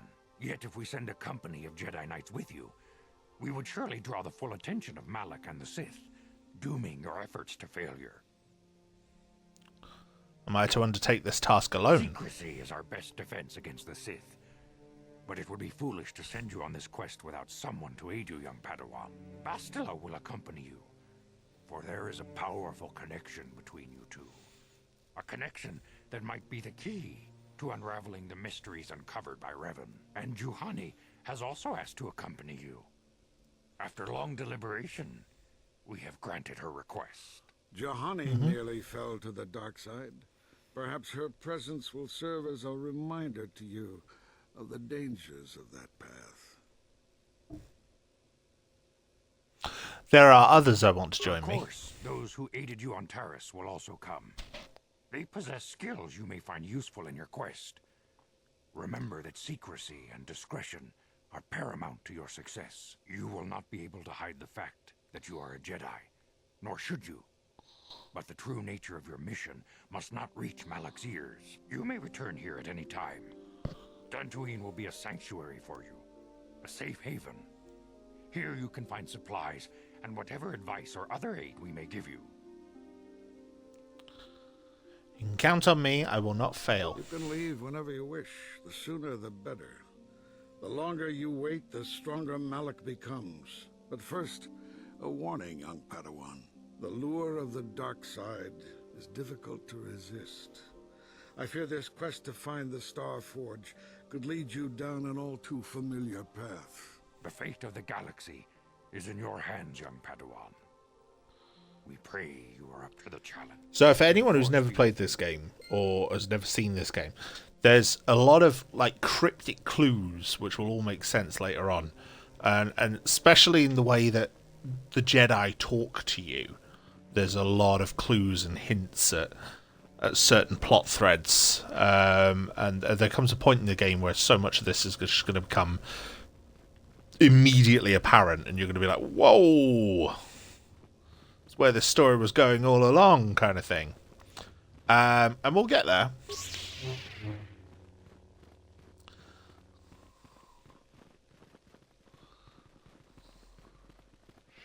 But for now, we are taking our ship and we are getting the hell out of here. Padawan, a word, if I may. There are many rumors about your most recent meeting with the Jedi Council. There is talk that they're sending you on a mission to help us against Malak and the Sith. I don't think the Council would want me to speak openly of this mission. Please understand I'm not asking you to reveal anything that could endanger the Order or the Republic. Whatever task the Council was given for you is for your ears, not mine. I only wanted to wish you well, and to warn you to be careful. There are many evils out there, many dangers. The Sith are not the only minions of the dark side. What could be more dangerous than the Sith? Master Dorak has been training me to succeed him as chronicler here in the Academy. In my studies I have come across tales of creatures that are born of the dark side, monsters of pure evil. The worst of these abominations is the Tainted, a beast that feasts on the blood of those who are strong in the Force. Over the centuries, many Jedi have fallen to their ravenous hunger. makes this creature so dangerous? The Tech is a predator, and we Jedi are its prey. They are incredibly strong with a primal cunning, and they have an inborn resistance to the Force. There are some who believe the Tech is a monster bred by the ancient Sith and spread throughout the galaxy to destroy the Jedi. Fortunately, the Tech is quite rare. They only dwell in the most dangerous and darkest of places. In fact, one has not been seen in nearly 40 years. Sounds like they're extinct. It's not the first time the Tech have vanished for long periods of time. Many believe they could lay dormant for years, only to rise and hunt when the power of the dark side waxes full.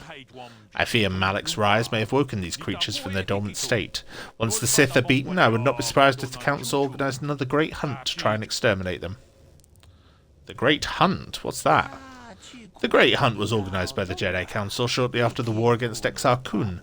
Jedi were scattered throughout the galaxy, helping to rebuild from the devastation. Many Jedi vanished during this period, disappearing from a variety of worlds without warning. We did not know they had been slain until their mutilated bodies began to be discovered. The Council investigated and discovered that the Tech were behind the killings. It was decided the galaxy had to be purged of these insatiable monsters, though the cost proved high. So the Jedi just killed these creatures. The Tech are an abomination. They are ruthless engines of death and destruction. The Council had no choice but to destroy them for the greater good of the galaxy. Many Jedi banded together and journeyed to the planets that were suspected to be harbouring the Tech. The Great Hunt did not rest until all the creatures had been slain, or almost all. There are still rumours of Tech on the planet of Korriban, a dark world some believe to be the birthplace of the Sith. That is where Exar Kun was corrupted during the First Sith War.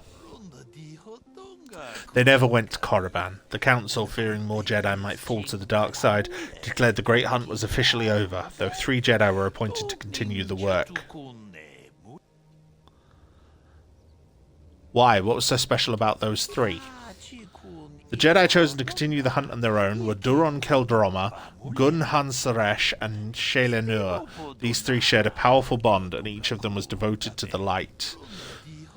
Council felt that together they would be able to defeat any Tech they found, and by supporting each other they could resist the temptations of Korriban and the lure of the dark side. But none of the 3 survived. Their master felt them become one with the Force when they left this world. He believed they were slain by one of the monsters they sought. Council felt it was too dangerous to send anyone else in search of their remains, so their exact fate is not known, but let their deaths serve as a warning to you, Padawan.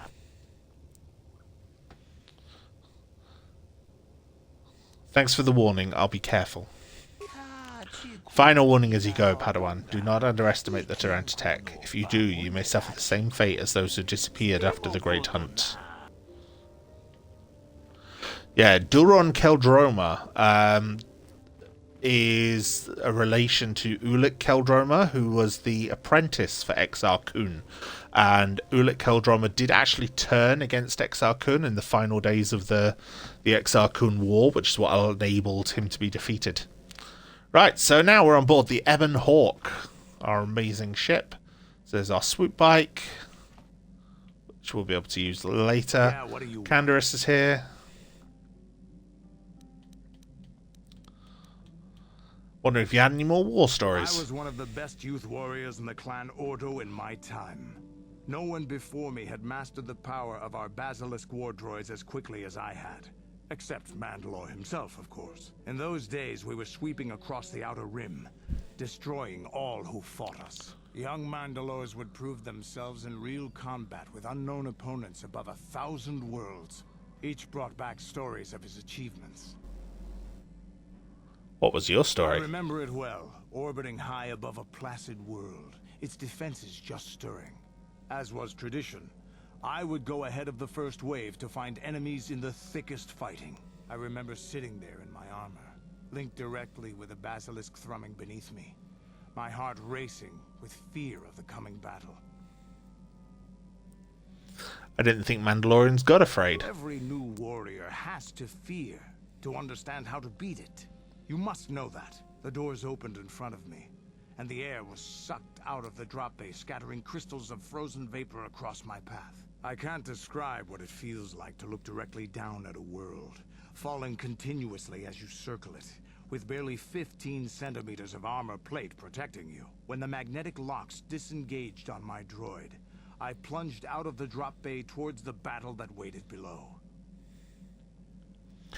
You dropped from orbit riding a droid. The exhilaration, the euphoria I felt as I streaked into the atmosphere, dodging self-guided projectiles and beam weapons, was unmatched. An 80-kilometer plunge through the atmosphere, dodging and weaving, the outside of my armor glowing like the sun with the heat of re-entry. And with barely 30 meters to spare, I twisted and skimmed the surface, firing at the giant beam generators that were in my path. The explosion from that sent shock waves that leveled the entire complex around it.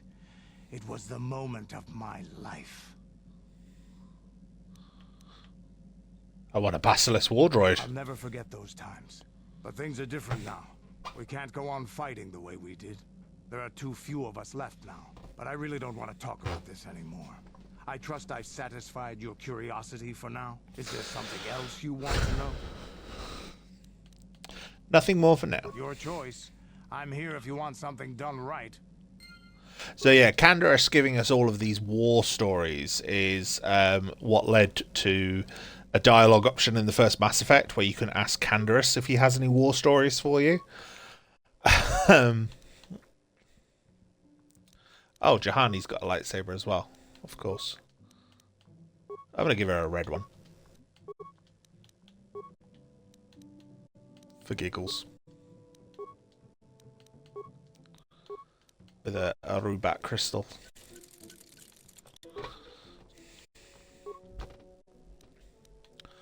Ordo's repeating blaster. I've got no bits to equip for that.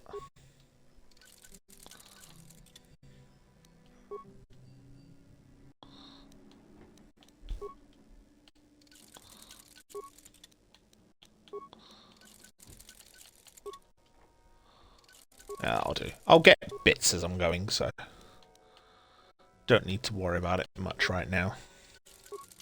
They've both got bits. The vibro blades. So let's go see the rest of the crew and explore the rest of the ship. So here's one of the bunk rooms. We've got Mission in here. Hey there. What can I do for you? I can play Pasak with her as well. She can make me security spikes. I need you to make me a security spike. No problem. Just so happens I've got one here I've been working on. Here, anything else you need? No problem. Anything else you need? No problem. Anything else you need? No problem. Anything else you need? No problem. Anything else you need? No problem. Anything else you need? How many can she make? Anything else you need? No problem. Anything else you need? Right, okay. Do you feel like playing some Pasak? I'll talk to you about your brother. Don't worry. I won't let the search for Griff get in the way of what we're doing.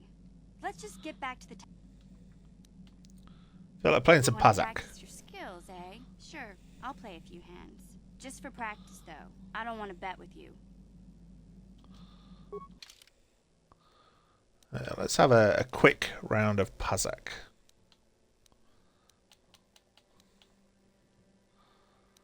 I'll take that +5 off. I'm going to add this one. Oh. Right. Oh, okay, I've all got all pluses, so that's fine. 10. 16, all +4, that's 20. That'll do, she has to go 20 or bust. 15. Oh, 17 +3. There we go.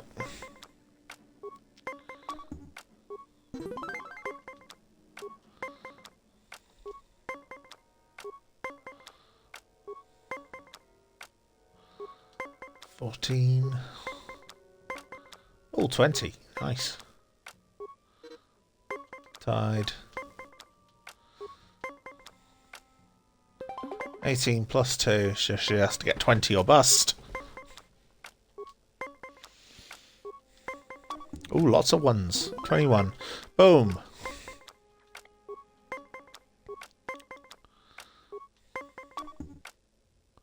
Ah, end.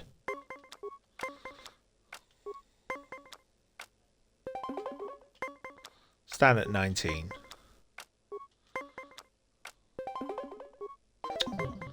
Ah.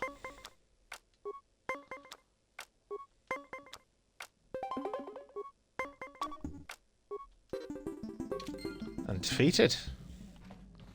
It's always worth practicing these things. Right.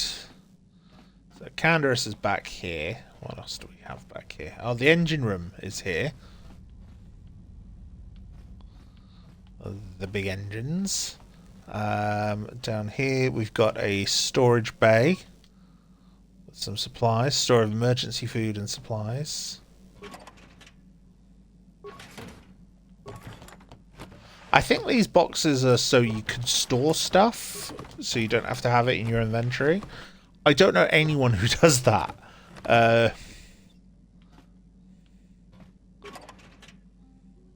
No. Nothing in any of them. Okay, fantastic.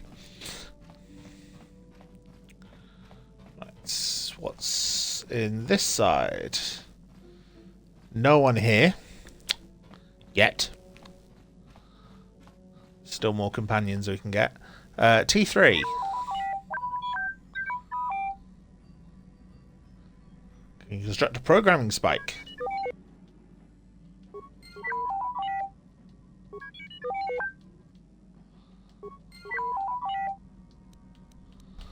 Don't talk much, do you?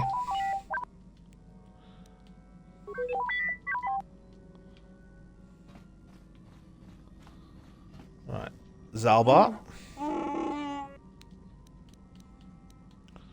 Where do you make me a grenade?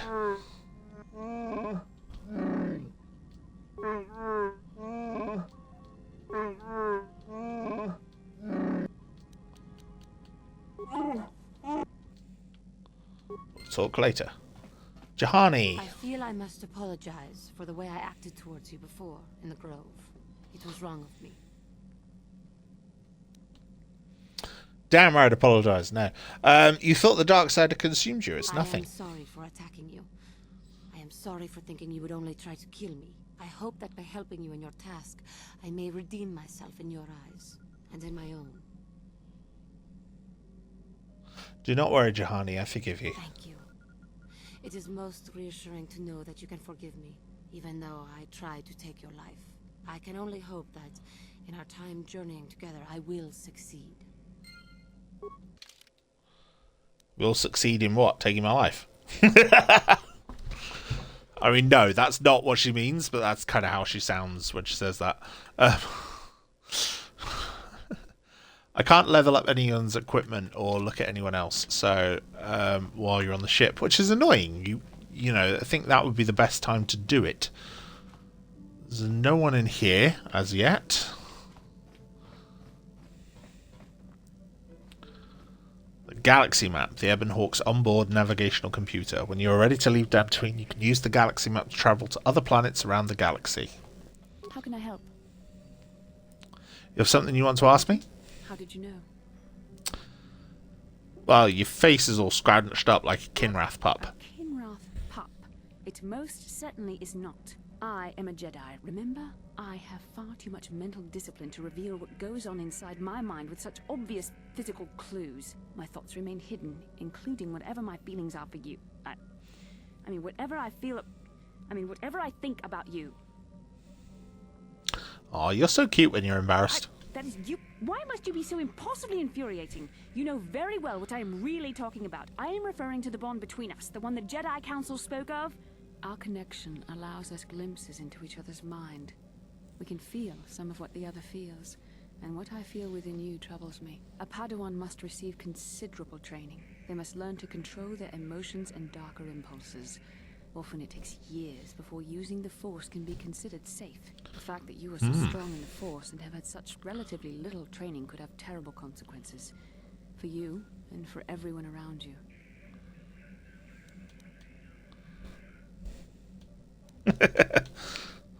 What do you think I should I do? don't think there's much you can do.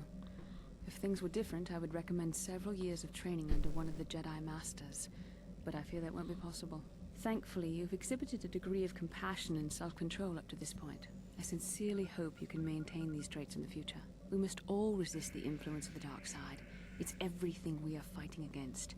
This is doubly important for you, with your natural affinity for the Force.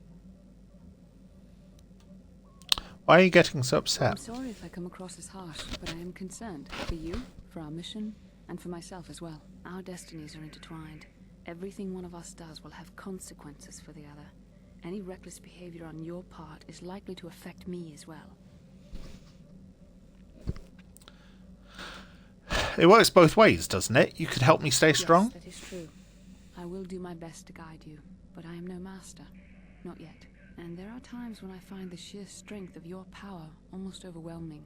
Your power could be a gift or a curse. When you need guidance or advice or support, I will do my best to help you stay on the path of the light.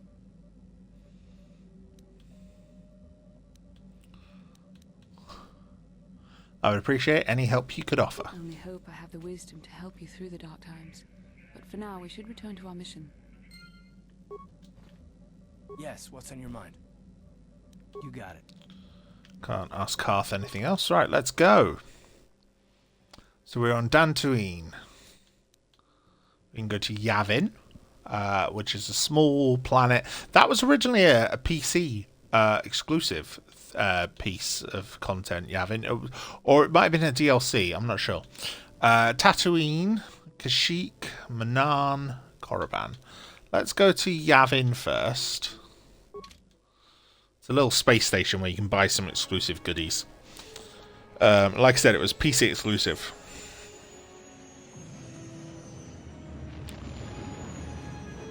So we'll fly off, leave Dantooine behind.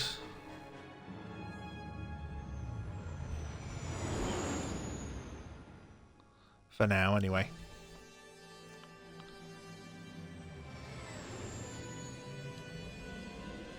Off to hyperspace. From what I understand about Star Wars, like hyperspace, like you can take hyperspace. I don't know if hyperspace is different to normal, faster than light travel, if there is normal, faster than light travel, or if you can only go through hyperspace routes. Because this is why hyperspace routes are important, why ships usually come in the right direction, they all leave the planet in the same way, and things like that. At 200% capacity, far beyond our expectations. I am more interested in the young Jedi Bastila and her battle meditation. Have you learned how she escaped the destruction of Taris? She was aided by Karth Onasi, a decorated war hero of the Republic and a legendary soldier. During the Mandalore Wars, he was honored many times for his bravery. You know this man? Yes, Lord Malak. He served under me when I still followed the Republic. You could say I was his mentor. Interesting.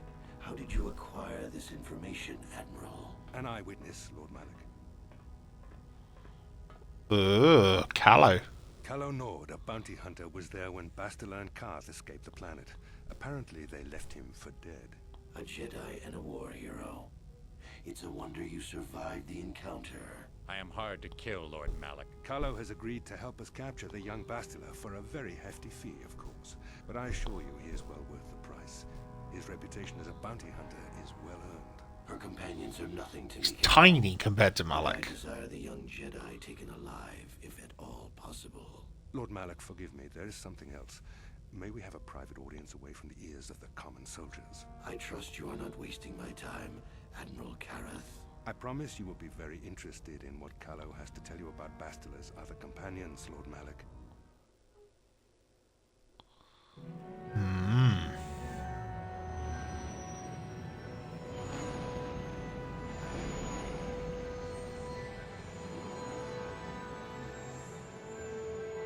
Yeah, we don't go to Yavin itself, we go to this crappy little rundown space station around it.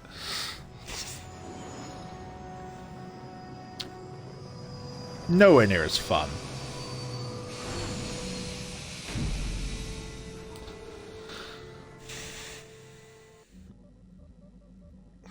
I can't even remember what's on this this thing. I think I've been to Yavin once. I played the PC version once or twice. Oh. Just checking our supplies. Something's not right. Not right? What do you mean? Someone's been to the emergency stash of food. Mission I asked everyone, but no one knows anything about it. You might want to check out the food stores the next time you're in the cargo hold.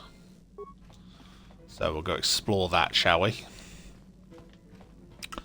Oh, there's two little rooms. There's a little room here as well. A little medical bay. Yes.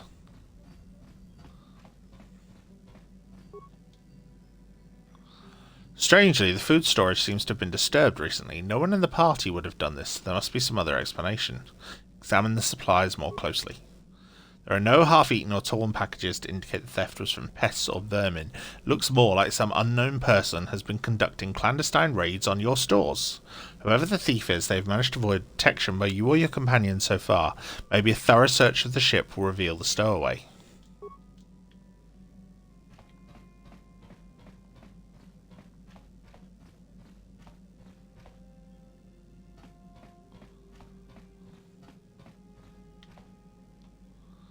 You think you hear the soft patter of footsteps behind you, but when you stop to listen, they disappear.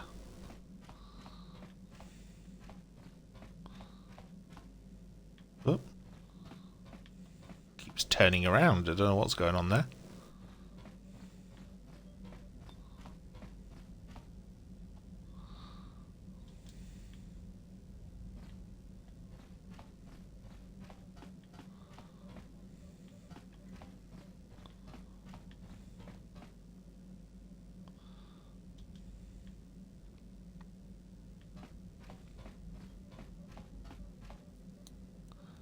Oh look, there's a little girl in the cargo hold. Sasha.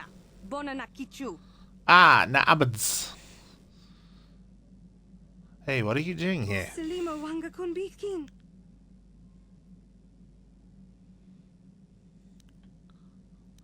don't understand what you're saying. Still don't understand you. Looks at you helplessly.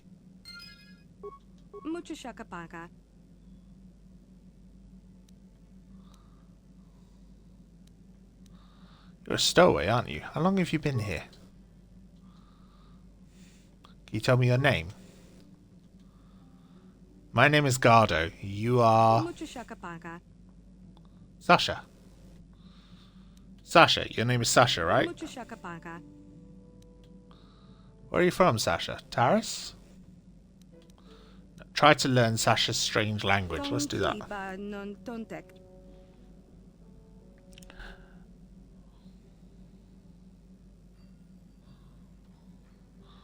Many of the words you're speaking are Mandalorian.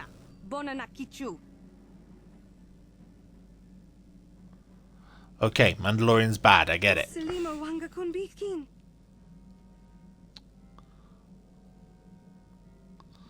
I can understand Mandalorian, but your words are all mixed up.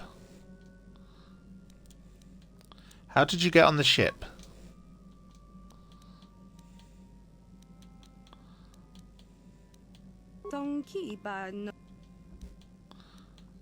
Isawan? Nah, Isawan?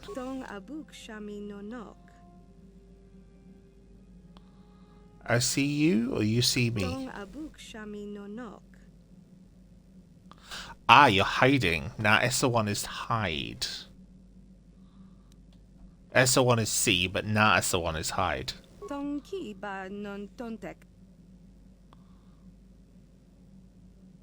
I didn't get all of that, but sure.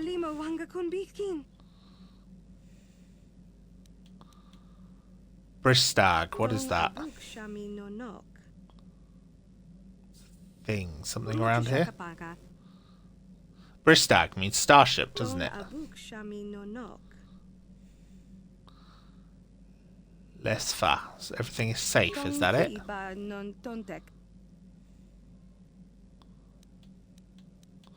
You sleep there? Lesfa means sleep?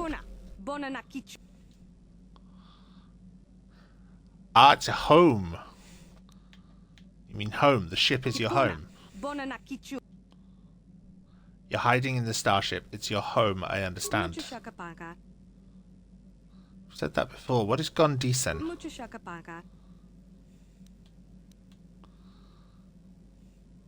Something about me, yes, but what?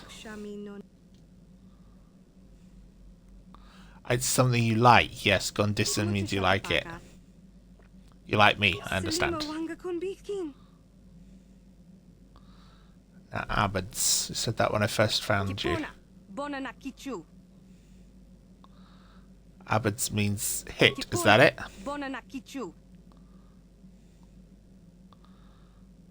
So Abids is to hurt, na Abids means not hurt, is that it? I understand, no, I won't hurt you. Kistawan yum nagis.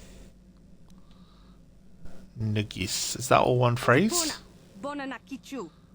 Mikapsi nungis. Stabs downwards several times with her finger. The floor.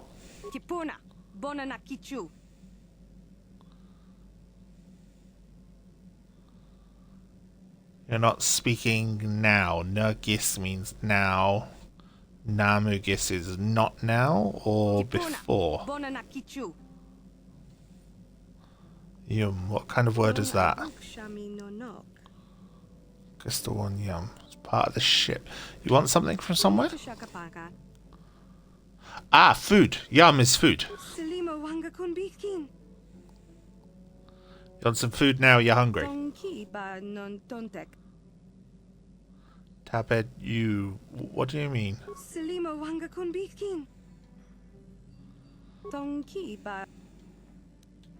Say something else.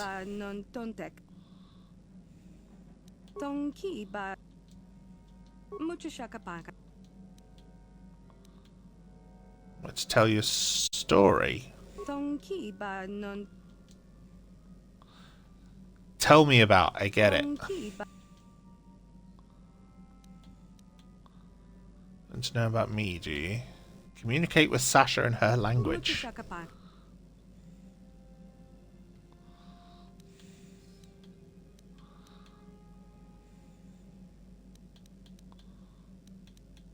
Why are you hiding on my ship? Sasha na esawan in Bristag. Mapalki Bristag na nugris mihut abadlias. You came to the ship before. You were very scared. Why? Mandalori. You left the Mandalorians and hid here on the ship. You don't want to leave. The Ebon Hawk is your home.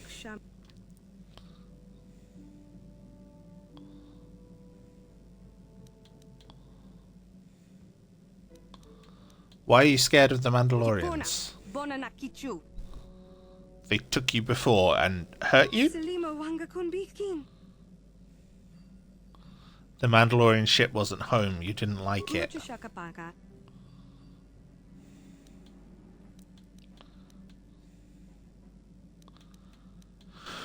You sleep here on the ship. You understand that she must have been sleeping in the ship's repair ducts.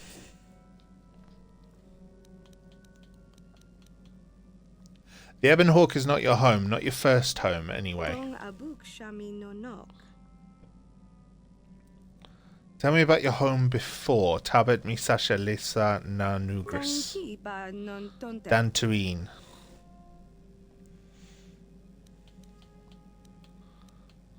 There's someone there who will take you home. Lur Arka Kistawan Yulisva.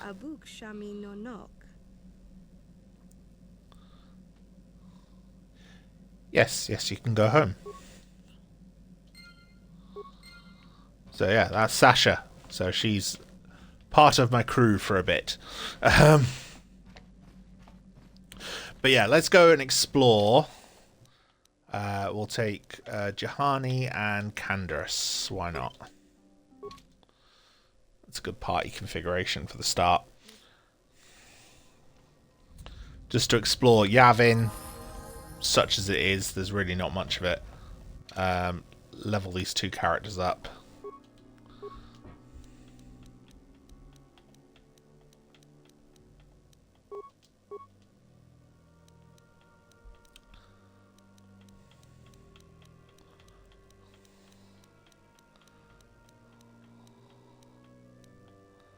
Juhani is pretty much a blank slate. I can give her 2-weapon fighting, I can give her dueling. She's pretty much ready to go. Give her power attack. No, I'm not going to give her power attack. I'm going to give her a specialization. So, do I want her to be a duelist or a 2-weapon fighter?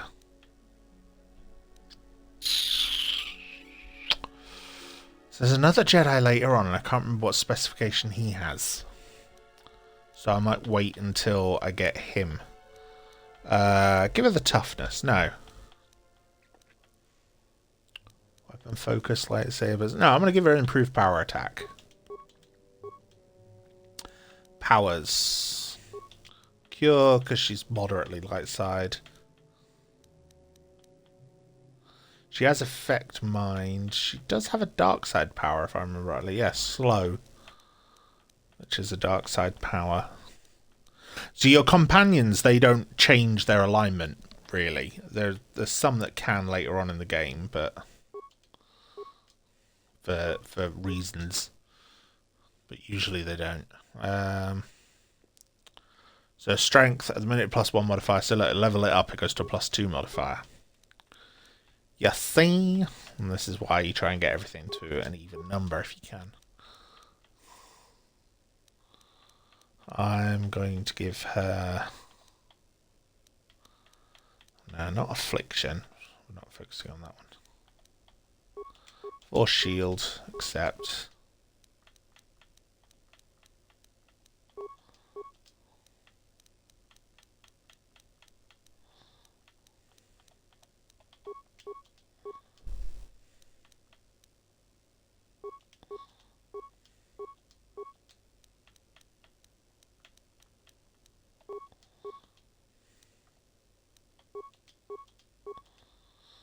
Okay, and Canderous.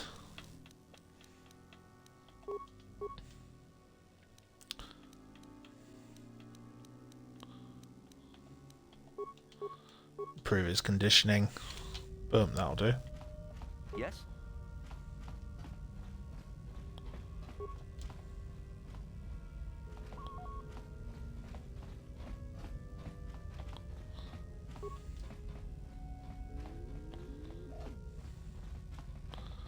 It's just like one long corridor, this space station. It's a bit naff. Who is that? What do you want? I recognize your ship. Davik's, isn't it? But who are you? You new or something? Yeah, I'm new. Very new. You sound like a Trandoshan, and you're not one of Davik's. Who are you? What do you want? Lie. I do work for Davik. Ha! Davik went down with Taris when the Sith destroyed it. That much I've learned from the local exchange. So who are you? I work for the Republic. Republic, eh? Republic hasn't been here in 50 years. Don't see why they'd start now. Still, I have nothing against the Republic, so as long as you don't get all worked up, I guess I can let you in. Nice to have someone to talk to for exchange. Trandoshans and smugglers aren't exactly stunning conversationalists. Trandoshans and smugglers? What are you talking about? Come by here every once in a while. It's how I keep in the loop, you know. But Transdoshan lizard speak, it's kind of hard to follow, and they've pretty limited imaginations. Smugglers aren't much better either. But it's getting kind of awkward through this door. If you just hold on a minute, I'll open the damn thing up, and we can talk more face to face. Just have to fiddle this damn door lock. Thing keeps jamming. There we go. Suvam Tan. Don't look like I thought you were too human. Doesn't seem any kind out here at all anymore. Not since the war, at any rate. What brings you here? I'm seeking the pieces of a map to a Starforge. Starforge? Never heard of it. There's nothing in this system except ruins of Exar Kun's war. Exar Kun?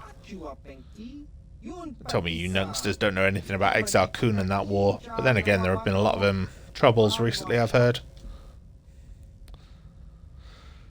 Enlighten me about Exar Kun. He's a Jedi, to start at least. He came here to Yavin and landed on the 4th moon, the one you can see through the window.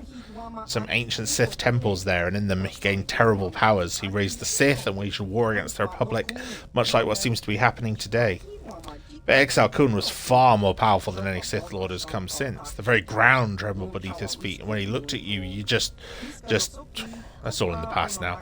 I've got my life of staying here and tinkering with stuff I found in the ruins and the things the Trandoshans and smugglers bring me. You're an inventor? Maybe a little. I just tinker with stuff I found laying around the ruins on Yavin 4, or that the Trandoshans and smugglers bring me. Of course, with them, it's usually weapons and things. But I just have so many ideas that people haven't seemed to come up with yet. It's really quite astonishing. You spend all your time here in this station, alone? Yeah, of course. You don't see anyone else around, do you? Well, not entirely alone, anyway. Trandoshans or smugglers come by every so often and drop things off and pick up some of my inventions.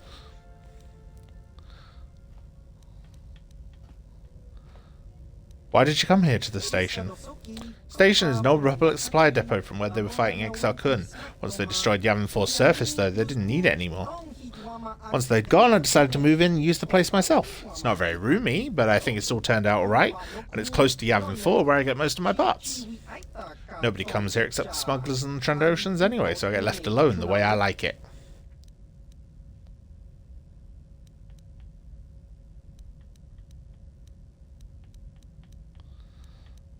Do you have any gadgets you'd be willing to sell me? Yeah, I have a few things kicking around the place. Stuff the Trandoshans and smugglers have bought for me to look at, and a few things I've been making from parts. They aren't cheap, though. They pay a lot for what I can make, and anything I sell to you, I can't exactly sell to them now, can I? But if you're willing to pay, I've got a few of my more advanced things you can look at. I'm always working on more, so you can check back some other time if I don't have what you want right now. Here, have a look. So, he's got some cool things from what I remember. But it's all like unique stuff.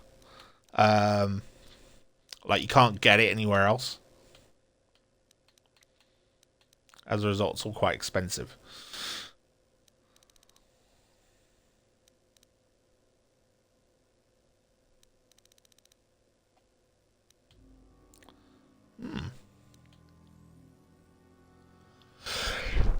Oh, excuse me, sorry, I just sneezed. What was a Gizka?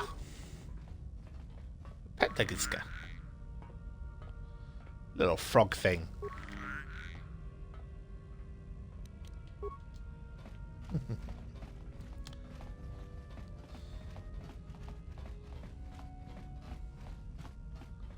Yeah, but this is really as much as you can do here on Yavin. There is nothing else to do, really.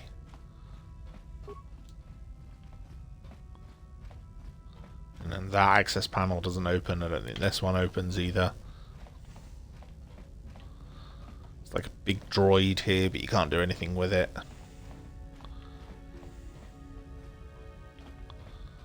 Yeah, it's got a few unique bits of gear that you can purchase off of him. But on that, nothing else here. So we'll head back to our ship.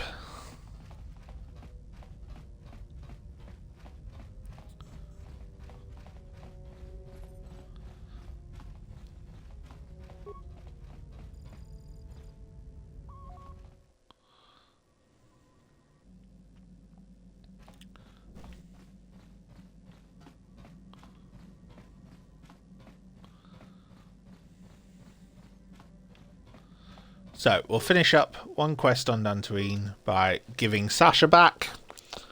And then I think we'll end the stream, I think. Before we go to our next planet. I think the first planet we'll probably tackle will probably be Tatooine. Tatooine should probably only take 1, maybe 2 streams to finish.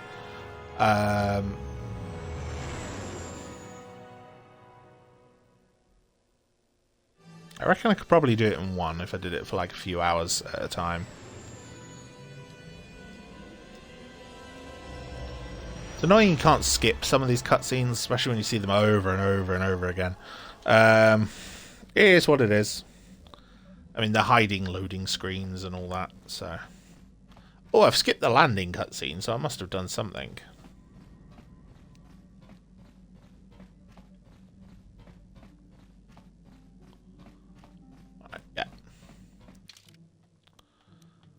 Land on the planet, take Juhani, take Canderous. Just because I know they're leveled up. Tense and wary in your presence. How may I be of assistance to you, Padawan? I was wondering if we could talk. What is it you would like to speak to me about? Are you doing all right? I thank you for your concern, but I am still a bit shaken. What is wrong? I have been thinking about myself, about Quatra, and about my fall to the dark side. I keep thinking that it was my anger that drove me that far, that nearly damned me. I look inside myself now and I can still see it. I still feel it.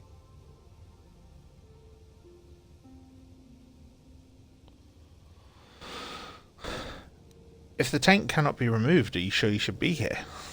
I think maybe that I just need more time.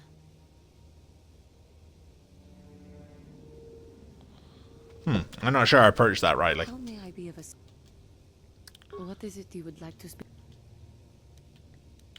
How did you come to be a Jedi? I came to be a Jedi. I am sure you would not find it very interesting. Are you sure you would like to hear? Yes, please continue. It goes back a number of years. Back on my homeworld, we did not see Jedi very often, especially where I lived.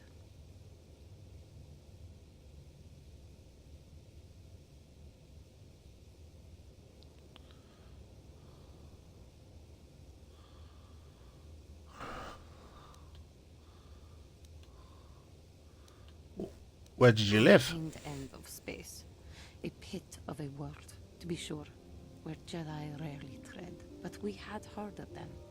Well, everyone had, so that is not to be unexpected. Champions of truth, defenders of justice, heroes of the Republic. It was very easy. She makes them sound like a Saturday morning cartoon. Enthralled by their image, their mystique.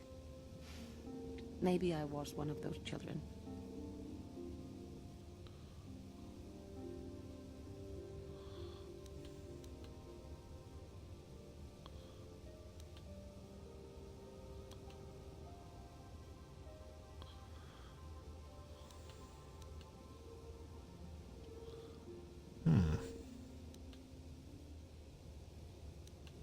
Did you meet a Jedi? Yes, I did. When I saw a Jedi for the first time, they lived up to everything my imagination had created them to be. I was old, and maybe a little enamored. Enamored? They were quite striking, especially the tales of their leader. From that moment on, I knew that I would have to try to become a Jedi. To lift myself out of the rut I had been living in for years, and to make a real difference, as the Jedi were. The foolish delusions of a child. But this child made it happen. As soon as I was able, I left my world and went in search of them. I found them and was accepted. I had been living my dream on Dantooine for several years before you came, although perhaps I was not entirely ready for it. Or not completely suited to the task. Otherwise, I would not have fallen. But thanks to you, I have been redeemed. Perhaps I may yet live to see that dream of mine come true. Come, there is much we should do. Let us not waste time talking. Action is what is needed.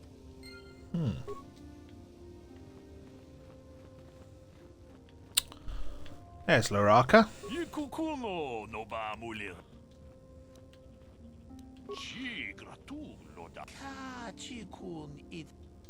Right, there's a stowaway on my ship by the name of Sasha.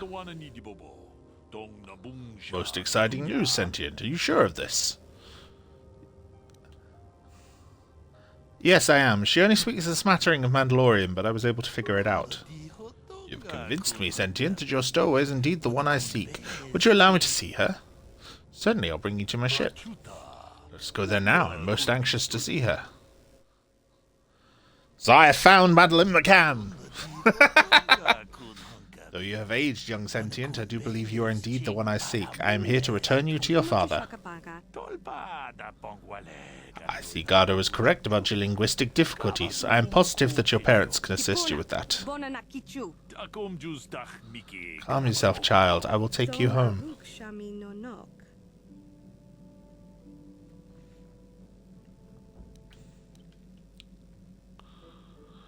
Loaka Nabats Nugisen Lesfa, Sasha.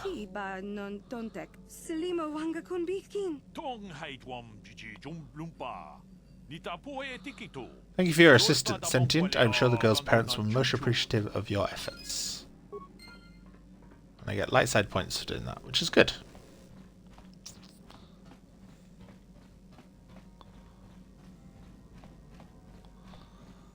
Right, so I'm going to leave that there. I'm going to save for now. And when we come back next time, we're going to go straight to Tatooine. Just going to fly there and go from there. But yeah, that's it for now, I think. Until next time, my friends, you take care. Look after your physical and mental health as best you can. And bye for now. Love you all. Bye.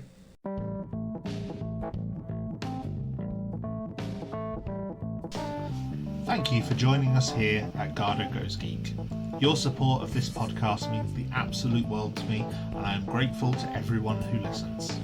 If you wish to engage more with myself and my co-hosts, we have a few other ways to do this. Firstly, if you go to the link tree linked in the description, you'll find links not just to this podcast on every platform, but also to our Discord server, where you can interact directly with all of us, and a link to a dedicated subreddit for this podcast. There is also a link to a supporting Blogspot page, where I'll be posting supporting material for this podcast, including progress updates, schedules, and watch orders for the content I cover, should you wish to watch along with me. I also have a link to a Spotify playlist featuring some of the music items I've discussed in the podcast. You can also add me on Facebook if you so wish, or follow on Twitch, where I'll be hosting a weekly stream. Finally, there is also a link in there to Ko-Fi, where you have the option to leave a one-time tip if you so wish, or alternatively to commission your own podcast episode. So if there is a topic you would like me to cover that I have yet to do so, then you can request I cover it for a small sponsorship fee. However, if you do not have the means to do so, then all I ask is that if you could please like, subscribe, and share this podcast with anyone else you think may like it. I love you all. Until next time, bye for now.